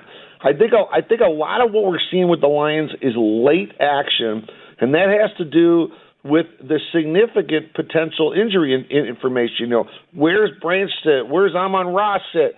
Who's active, who's not. So Lions are more of a late bet team, but boy, when the injury information comes out, they just get hammered. Lions are still a darling around the country. Yeah, they are. As far as Saturday goes, I'd be remiss if I don't ask. Obviously, the spread's huge, 24.5. Split money, two-way action. Does anyone have the guts to bet on MSU? Where's that at? Well, what happened was, I know when we were talking last week, I thought maybe 21 would be the number because of the history of the relationship. Most of our crew all thought the number would be higher. We opened it as a 23. it immediately went to a 24. So it's sitting at 24 still. The bigger move's been on the total. I think some of it has to do with a concern on weather. Some of it has a concern about the Spartans' offense because we opened at 49 and a hook, goes down to 46. So we're sitting at 24 and 46 for the over/under right now. So it's a big number. I don't know. I still think this rivalry element plays something into it. I think Michigan State is always going to play out as best they can. That's what they got circled. So I think it's a little tough to lay more than 24 in this type of matchup. Well, Derek, hold on. And I know, Iowa football, probably not the biggest thing going on there, but does it really just boil down to, my goodness, how low can this go? I think they're 31.5 point over under. Their offensive coordinator basically has been threatened with his job. If you don't score at least 25 points a game, you're fired. But each week, it just seems like that number gets lower and lower. Hey, Rico, look at this. We opened Iowa game at 34. Now, I will tell you, we're going to talk to all the listeners on 97.1 The Ticket, and you could get under 31.5, I jump on it. It's been all under. We're currently hanging 30.5. I don't remember the last time we had a total this low. So if you have a book out there where you can get 31.5, go get a good number right now. I mean, talk about betting something that you have no intent on watching. You've just described the example. Derek, we'll talk to you next week. Derek. Wow. But wait a second. It's a great game on the total. Think about it in Michigan. You bet the under, then you can go outside, rake the leaves, come back in. Hit the orchard. Something up. Score is still the same. You're in good shape. Right, you bet it and do anything else but watch it. You bet the game and you head to the cider mill. That's it. There it is. Derek, we will talk to you next week, my man. Appreciate it. Great to talk to you in Detroit. See you guys. You got it, Derek Stevens, circa the D Las Vegas. I think the only time I've seen one that's gotten that low, last year, remember it was Minnesota, Wisconsin, and it was like minus 25. I think it was an over-under of 29.5 or 30. I think the game finished 13-10. I think I'm going to have the I Hate Football parlay for you and Cookies, or I'll just give it on the show. You'll tomorrow. bet under Air Force Navy and under. Oh, I didn't even add that one. Oh, Air Force and Navy sitting at a robust 34. Oh, no, I'm just going to go all Big Ten West under. Awesome. All of them? 3 games, David. All right, let's get back to business. Get to the people next. 97.1.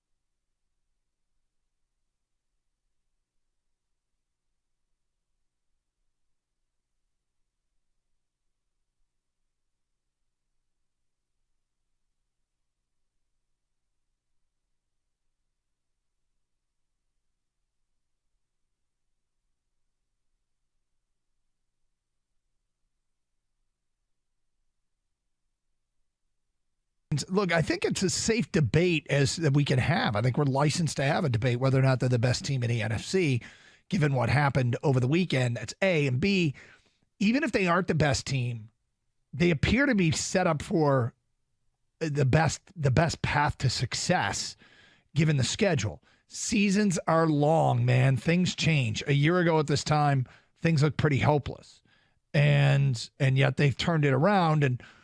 Things can go south in a hurry. We all know that. And this past weekend was a prime example of how, I mean, San Francisco was a double-digit favorite against Cleveland and lost. Philadelphia was in the process of putting the Jets away, and then their quarterback made a terrible decision. And through an interception, they lost. And those weren't two good teams.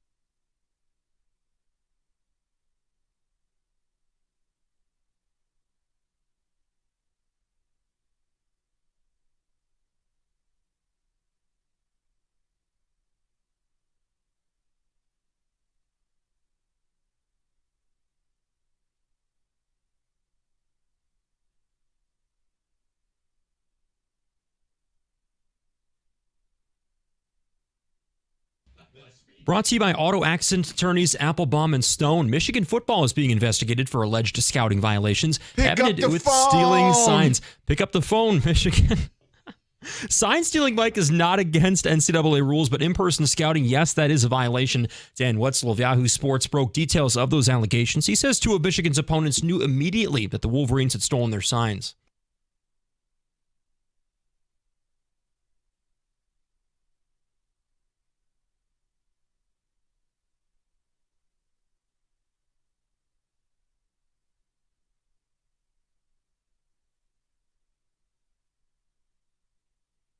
The Big Ten says it has notified Michigan State and the Wolverines' other opponents about that potential sign stealing. Meantime, the battle for Paul Bunyan still looms. The number 2 Wolverines, 24.5-point favorites over the Spartans in East Lansing.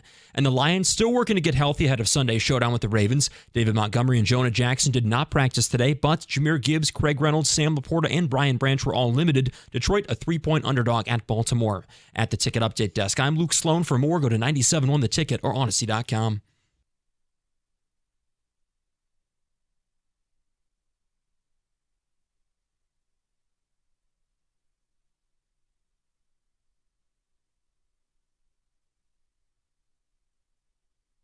All right, so it's always a big moment when Ward Manuel crawls out of his hole, and we have a Ward Manuel sighting. Whack-a-mole. Here we go.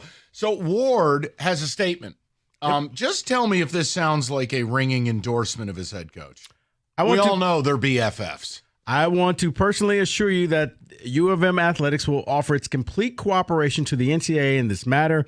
At the University of Michigan, all of us are committed to the highest standards of ethics and integrity for all of our members of the community. This is the same expectation I have for all coaches, staff, and student athletes.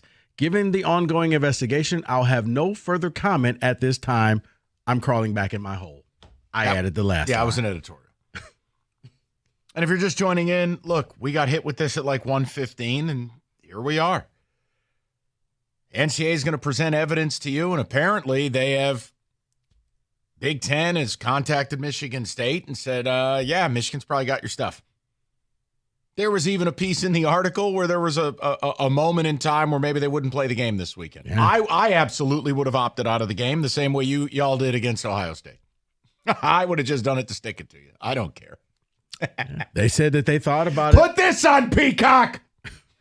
I do wonder if the game was at noon, if they would have went for it. And NBC basically said, yeah, you got to play this game. We got too much money invested in this for you not to play. But if it was a noon game and Ohio State, Penn State, which should be on Peacock at night, was on there, I think that, yeah, there was no point. Just opt out. Could have been our COVID, man. COVID? Yeah, they're stealing signs.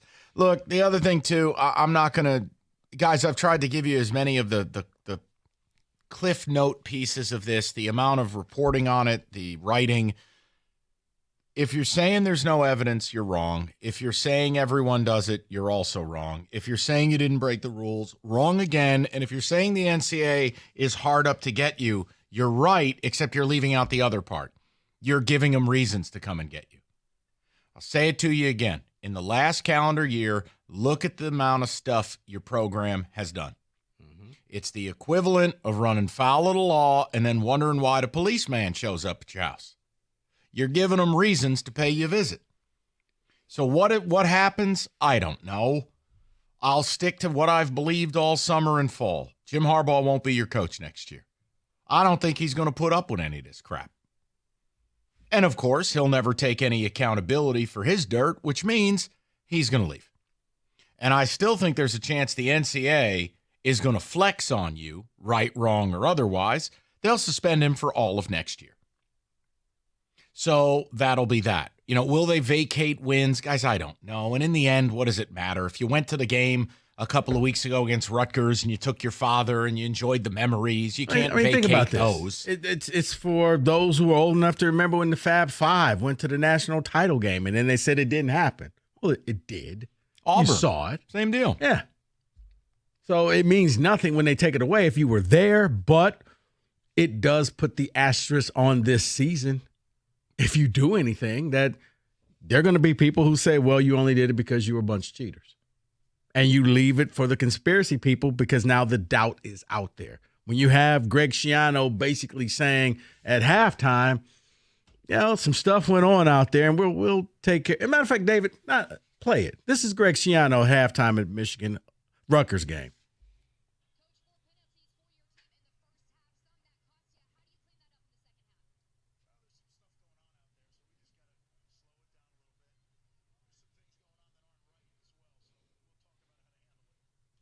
So kind of sounds like he knew, yep, I think they know what we're doing. They've scouted us. They've done our plays. And for the record, you can watch tape of your opponent. You can that stuff is legal. That stuff is in the gray area. What the NCAA is coming out saying is that allegedly Michigan's had either coaches or people close to the program physically at games, stealing signals of other their opponents and the future college football opponents at other games that had nothing to do with Michigan. The Athletic reported that Michigan, including one source with knowledge of the allegations, said Michigan's using a, quote, vast network to steal opposing team signs. U.S. Integrity alerted all sportsbook clients to be on the lookout for weird betting. And a staffer with one of the teams Michigan played this year told Sports Illustrated, we had an inclination before we played. They were sending advanced scouts and videoing signals, which, again, you can't do and everybody doesn't do. So just please stop. I don't know what it all means. I just know it's more garbage. It's more nonsense. And it's a team that's good enough to win a national title, or so I think. If you're out there doing Spygate stuff, I mean, it costs the Pats a first-round pick. It's you're gonna draw the ire of people. Now, if you say you don't care, that's fine. But you're being obtuse because after 2020 and 2021, when Mel Tucker was 2-0 against you, if these reports came out, you hyenas be the first one calling up saying you only beat us because you cheated. You have to put the shoe on the other foot and understand the response that there's going to be to this. And if you want to turn your coach into a martyr, you're welcome to do it. I just think it's dumb. He does these things to himself. He spent a decade dunking on cheaters.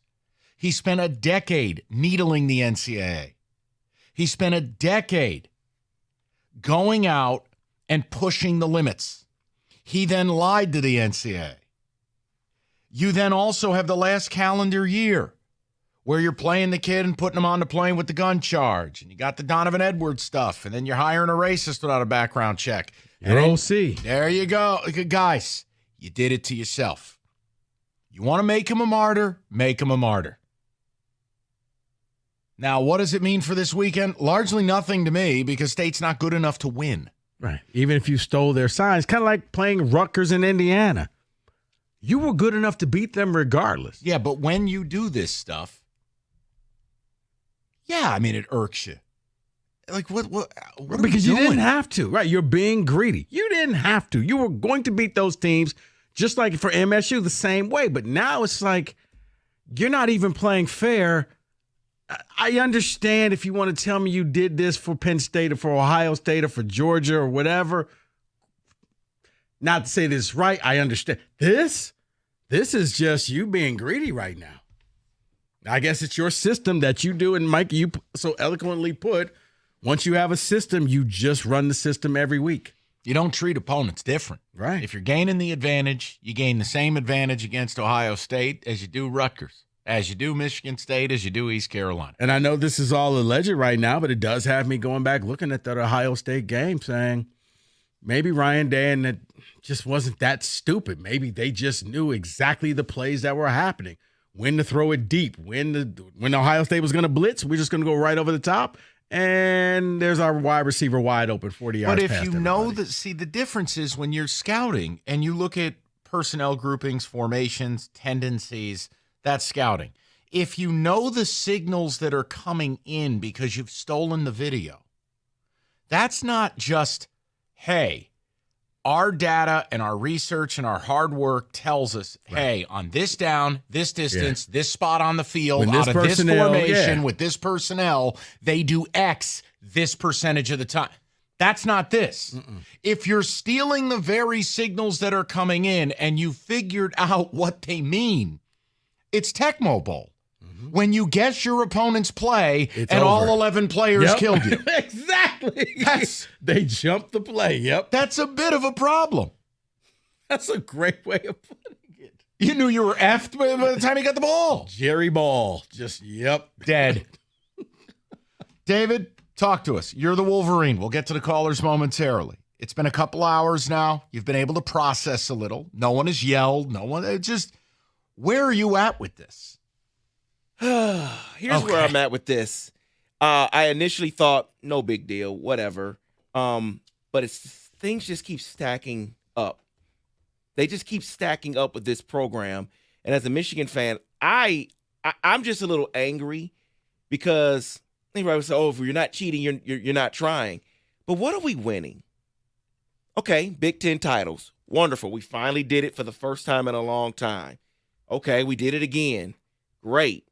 But you lost in the playoffs. We didn't win a national title. Everyone wants to bring up, oh, Kansas in basketball did this. Remember Louisville when they beat Michigan? They also cheated. Yeah, but those teams won titles. I don't have the memories of a national title that didn't say, well, I still have those. They can take it away, but I still have the memories. Can't take that away. You might have it this year. Okay, but then it's gone in 5 days when they take it away and it's vacated because of the investigation. So as a Michigan fan, it angers me that you didn't win it all, and I don't have those memories before that happens. But I need Michigan fans to just listen to what's going on, read, understand what's going on. Just don't spew the company line. David, that's not going to happen. Okay, I mean, I it doesn't. tried. David, when you talk college football, it's the only thing that's more tribalistic than politics. You're never going to get.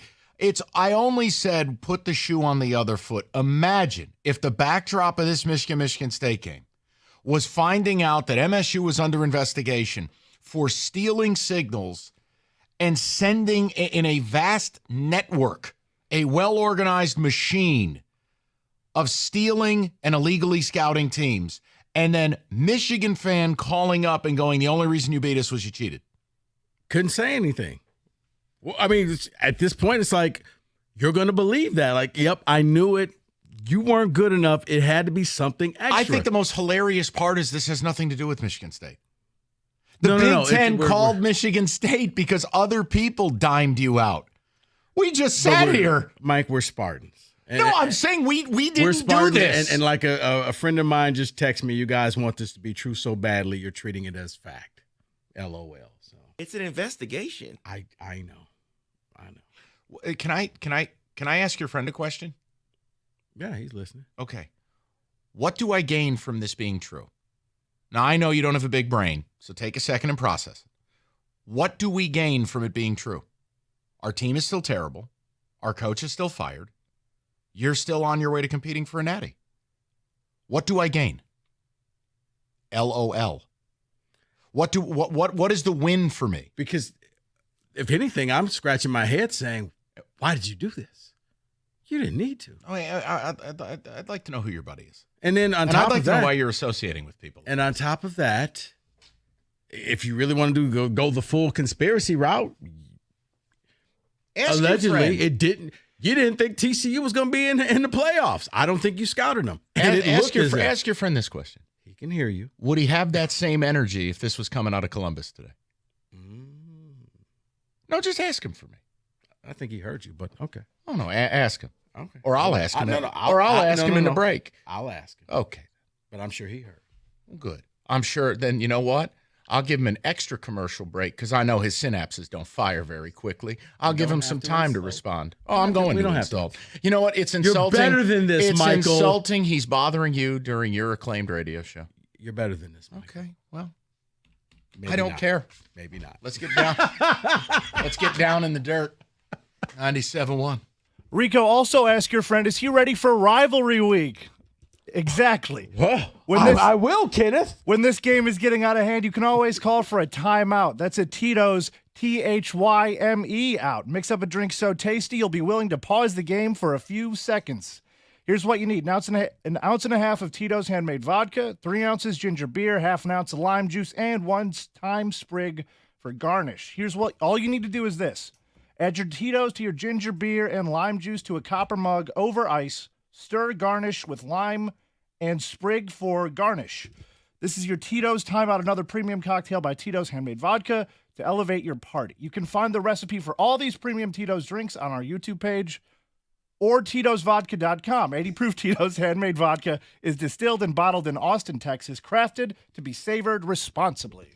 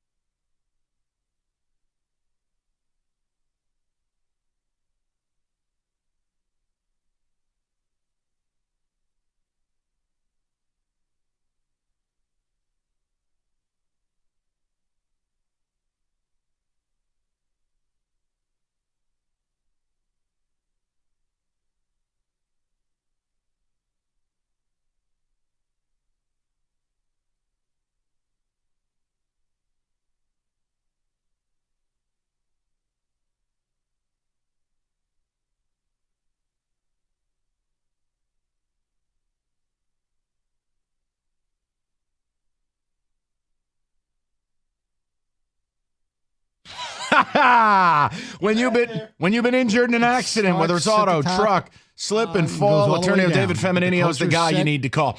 Hey, as I've told you, when you get injured in Michigan, get David, get paid. Simple. Personally, make sure you get every dime.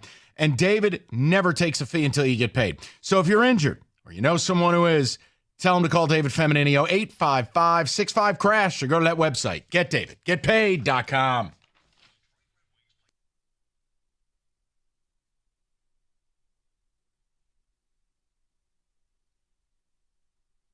All right, you know what? I got to tell you, I was going to let it go, but now I'm not.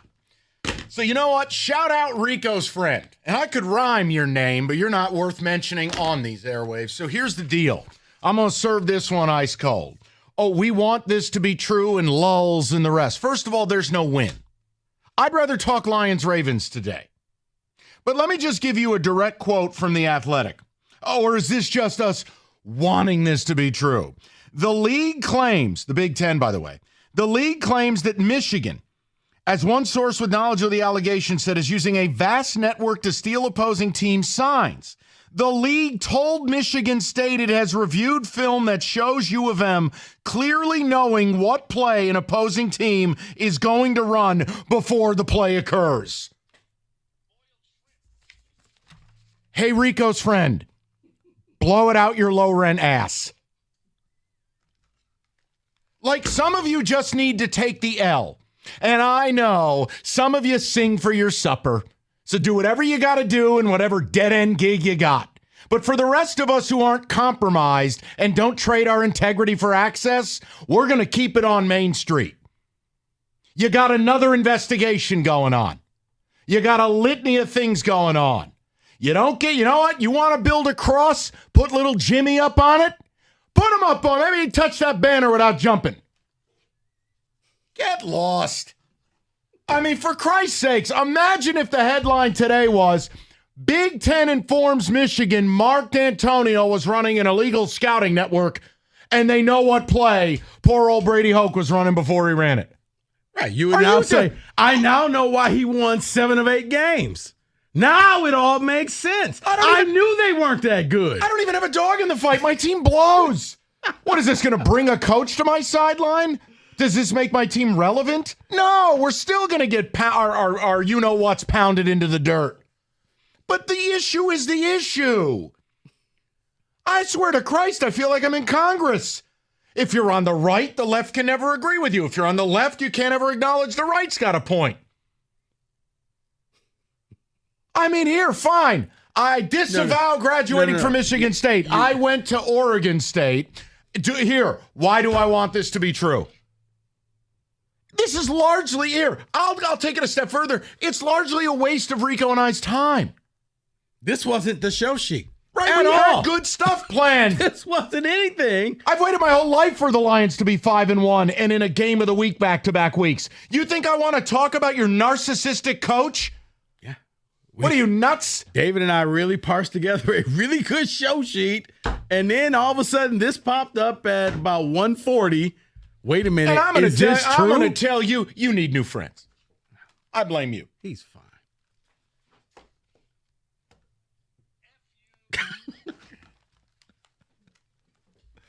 You know why? Guys like him are a dime a dozen with that school because that school's never been wrong. I don't surround myself with everybody who thinks the same way. Clearly. So I wouldn't surround myself with cultists either. I am not a typical American. I want a diversity of friends. David, Kenny, even Roberto. That's okay. We're good with that one. Wow. All right. You want me to go to the people? Let's go. I just wanted to read that quote because, again, we're not pulling this out of thin air. What are you, nuts? I mean, the fact that it sounds like Michigan State thought about it overnight and came out this morning and said, you know what? Upon further review and NBC telling us we're going to play this game, we'll go ahead and play the game. I'm throwing the NBC part in there. The reality is it doesn't matter if Michigan knows our plays or not. We stink. Right. I would have simply, out of spite, not played. Just to draw more attention to this. Wait till Saturday morning. I don't feel safe. Out of an abundance of caution and blah blah blah blah. We ain't playing this. Right. They do the Spartan walk, get to the stadium, and all of a sudden Harlan's like, guys, can't find our helmets. I got a bad feeling about this. How about we just cancel this one? But hold on, in a serious manner, when the Big Ten comes to you and you're Michigan State, I understand we're terrible. But if they tell you we have evidence that they know the plays you're running before you run them, because what other response is there? Now either you take the next 48 hours to come up with something, a totally different offense, and that's asking a lot from Jay. It really is. Bro, in 4 years, this is the offense that you got. Imagine what you get in 48 hours. The only time it's looked functional is when we had Barry Sanders. That's it. But that does cause some caution. Like, makes me feel better about my bet on Michigan this week. That's for sure. Unless they just come up with something I couldn't totally resist. New. I got it at 23. No, I said unless they come up with something totally new. I mean, the last time Jay Johnson did that, he caught Michigan off guard. And yes, I'm going down that rabbit hole. Oh, no. He only has one in his hat. He only could pull one. David, I'm saying, but all of a There's sudden, that no game, more they new. said, you know what? What if we just rushed it and we just went ahead and rushed that snap count and get Michigan with 15 men on the field? And it worked, and it worked, and it worked. So, phone calls. Let's get to the people. Sheldon's up next, 97.1. Hi, Sheldon. Hey, what's going on? I'm so happy I waited to get on here and talk to you, Enrico, narrative making nerds, because you guys are making a narrative out of this that's not even real. The sign stealing is not what's illegal. It's sending people there to steal the signs that's illegal. Which I've Now, if said you wanna 100 talk about times Harbaugh, today. I've said that 100 if you wanna- times. but that's not what you're saying. You guys are criticizing them for stealing the signs, which everybody does. Everybody steals signs, but everybody don't send people there to scout to send signs, and that's what they're being investigated for. Yeah. But you guys are changing this narrative, making it like, oh my God, they're stealing signs. What if Michigan State was stealing signs? You're doing it because you had a power to do it, because you radio guys, and you're making a narrative, and then the Michigan fans are calling up like little scary people that really tell you guys just hate Michigan, you hate Harbaugh, and you're making this whole narrative out to be something that is really Add not. something to the Because list. you I guys are hate nerds. you.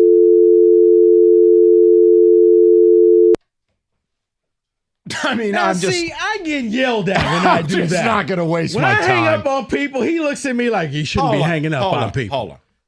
Because you're not going to come up in this Humpty Bumpty and act like I haven't said exactly what he said 100 times. I do that all the time. Just not today. I don't like U of M. Hang up on the next caller then, Rico. No, and I'm sitting like, no. guys, today ain't the day for that. No, come on, you No, need my better. point to you Jimmy is- calls me in there. You got to be better. No, my point to you is, what the hell did we say that he didn't say? Second of Nothing. all, when fans call up and go, well, it's no big deal, everyone else does it, well, that's not the case. Right. Because I don't know of another investigation involving something like that you this. have a syndicate of people that you send to games, allegedly.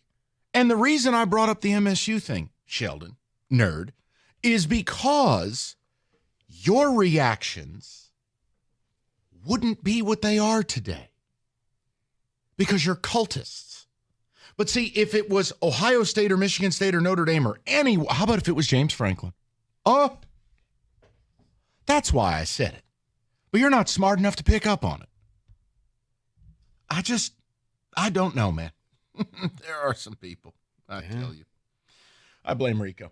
248-539-9797. Let's just get back to the people. It's back. only onward and upward from I Sheldon. have a statement to read. Okay. Okay, is this from Greater Life? No, Jim Harbaugh's attorney on the sign stealing investigation. I've spoken to Coach Harbaugh about what we've read in the sports news, and if the NCAA rules allowed him to make a public statement, I am sure he would deny having any knowledge of what was reported. So he's saying Harbaugh's Of course not- he would say that. He's a lawyer. Of course you would say, well, I'm not allowed to comment, but if I could, I deny it. That's your way of getting a denial out there. Second of all, alert me anytime Jim Harbaugh has ever admitted to any misdeed. It's the reason why the NCAA is angry with you now instead of just saying, you know what? There it is. I probably shouldn't have had JJ on campus. My bad. No. Didn't do it. Can't prove it. Listen. Wasn't me.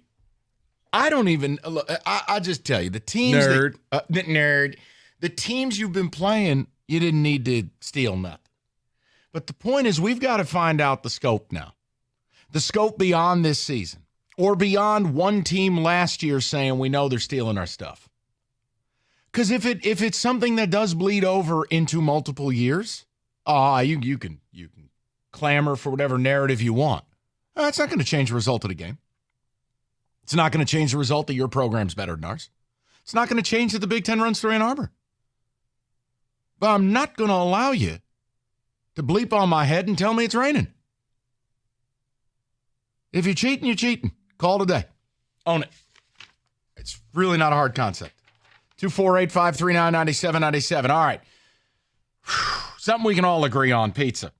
Now, whether you've got a vast network of illegal scouts or you're just a low-life Sparty like us, everybody deserves a nice slice, huh?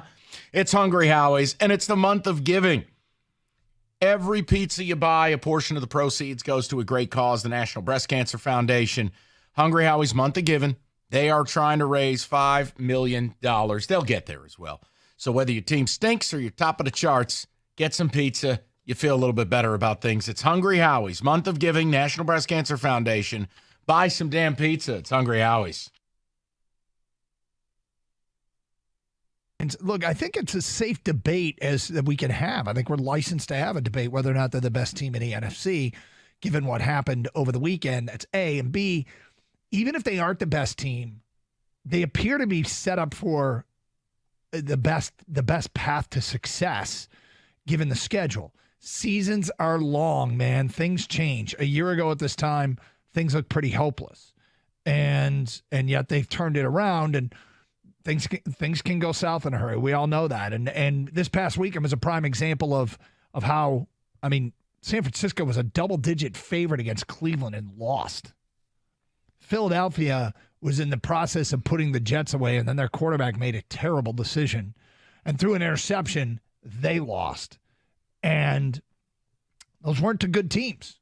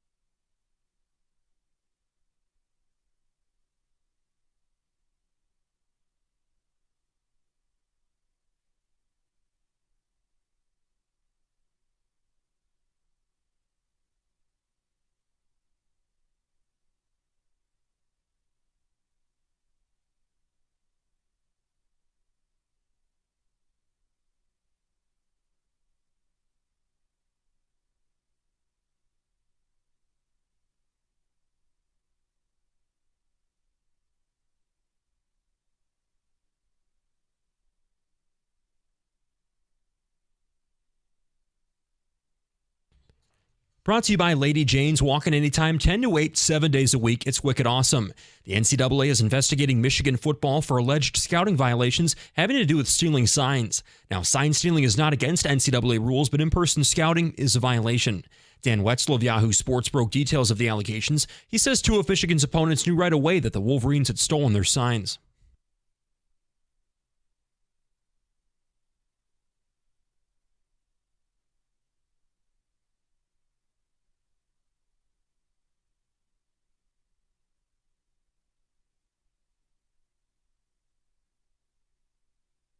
Big Ten says it has notified Michigan State, along with the Wolverines' other opponents, about the potential sign stealing. Meantime, we've got the injury report from Lions practice today. David Montgomery and Jonah Jackson did not practice, but Jahmyr Gibbs, Craig Reynolds, Sam Laporta, and Brian Branch did all return to the field. Detroit, a 3-point underdog at Baltimore. And former Tigers manager Jim Leyland has a shot at the Hall of Fame. The Contemporary Era Committee has put the 78-year-old on its 8-person ballot coming up this winter. I'm Luke Sloan. More at 5 o'clock or at 97ontheticket.com. Seasons are very long, and things change throughout the course of the season. If the Lions go to Baltimore and win,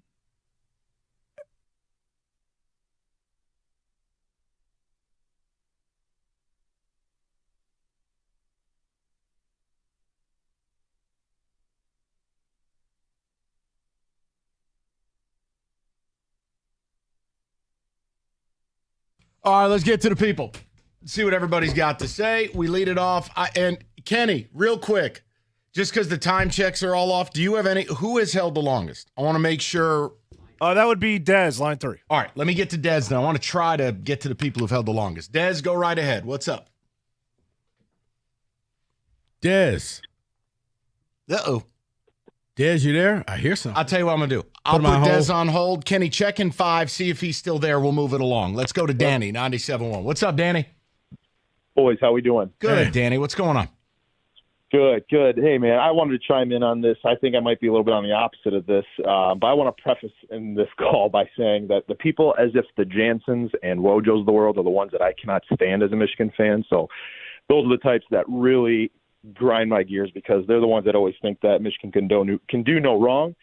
And I'm putting my conspiracy hat on, and I was kind of agreeing with what you said in the open, Mike, when it came to this is all NCAA pissed at Harbaugh. I think if this was any other coach that got their hand in the cookie jar with this type of a violation, that it would get brought up, it would be addressed, but it would not be on national headlines. Right. I think that they're trying to get their 1 pound of flesh, and they're blowing it up to more so than it needs to be. Because quite honestly, when I heard the headline, I was actually a little bit shocked. I'm thinking that I didn't even know that was illegal to what they were doing. Even having personnel live scouting, to their opponents, it doesn't make any sense to me because if you're not cheating, you're not trying. And I don't really care if anything happens with asterisks or whatever. Right. I thought this was already standard operating procedure, to be completely honest, because if they're winning, why isn't everybody else doing it? Because I do truly believe, this is where we might have to agree to disagree. I think everybody does do it to a certain extent because how many people are on the sidelines repeating what their coordinators are doing for signals, right? Oh, Danny, here's the thing. It's happening when you have the 3 assistant coaches all out there doing 3 different signs. People are watching you. I think for this, it's you can't send people to other games to scout the signs and other opponents. That's where I think that they're already doing that other teams as well. They have people. This is not football here where they don't. I'm had JV squad and freshman coaches going out to the next week and the next 2-3 weeks opponents games of the end of season. Yeah, Danny, phone's breaking up. Hey, Danny, your phone is breaking up, man. Listen, it's not us. Your phone's breaking up. My whole point, if you call up and you go, look, I don't pretend to have some moral authority. I just want to win. If you say that was the very first caller. That was the damn most honest call today. Yeah. But what you can't do is when your brand is built on this really false moral authority, and when your coach has spent a decade needling the NCAA, you're already under NCAA investigation, and now there's this. It's just it's silliness is really what it is. And look, of course they're coming after the guy. They hate him. He hates them. But when you look at the last calendar year of your program, what the heck? Ask yourself if you've given them reason to come at you. And if the Big Ten goes to Michigan State, who, by the way, can't get out of their own way, and says, guys, here's the evidence, they kind of know what their opponents are running before they run it. Yeah, it's a problem. Not for us, it won't be, but for a better opponent, I'll tell you right now. If this were happening in Columbus or in Happy Valley, you'd have the same reaction as anyone who's not a Michigan fan today. Mm-hmm. Now, what happens and all that, I have no idea. I really don't. And the vacating and all, it doesn't matter. If you guys go to the playoff and you take your family and you have a great time, like, okay, they vacate it. Well, you're still going to have the memories. No, it doesn't matter. But this goes back to if you found out, they said, hey, when Urban was at Ohio State, he knew your play. Oh, my God. You would be like, and now I understand. Or Mark D'Antonio, we come to find out he knew the plays, he was scouting you, and this is what happens. You wouldn't be saying, well, everybody does it, so no big deal. I promise you. That wouldn't be going down. See, but people need to read what the story and what the investigation is about. Yes, every team gets advanced film on a team. That's Everybody sends a scout But this is about an unnamed individual or someone that's associated with the program doing something, in quote, using a vast network to steal signs. That's what it's about. Because It's not once you again, didn't just send a scout. the sign stealing goes on because you always see it's 3 different coaches, or they'll use the backup QBs, and they're singling in 3 different plays. It's a shell game. You don't know which play is active and which plays are dummy plays. But it's like you have a syndicate where you're sending people all over who are friends of the program to get this information. Like, that's not what everybody does. And it's not just us making this stuff up. You know, you got people out in Vegas alerting casinos, hey, you guys may want to keep tabs on this. This is kind of going down. It's not just us making this up. This is national news. This is what happens. And I think a lot of it is, the NCAA. You know what I can't figure out, though? What? Why can't you just do a full-time conversion like the NFL? You just have multiple headsets. You just have multiple helmet mics. You just get rid of all the college. You just take this out of it.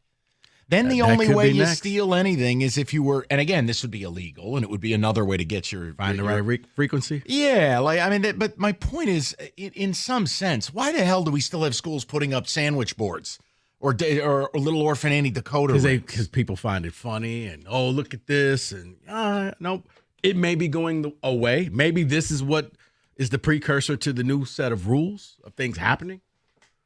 It'll probably happen after if they do come down on Michigan, then like, you know what, from here on out, I'm going to get away with it. See, I think the only thing they're going to come down on Michigan with would be, I don't know that Harbaugh is going to be here long term, and maybe they'll put some suspension out there that he'll never serve. They're not going to do anything to the school. Yeah. I mean, if they vacate wins, they vacate wins. But like that argument has been settled for years. If Michigan goes out and wins this thing and the fans get the joy out of it, the NCAA can vacate whatever they want. It's not going to give the teams that lost a reprieve. Right. And it's not going to take away fans' memories. You're right up there with Louisville basketball, USC football, Auburn football. Yeah, the Fab Five. All these things happen. But you're not supposed to think that they happen. 248-539-9797. NFL tonight, tough game. I over under 39.5 in an NFL game. Could be worse. Could be Iowa. Enrico wins. FanDuel, look, it's Jags Saints tonight. NFL same game parlays. Lots of ways to play. You build your own or choose from the SGPs. FanDuel's top rated sportsbook app. It's FanDuel.com/ticket. Don't miss out on your chance for a no sweat same game parlay. America's #1 sportsbook. It's FanDuel, the official sports betting partner of the NFL. 21 and up, present Michigan. Refund issued. Non-withdrawable bonus bets that expire 7 days after receipt. Max refund, $5 unless otherwise specified. Restrictions apply. See terms. Sportsbook.fanduel.com. Gambling problem. 1-800-270-7117.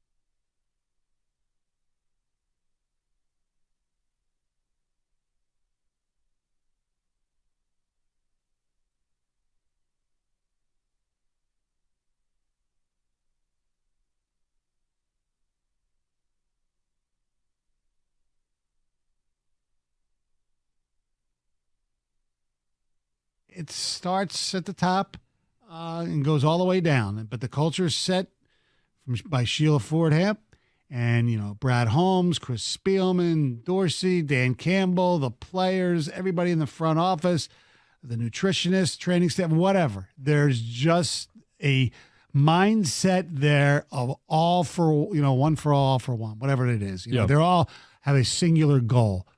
And that used to never be there. There used to be all these fiefdoms that this person cared about this thing. And nobody would get along. They got along as people a lot of times, but they weren't on the same page. Yep. You have to have, in today's national football, you have to be on the same page.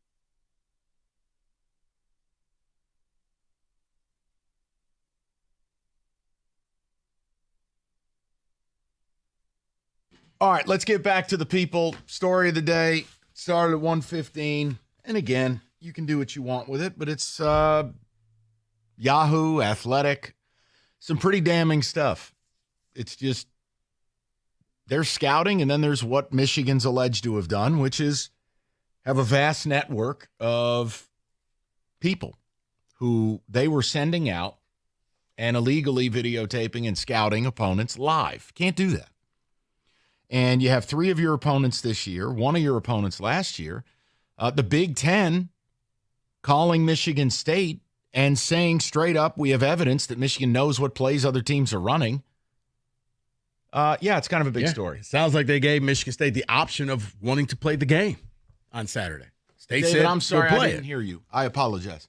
I have an update on Brian Branch. I know there's another big game around here. I believe it's the one I'd rather be talking about because this has no impact. MSU's not winning Saturday. This actually was the point of the show today, but go ahead.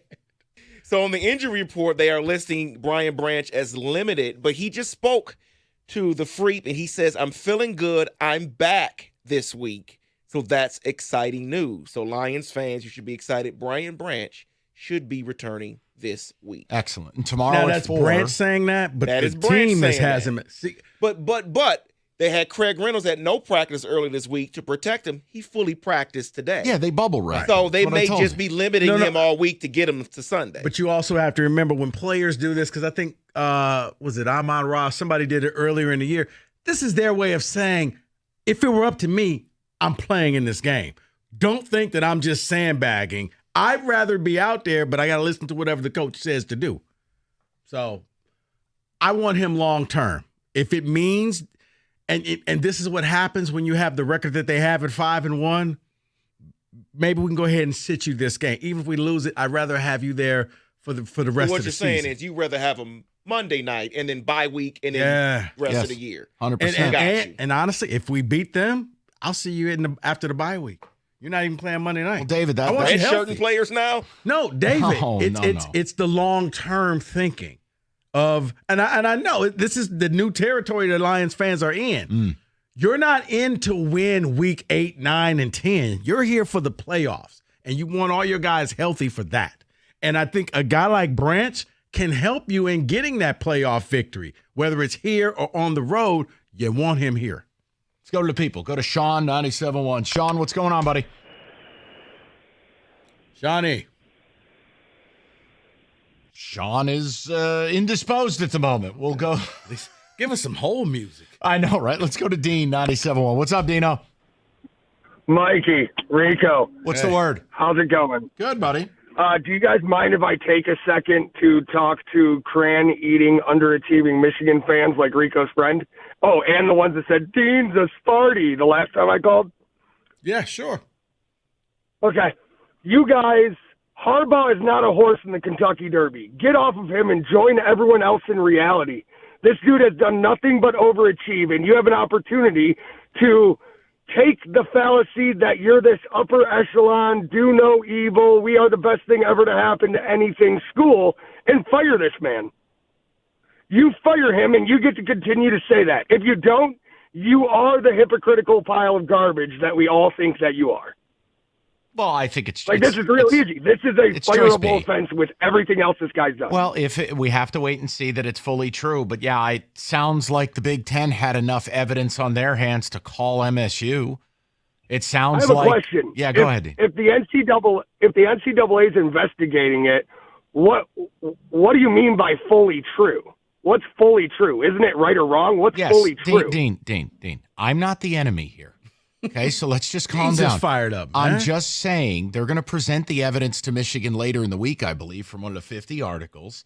If it pans out that this is spot on, this is exactly what they were doing. Yeah, I mean, Dean, yeah, it gets to a point that between hosting recruits during COVID, potentially lying to the NCAA, and then this, yes, Dean, but guess what? Well, yes.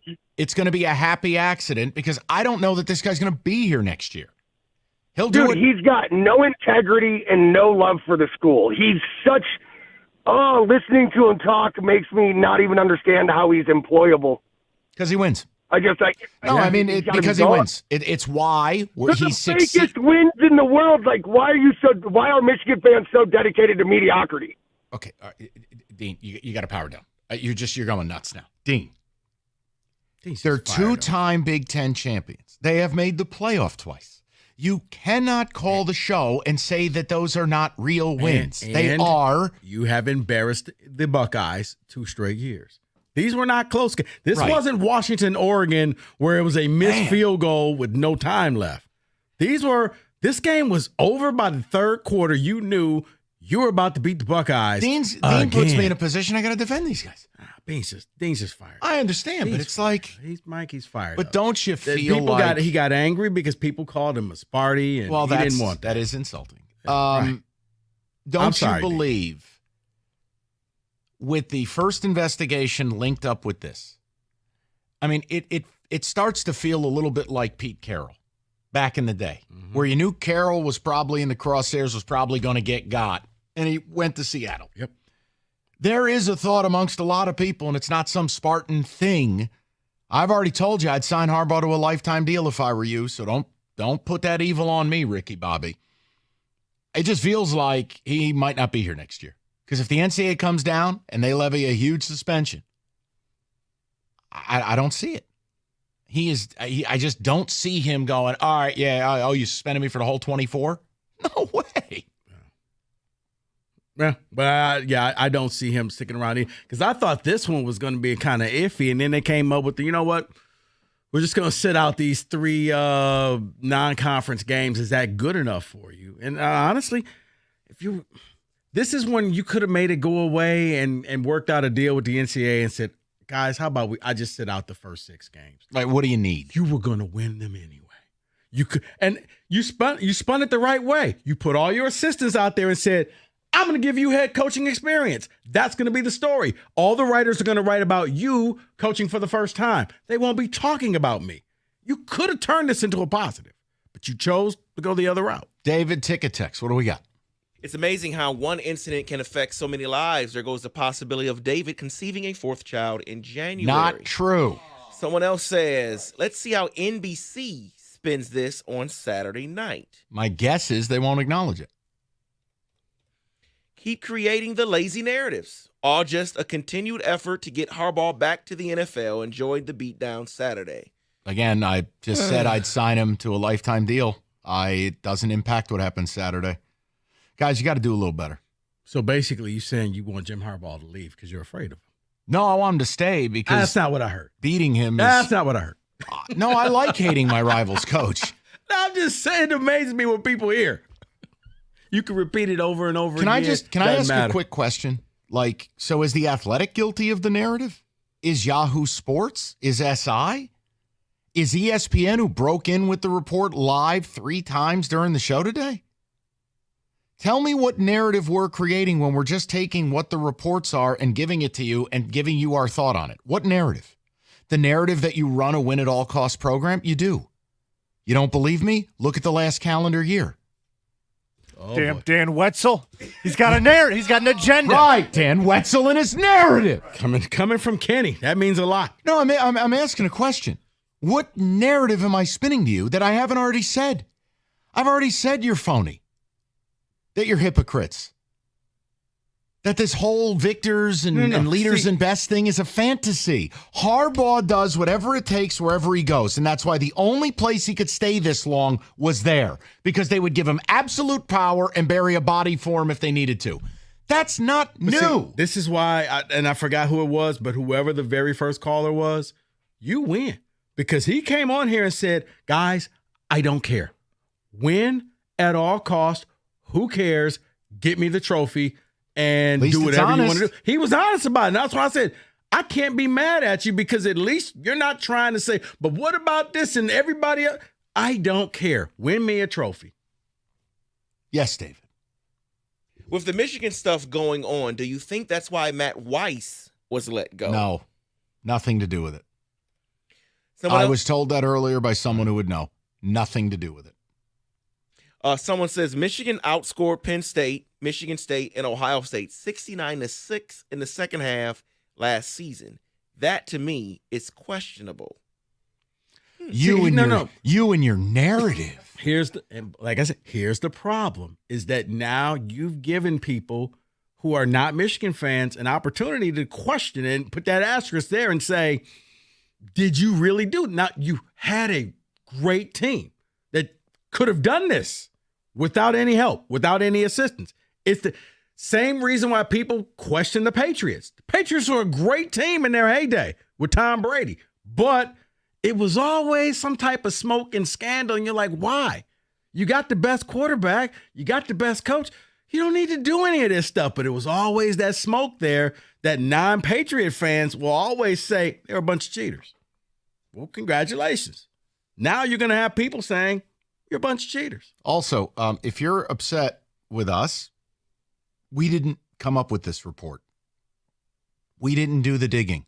We aren't the source. Like, I don't know what you want us to say.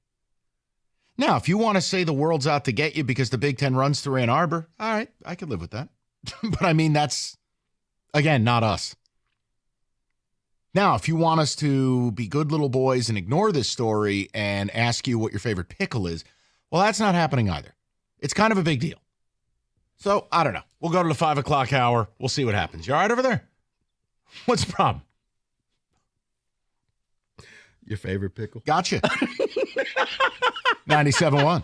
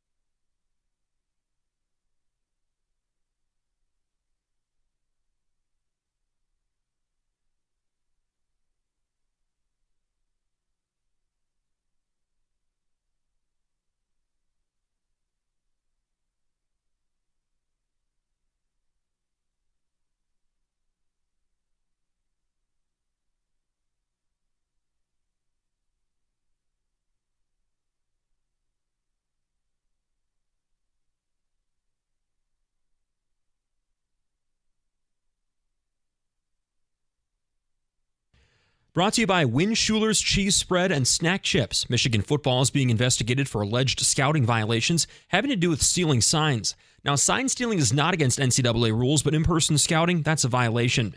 Dan Wetzel of Yahoo Sports broke details of the allegations. He says 2 of Michigan's opponents knew right away that the Wolverines had stolen their signs. Seasons are very long, and things change throughout the course of the season. If the Lions go to Baltimore and win, it's hard to envision where and if it could go south.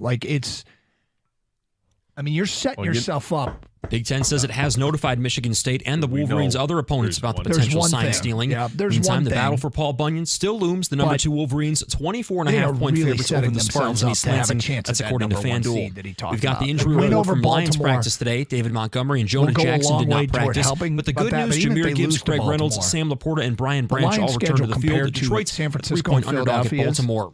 Former Tigers manager Jim Leland has a shot at the Hall of Fame. The contemporary era committee has put the 78-year-old on its 8-person ballot coming up this winter. The Pistons have their 3rd preseason game tonight. They play the Thunder in Tulsa. Tip off at 8 o'clock right here on 97.1 at the Ticket Update Desk. I'm Luke Sloan. For more, go to 97.1 The Ticket or Odyssey.com. But those are 6 games the Lions have the luxury of playing that Philly and San Francisco don't have. This is true.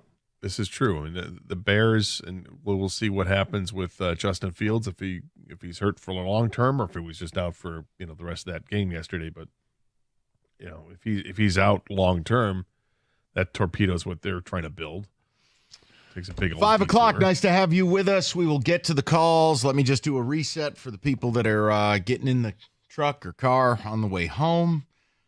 It's been something. Yahoo and The Athletic, the NCAA investigating Michigan football for allegedly violating rules that prohibit teams from scouting in person future opponents. Normally, you're provided extensive video footage to scout, no problem. At issue, according to sources, is whether Michigan is using unnamed individuals to attend games of both scheduled opponents and possible college football playoff opponents in an effort to gather information on the signs they use to call offensive and defensive plays. Staffer with one of the teams Michigan played this season told SI, "We had an inclination before we played them. They were sending advanced scouts and videoing our signals. U.S. Integrity, a Las Vegas firm that monitors the betting market, sent out an alert to sportsbook clients regarding Michigan's controversy Thursday, according to ESPN. Now, that's more for the betting side. Look for irregularities, etc. The league claims, this is the Big Ten, that Michigan, as one source with knowledge of the allegation said, is using a vast network to steal opposing team signs. Also, the Big Ten alerted Michigan State that they have evidence that Michigan knows what plays the other teams are calling before they call them. Now, apparently, this was the shocking part to us. Apparently, sometime last night, before this goes public, there might have been a time where Michigan State considered not playing the game Saturday. Yeah, they considered, came out this morning and said, you know what, they're going to go ahead and play the game. So, again, if Michigan's guilty of this, does that impact really Michigan State's ability to win the game? No, we're not good enough to win the game. But I'll tell you one thing, any team that's played them, any team this opens up a Pandora's box of, all right, well, how long has this been going on? And allegedly, the NCAA is going to drop off all the evidence to U of M this week.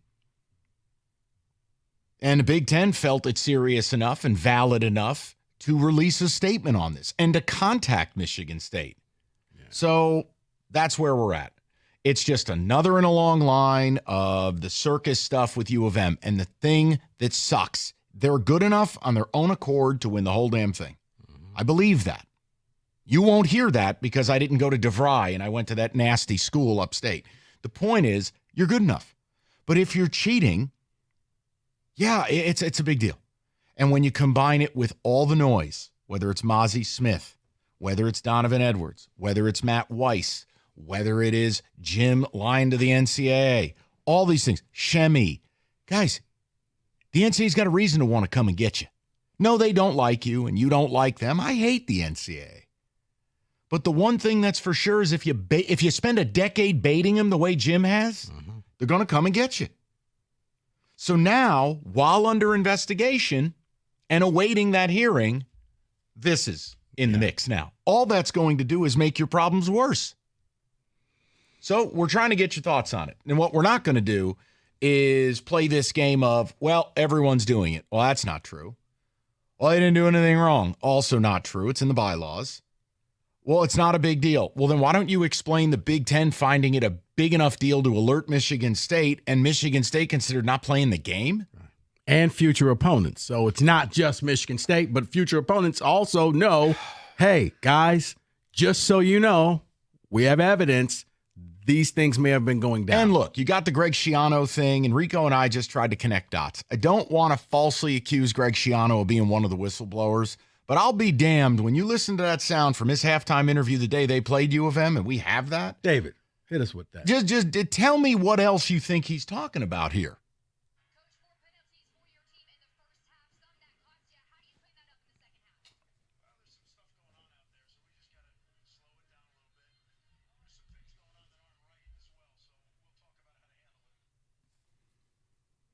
I don't know.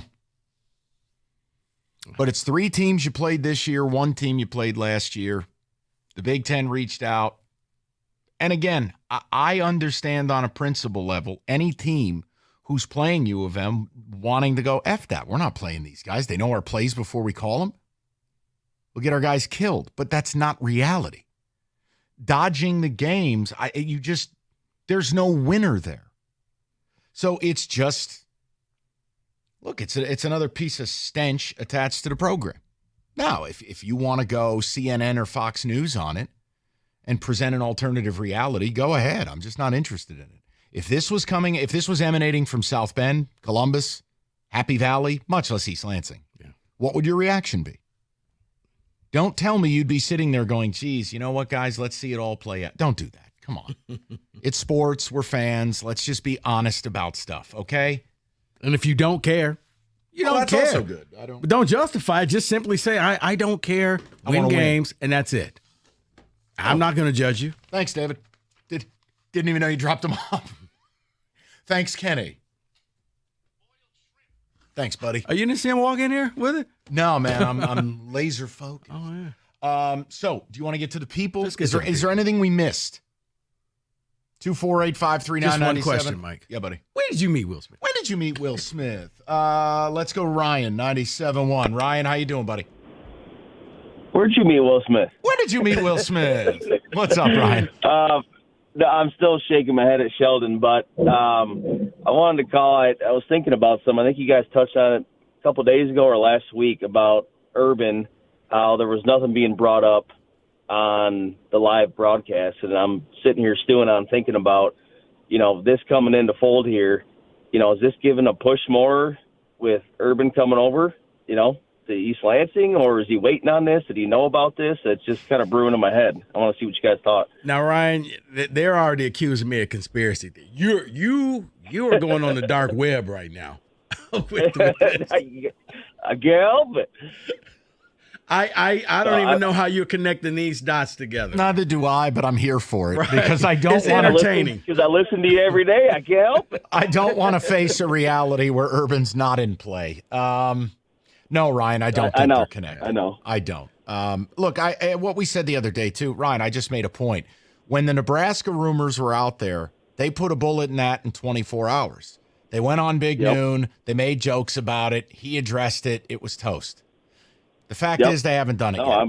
Could he come out and do it Saturday? Very possible. Yeah. I just, we try to have a little fun with it. I mean, what else do we have? The team stinks, and Mel Tucker, Satan. And I got a picture of that green tie that I keep staring at driving home from work right now, and I'm sitting here listening to this, and it's just I can't help it. Oh, green tie! Please make this happen. Please, God. No, I know, Ryan. I know. I would to the haberdashery in the sky. Please make this happen. No, I can't make a connection between the two. Albeit that would be that was hilarious. If I'm conspiracy, that was dark web. Let's go to Greg 97.1. Greg, what's going on, bud? Hey, guys. Oh, my God. Oh, here, I got How's you. it going? I was listening yesterday when that drop was made, and oh, my gosh, it was amazing. But anyways, I'm just glad that you guys provide a platform to call out the people like Doug Karsh and John Jansen and Bob and Costa and all these shills that protect this facade of a program that is just a complete farce. It's a joke. And I grew up as a University of Michigan football fan. And when that wall came crashing down, I was crushed that I had believed in something that was so false and so wrong. I was beside myself. And then I went to Michigan State, and I found the light. And I cannot thank you guys enough for allowing a platform for people to talk about this. So thank you so much. All right. Well, I mean, Greg, understand something too. Let me be. I want to be fair to the other guys. Like, I don't care. People can call up, trash me in any other day part they want. John, this did not break. We'll see what John has to say about it tomorrow. Did this break there? You know, it was late in Doug's show. Like, They can speak for themselves. All right. I have my own issues because, yes, I believe certain people kind of just don't want to talk about the real stuff. But you know what? They can handle it themselves on their own shows. All right. And again, I don't care. People call up, say whatever they want about me. I'm here 2 to 6. I'll do my thing, go home. It is what it is. But I don't need you doing that here, and they can't defend themselves. And to be fair, they haven't even had a chance to address this. Now, if they come on the air defending this, that's a different thing. Then I'll be calling your show, Greg, and I'll say the same thing. But my point, they haven't said anything yet, so I we can't think judge what them. I can't reconcile is how you would defend this. I understand the why you would, but how? What is there out there that would suggest this didn't happen? Okay, good talk. No. I'm just saying there's not really much. That this is one where it will question you to go back and start looking at things and saying, maybe this is why. 248-539-9797. We've talked about capital mortgage funding for a long, long time. Home purchase market has changed substantially. It's going nuts. Multiple offers, overbidding, you name it. You need an experienced lender now more than ever. Not for the great rates because they don't exist. You need them for a pre-approval. Any shot of going out and getting that house, you better be pre-approved and ready to pounce. Call 1-800-LOW-RATE. Harry Glanz, Dan Burke, the whole staff of Capital Mortgage Funding. They're going to make the whole process smooth, easy, hassle-free. They've been doing it for years. They'll take care of you right. It's 1-800-LOW-RATE. Capital Mortgage Funding, the best mortgage banker.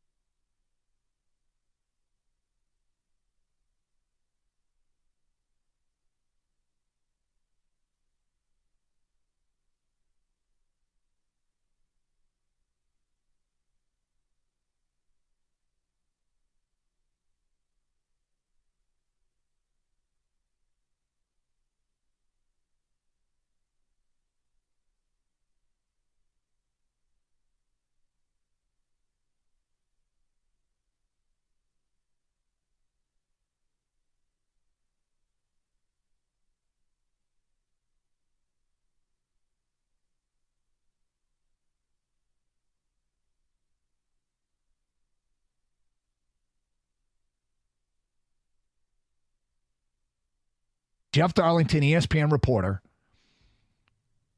tweeted out a video last night of Lions fans just going nuts after the game. And he tweets, I've seen a lot of opposing fan bases make noise for a team after a win, but the Lions might have topped them all today.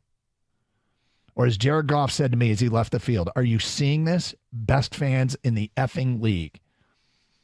Peter King estimated there were 25,000 Lions fans. Wow. I mean, that's wow. Yep. What is that, a third of the capacity there? That's amazing. Yep.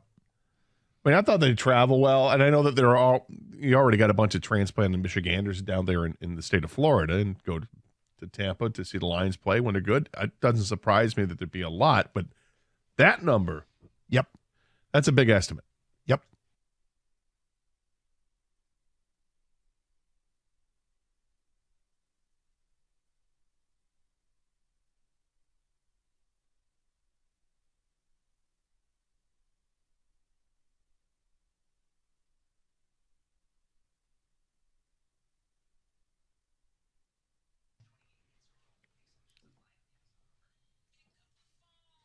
My friends over at Applebaum and Stone are here to help you. Ron Applebaum and Eric Stone are personally involved with every client. They'll handle the difficult insurance companies so you can just take care of yourself. When you call Applebaum and Stone, you actually get them. They come to you and they'll get you the money you deserve. So call Applebaum and Stone right now. 833-WINS-BIG. That's 833-WINS-BIG. Tell them Rico sent you.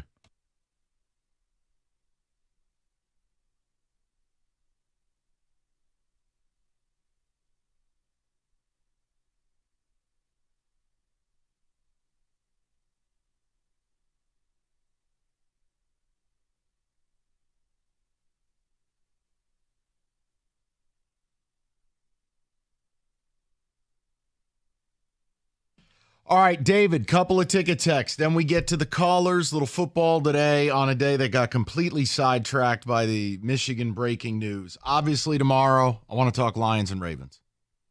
We can talk Michigan State. I don't know what there is to talk about. You want to name your score? It's going to be you a lot, us a little. Noted. But, David, go ahead. Longtime Michigan fan, and I love Harbaugh. But if this is found to be true, fire the head coach, the coaching staff, and the AD. Cheating, no matter who it is, isn't right. Yeah, and understand something. Look, we went through this the first go-around, and I have not called for him to be let go for the hosting of the recruits during COVID. But all I did tell you is Herm Edwards lost his job because of it. Other coaches have lost their jobs for less than what your coach has been accused of. That's before today. Right. But now, but here's I the have thing. not been the one to say this is what should happen because I live in the real world. That's never going to happen. If Harbaugh was losing games, you'd be the same people calling up demanding he be fired. Make no mistake about it. Mike, right there. Because when you're winning, it's the ultimate deodorant. No one cares. You're winning. We'll brush it under the rug. Boys will be boys, whatever. But case in point, and I'll still say this, if Mel Tucker was winning and sending MSU to the playoffs, this wouldn't be a big deal right now. They would have found a way to make it go away, and we want you to be our coach, but they want it out of the contract. Michigan wants Harbaugh there. They should want Harbaugh to be there. He's the best coach they'll ever have, so, and he's fabulous for business. Therefore, if I'm Michigan, if I'm Ward Manuel, no big deal. I'm going to do my best to try to make this go away. I'm going to try, and I don't know, but it kind of looks to me as almost like Ward kind of worked with the NCAA to make it go away. And then, Jim was like, wait, I'm not accepting anything.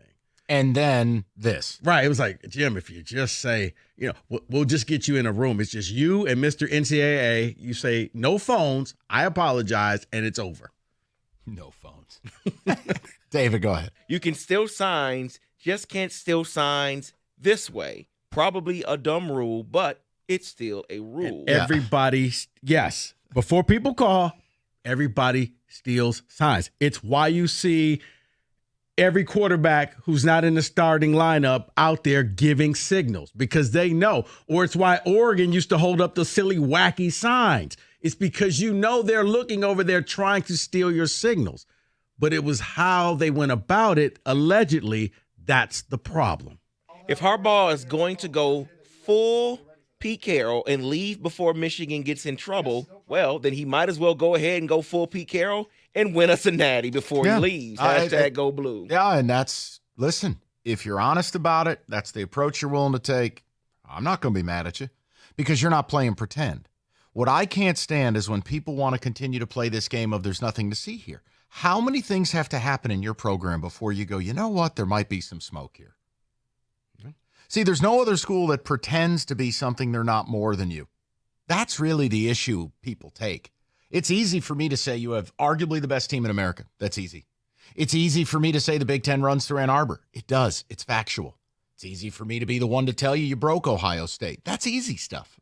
But what I cannot abide and will never abide is that you are somehow leaders in best or a moral high ground or you do it the right. No, you don't. Under Jim Harbaugh, you have become what you hate. You have become what you claim to detest. You are a win-at-all-cost program that is constantly in the news for the wrong reasons and now has multiple NCAA investigations going on, okay? That I can't do. Now, the difference is, what about Spartan? No, we've never claimed to be any better than anyone else. I'm the guy who said I'd hire Satan and drill holes in the helmet for the horns to come out. You're going after Urban Meyer. I don't pretend. No, I understand. But it's the same people will then have a problem. Oh, but you're going after Urban. You don't have a problem. We don't have a problem. If you, like the most sincere caller we had today was the first guy. I wish I remembered his name, but he just simply said, "I don't care. Win at all costs." Let's go to Mark, 97.1. Mark, what's going on, bud? Hey guys, when I first heard this news, and look, my first inclination was, look, I'm a Tennessee fan. I said, why isn't Josh Heupel doing this? I'm sorry. Why was he down in Gainesville filming signals? So you're basically saying just win, right? Win. But you guys are exactly right, because there is no holier than thou program than the University of Michigan. And when you it's similar to, I'll use another example. It's similar to Hugh Freeze at Ole Miss. Mm-hmm. If Hugh Freeze wasn't out being Reverend Joel Osteen, no one would care that he was cheating, recruiting, and going to things. But when he made himself Reverend Joel Osteen, they wanted to nail him. That's right. And he gave them plenty of reasons to nail him. And when you do this, just say, we want to win. Trust me, I wish Josh Heupel were doing this. Why we're getting our tail kicked in Gainesville? Why isn't he out filming signals? Mark, once again, when you win, your fan base and people don't care. If that's the case, no offense, Kenny, but look at everything's going on with Georgia. Every year it seems like there's another story. Don't care. Another 90. That's all we care about. It's a scoreboard business, period. Question, Mark. Yeah. I need you to be honest with me. You guys going to go down to Tuscaloosa and get this done? Because I saw you hammer the ball against Texas A&M, and I didn't think you'd be able to do it.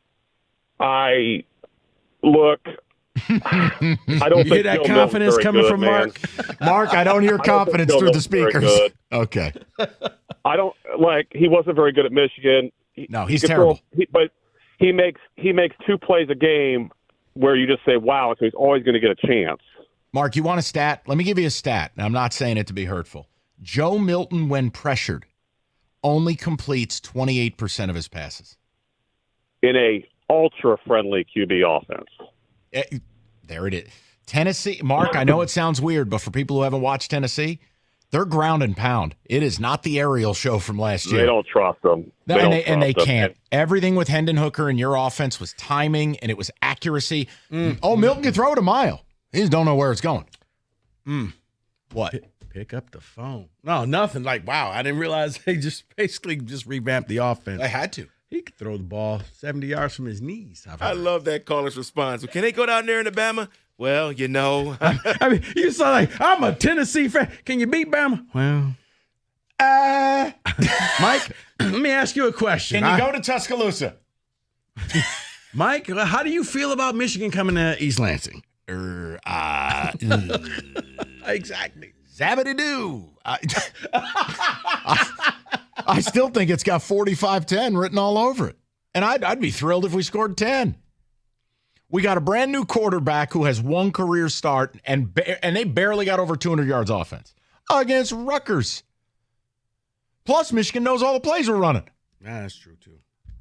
Won't be raining, though, so. Just saying. Maybe they get an extra touchdown in because it's not raining. Our offensive coordinator's play sheet is a It's a placemat from the ground round. You roll out the crayons for Jay Johnson. I mean, we're going to get murdered. Maybe he should switch over and just start using tarot cards. Yes. What does Scorpio say? Play pass. When your furnace goes out, you need reliable service. Mastercraft Heating, Cooling, Plumbing, and Electrical. They got you covered 24/7. Locally owned for 40 years. They back their work with a 5-year warranty. Mastercraft, your one-stop shop for heat, AC, plumbing, and electrical. Generators in stock and on sale as well. If Mastercraft can't get you same-day service, you take $100 off the next day call. It's mastercraftheating.com.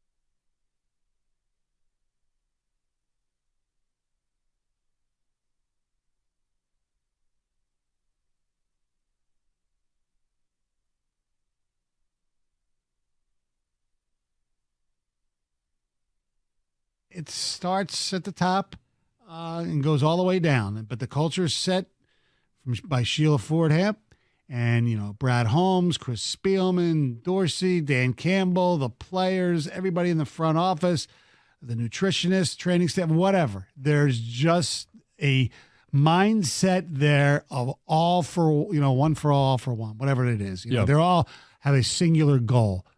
And that used to never be there. There used to be all these fiefdoms that this person cared about this thing, and nobody would get along. They got along as people a lot of times, but they weren't on the same page. Yep. You have to have in today's National Football League, you have to be on the same page.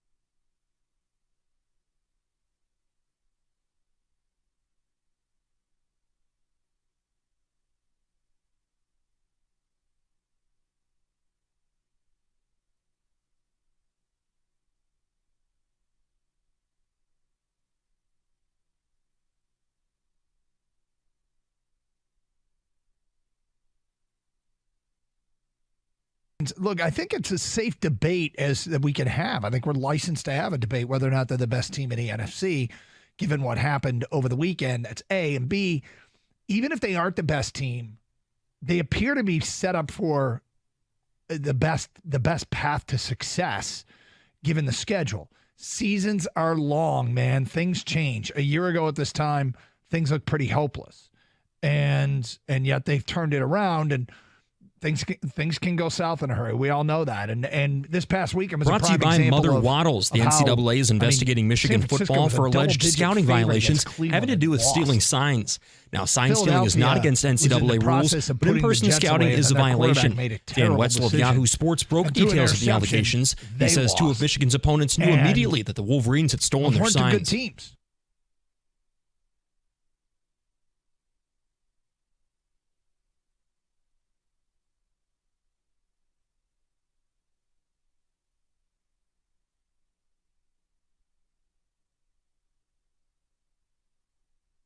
The Big Ten says it has notified Michigan State and the Wolverines' other opponents about the potential sign stealing. Meantime, if you've dreamed of having a beer while watching the Wolverines, your dream is now reality. U of M has approved alcohol sales at the Big House, Chrysler Center, and Yost Ice Arena. Chrysler and Yost will see those beer and alcohol sales first. Implementation at Michigan Stadium will not happen until after the season. The university has also approved $24 million in renovations to the locker rooms at the Big House and Chrysler. Those renovations are being funded by private donations. I'm Luke Sloan. More at 6 o'clock or at 971theticket.com.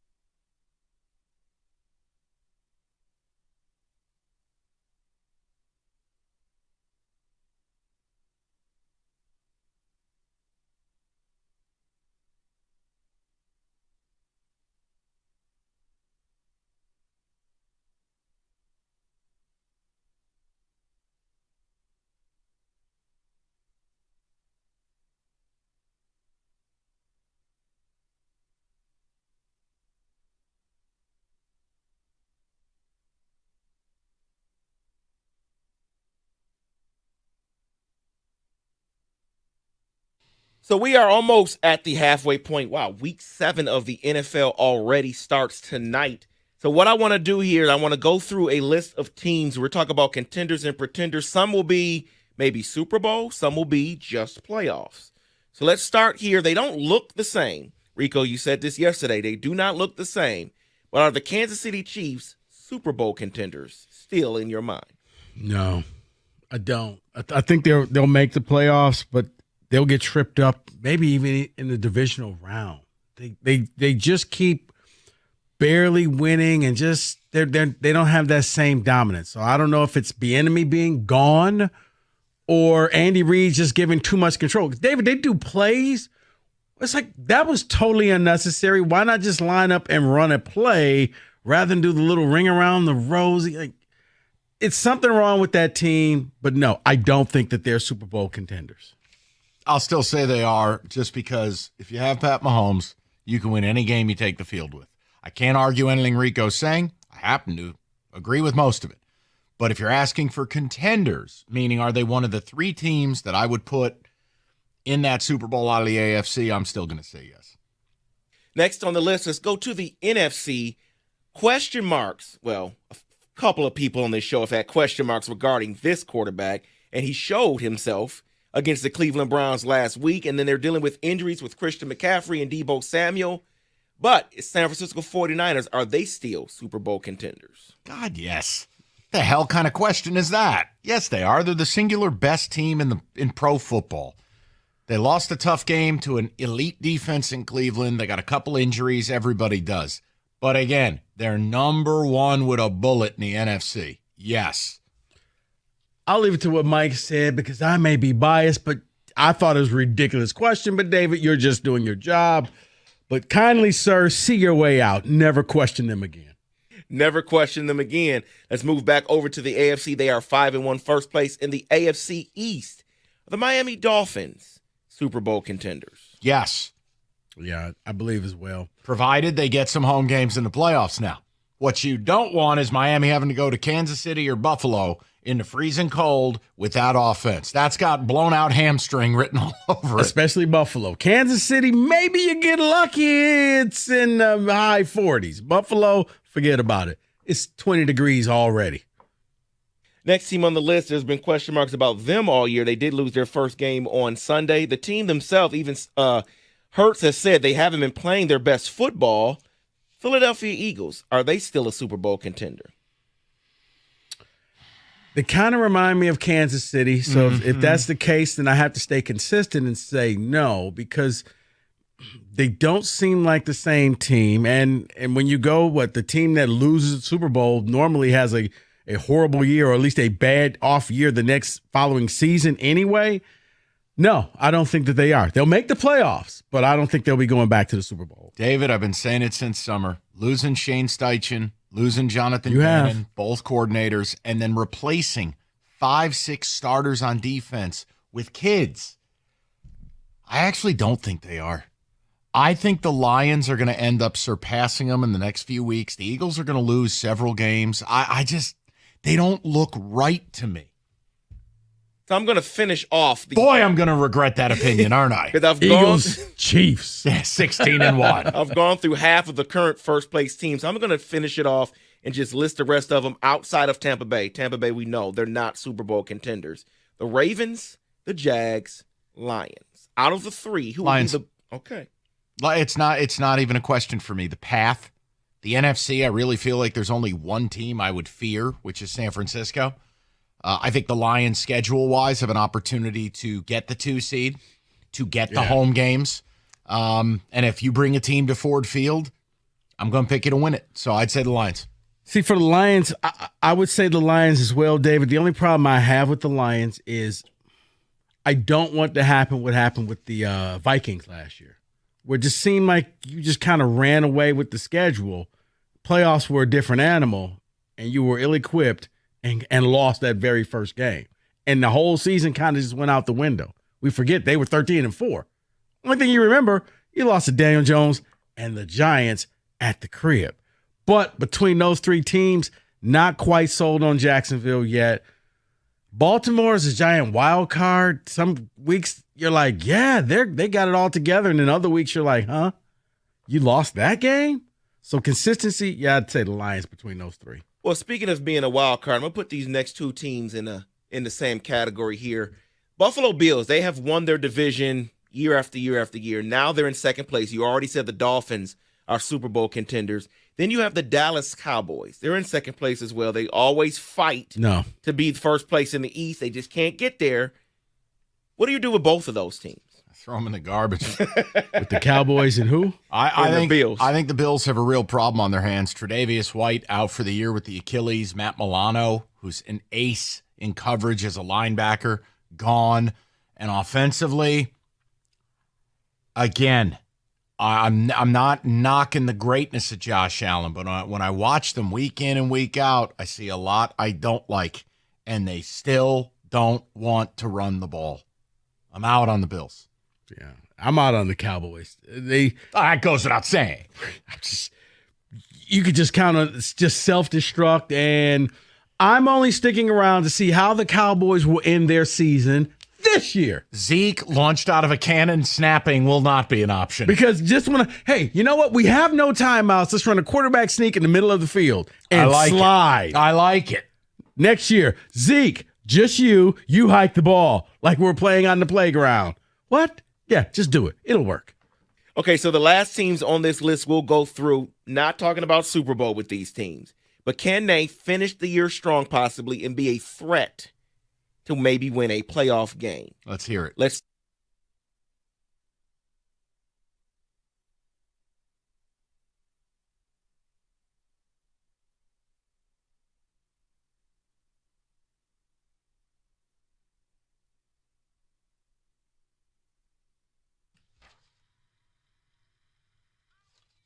Well, too bad, Rico. Listen, college football, Saturday, whether you're a Michigan State fan, obviously, you'd be enjoying a beer for distinctly different reasons. You're a Michigan fan, it's to celebrate being on your way to a third straight Big Ten title. If you're a State fan, you're more adding tears to your beer. But bottom line, Old Nation has a complete lineup of delectable selections. The M43, B43, Oktoberfest, they got you covered. Old Nation just made Untapped's best regional breweries list. No other Michigan brewery made that list. Bottom line, they're as good as they get. It's Old Nation Brewing Company. Check them out, oldnationbrewingco.com. That's oldnationbrewing.com, 21 and up. And as always, please drink responsibly.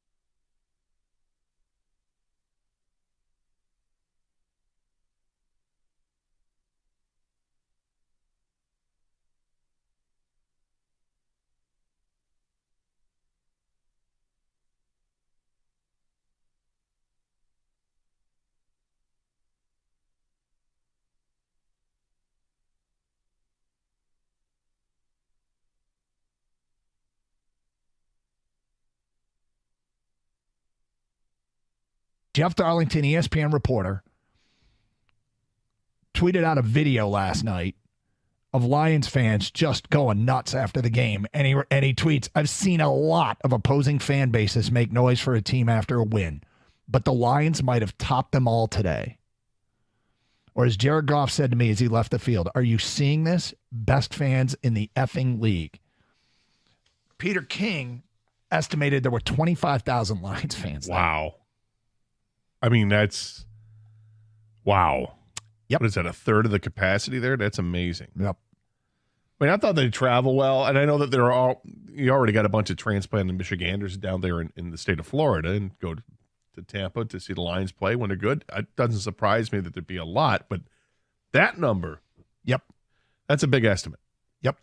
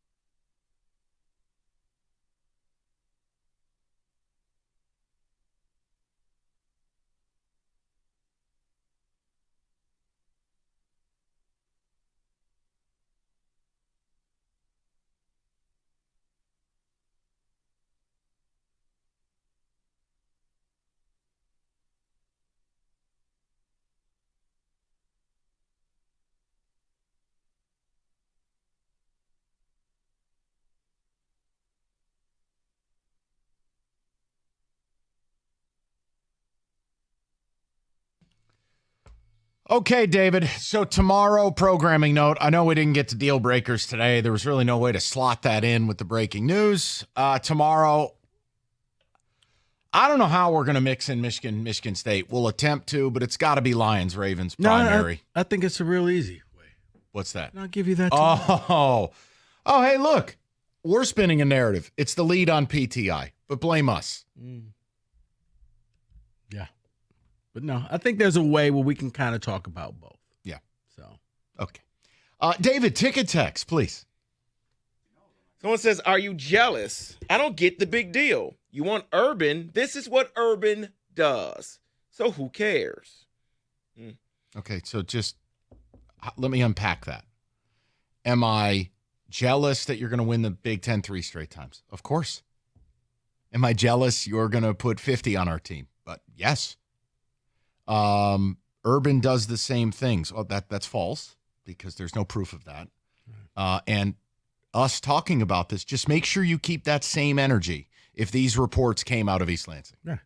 Like, guys, this isn't curing cancer. No, it's sports. I think it's disingenuous that it's, oh, well, everybody, guys, once again, I mean, your hand has been in the cookie jar allegedly so many times. Just break the damn jar. I like that. There should be a collective walkout by the remaining teams on Michigan's schedule. If they don't have enough games to qualify for the playoffs, then oops. Man, that's some movie stuff right there. Come on, you can't do that. Okay, it would be funny, but I don't think it's going to happen. That would be so funny. File it under idealistic, not realistic. Like if people just said, we're not playing these guys. Yeah. You're ineligible. Your best team Idealistic, not realistic. And they all canceled on Saturday of the game. Yep, us too. We pulled the Dave Brandon. You know what? For Rudy, coach. This is Dan for Port Huron. Says, I'm a Michigan fan, but if we have the proof that Jim did it, then just fire him, move on, get a new coach, clean the program. They're not going to need to fire him. First of all, there's no scenario short of him doing something that would get him sent to prison that they would fire him. Mm-hmm. There is no death penalty in the NCAA. Jim Harbaugh is the best coach you're ever going to have, but you can also accept what he is. He's a bit of a con man in that he tells you the cheaters are bad. He himself is one. So, you know, there is that bit of an issue there. But when he gets caught, it's justified. It's the NCAA. It's this, it's that. And it's just like, yeah, look at all the stuff that's happened in the last calendar year, last 365 days. Which includes winning. Yeah. And winning in style. They are arguably the best team in America. You go back just to Mozzie Smith, there's been at least 5 different things that happened. Oh, look, it's the lead on SportsCenter. But it's us with a narrative. Yep. Yeah. Okay, I'm just making it clear. It's up on the TV right now. From the network that unless you want to blame Rico and I for being the production truck at ESPN. About? You placed that story You're on right. the TV. You know what? I called Paula and said, hey, you owe me. You owe me. So let me read you this before we get to Jeff. He's down at Buffalo Wild Wings. You asked this question earlier, so they're answering. Spicy garlic dill pickle is my favorite. Gherkin pickles at the best. Cajun pickles. And then my favorite is Vlasic, they say. Oh, I got it. Yeah, never change, ticket texters. Never change. I hear background noise, and I don't know who we're speaking to. What's up, boys? How are you? Hey, I want to tell you something, and I mean it with no sarcasm. Oh, boy, here we go. No, I'm serious. I appreciate the effort you put in to last night's show with a partner who was not interested in doing radio. You were trying really hard, and I could not figure out why Bob was arguing or what his point was regarding Urban and money and things and stuff. And you're like, Bob, it would be awesome for radio. End. I want to say thank you for your effort, Jeff. Not a problem, Michael and Rico. Here's the deal, though. I truly think I don't know if Bob would be afraid of Michigan, but here's my and Wojo's coming in. He's walking in right now, so you don't need to say he can defend it's himself. But I think if in. Urban ended up at Michigan State, Woj might be a little afraid. I don't like using words like afraid. I don't. Okay. I think it would just be you'd have the attention of everyone in the conference. fear? No, you have nothing to fear. You're the number one football team in the Big Ten. Period. Amen. Hallelujah. I don't like that word I afraid. think it would cause people to say, what exactly are you guys doing here? What's your end game? By the way, I noticed this story broke right around 2 o'clock. Did you guys do that on purpose? No, or? because it sidetracked us from doing things that had a point. Today was basically a hearing in Congress, and the left yelled at the right, and the right yelled at the left. Pretty much, yeah. Pretty much. Now, hold on, Mike, time out. Mike, can I ask you a question? Oh, go ahead. No, ask me, and then I got to talk. Well, it's weird the two of you aren't in the same place. Yeah, Rieger, don't waste time, all right? I'm sorry. I just want to know, because this is how I feel. Like, yeah, he probably broke a rule, right? Yes. With that being said, on a certain level, I know what kind of guy you are. You want to win at all costs. Correct. Isn't it kind of brilliant that he sends a renegade of people to other games to take cell phone Don't video? you understand? I'm not enraged by this. No, you're not. I am not either. I'm It's not really- demanding I'm actually really anyone proud lose of him. their job. I just tried to handle it with, okay, if this is what's happened, here's what might happen. And what the hell do you people think of it? You have an agenda. Right, but it's still, you can say, Rieger can say it's brilliant or genius, whatever. It really is. I'm proud of Jim. it's- I got to be honest with you. But I know you just said that, but it's not smart to keep inviting the NCAA to keep poking the bear. It's like basically I would challenging give you the a hug. IRS. Right, Honestly. it's not- and I know here's you're the- not big into personal contact. Yeah, I what? would give you a hug. Oh, no, don't hug me, That's please. the whole point of this. No. You know the cops are after you. So if you set out a lemonade stand that says free crack on it, don't blame the police when they stop by. And if you think there's like a witch hunt and they're out to get you, that doesn't mean you're not giving them something to get you with. That's the problem. You know what? No. I am so don't know proud if of there you. is- No, but I don't know if there is. I've heard stuff from one side that makes Harbaugh look horrible. I've heard stuff from other people that says it's absolutely nothing. And the truth And I don't lies know in where the the middle. truth is. The truth Probably lies in the somewhere. middle. I just thought it was funny. The Big Ten basically went to school saying, "Hey, we think that this could be going down," and I guess Michigan State even considered. Hold on. I have Not to do playing. this before we leave. Just Rico and I did have fun with this. Oh, you yeah. You can be angry at us. Signgate. No, we were gonna use this as our own COVID, the way you guys did. Oh, no. I heard you say that. We were like, abundance of You know caution. what? Can't play. We're Hey, concerned Woj, about the and player's safety. We're not going to play. And I actually thought that would have been smart. You could If could I have were used the that. AD, I would have done the Notre Dame Michigan letter. Yeah. I would have just been like, Hey, read Ward, that when I'm 10 feet Ward, away. Don't open it right now. Love you, buddy. Open it later. The other issue here is Harbaugh does like to find ways around. Yes. You know, the satellite camps and everything else. And sometimes maybe he tries to be too cute or too clever. I don't know. I'm not indicting him, but obviously there's enough stuff now that He's they're not going to be watching back him. next year. I mean, this somewhat nudges it in that direction, I guess. It's so weird, though, that it would be dropped. I mean, supposedly some of this stuff was before the 2022 season. And now, but now all of a sudden, and people are going on that Shiano thing. And I said, which is odd. We're doing a leap there. We asked, do you believe that he, and again, Shiano's kind of whiny. It was just something how he put it. It was. I agree. Like, there's more to this. This is halftime. You only got 20 seconds. I can't explain. I got to go. But he did tell Why did the the reporter Rutgers follow media up, though? afterwards that he was complaining about the officiating. I so just, whatever. I don't look, know. My whole thing. Guys. Yes, Rieger. Yes. I'm sorry. I know you're about to go. I know I'm in a different place, but I know Wojo's not going to do this, and I don't think the caller did it. I just want to. Somebody called up yesterday with the perfect MSU coaching candidate. Woj, you want to tell him who it is? Go ahead. I'll endure this. Former No, I'm Spartan not great, doing that. Former Spartan great. He caught a great touchdown pass against the Irish. Herb Haygood. He's the head coach of an 0-7 Madonna. Would you guys be okay with that? He just took off his headset. Was that the name you were talking about, Rieger? No, he was. No, I was talking about Adam Gase yesterday. Adam Gase was Rieger's. The callers was the Madonna coach, Herb Haygood. Yeah, Herb Haygood, the former receiver. So ready? So Yep, we I'm looked ready. it up, and I'm ready. And yeah. All right. Baseball playoffs are in full effect, even though my team is out of it. You got college football, NFL football. I need the fastest internet around to keep up with all the action. Xfinity connects me to more of great games that I love. With Xfinity Internet, I get the speed I need at a great price, so no more frozen screens, pixelated videos, just pure, uninterrupted streaming bliss. Xfinity Internet gives me all that I need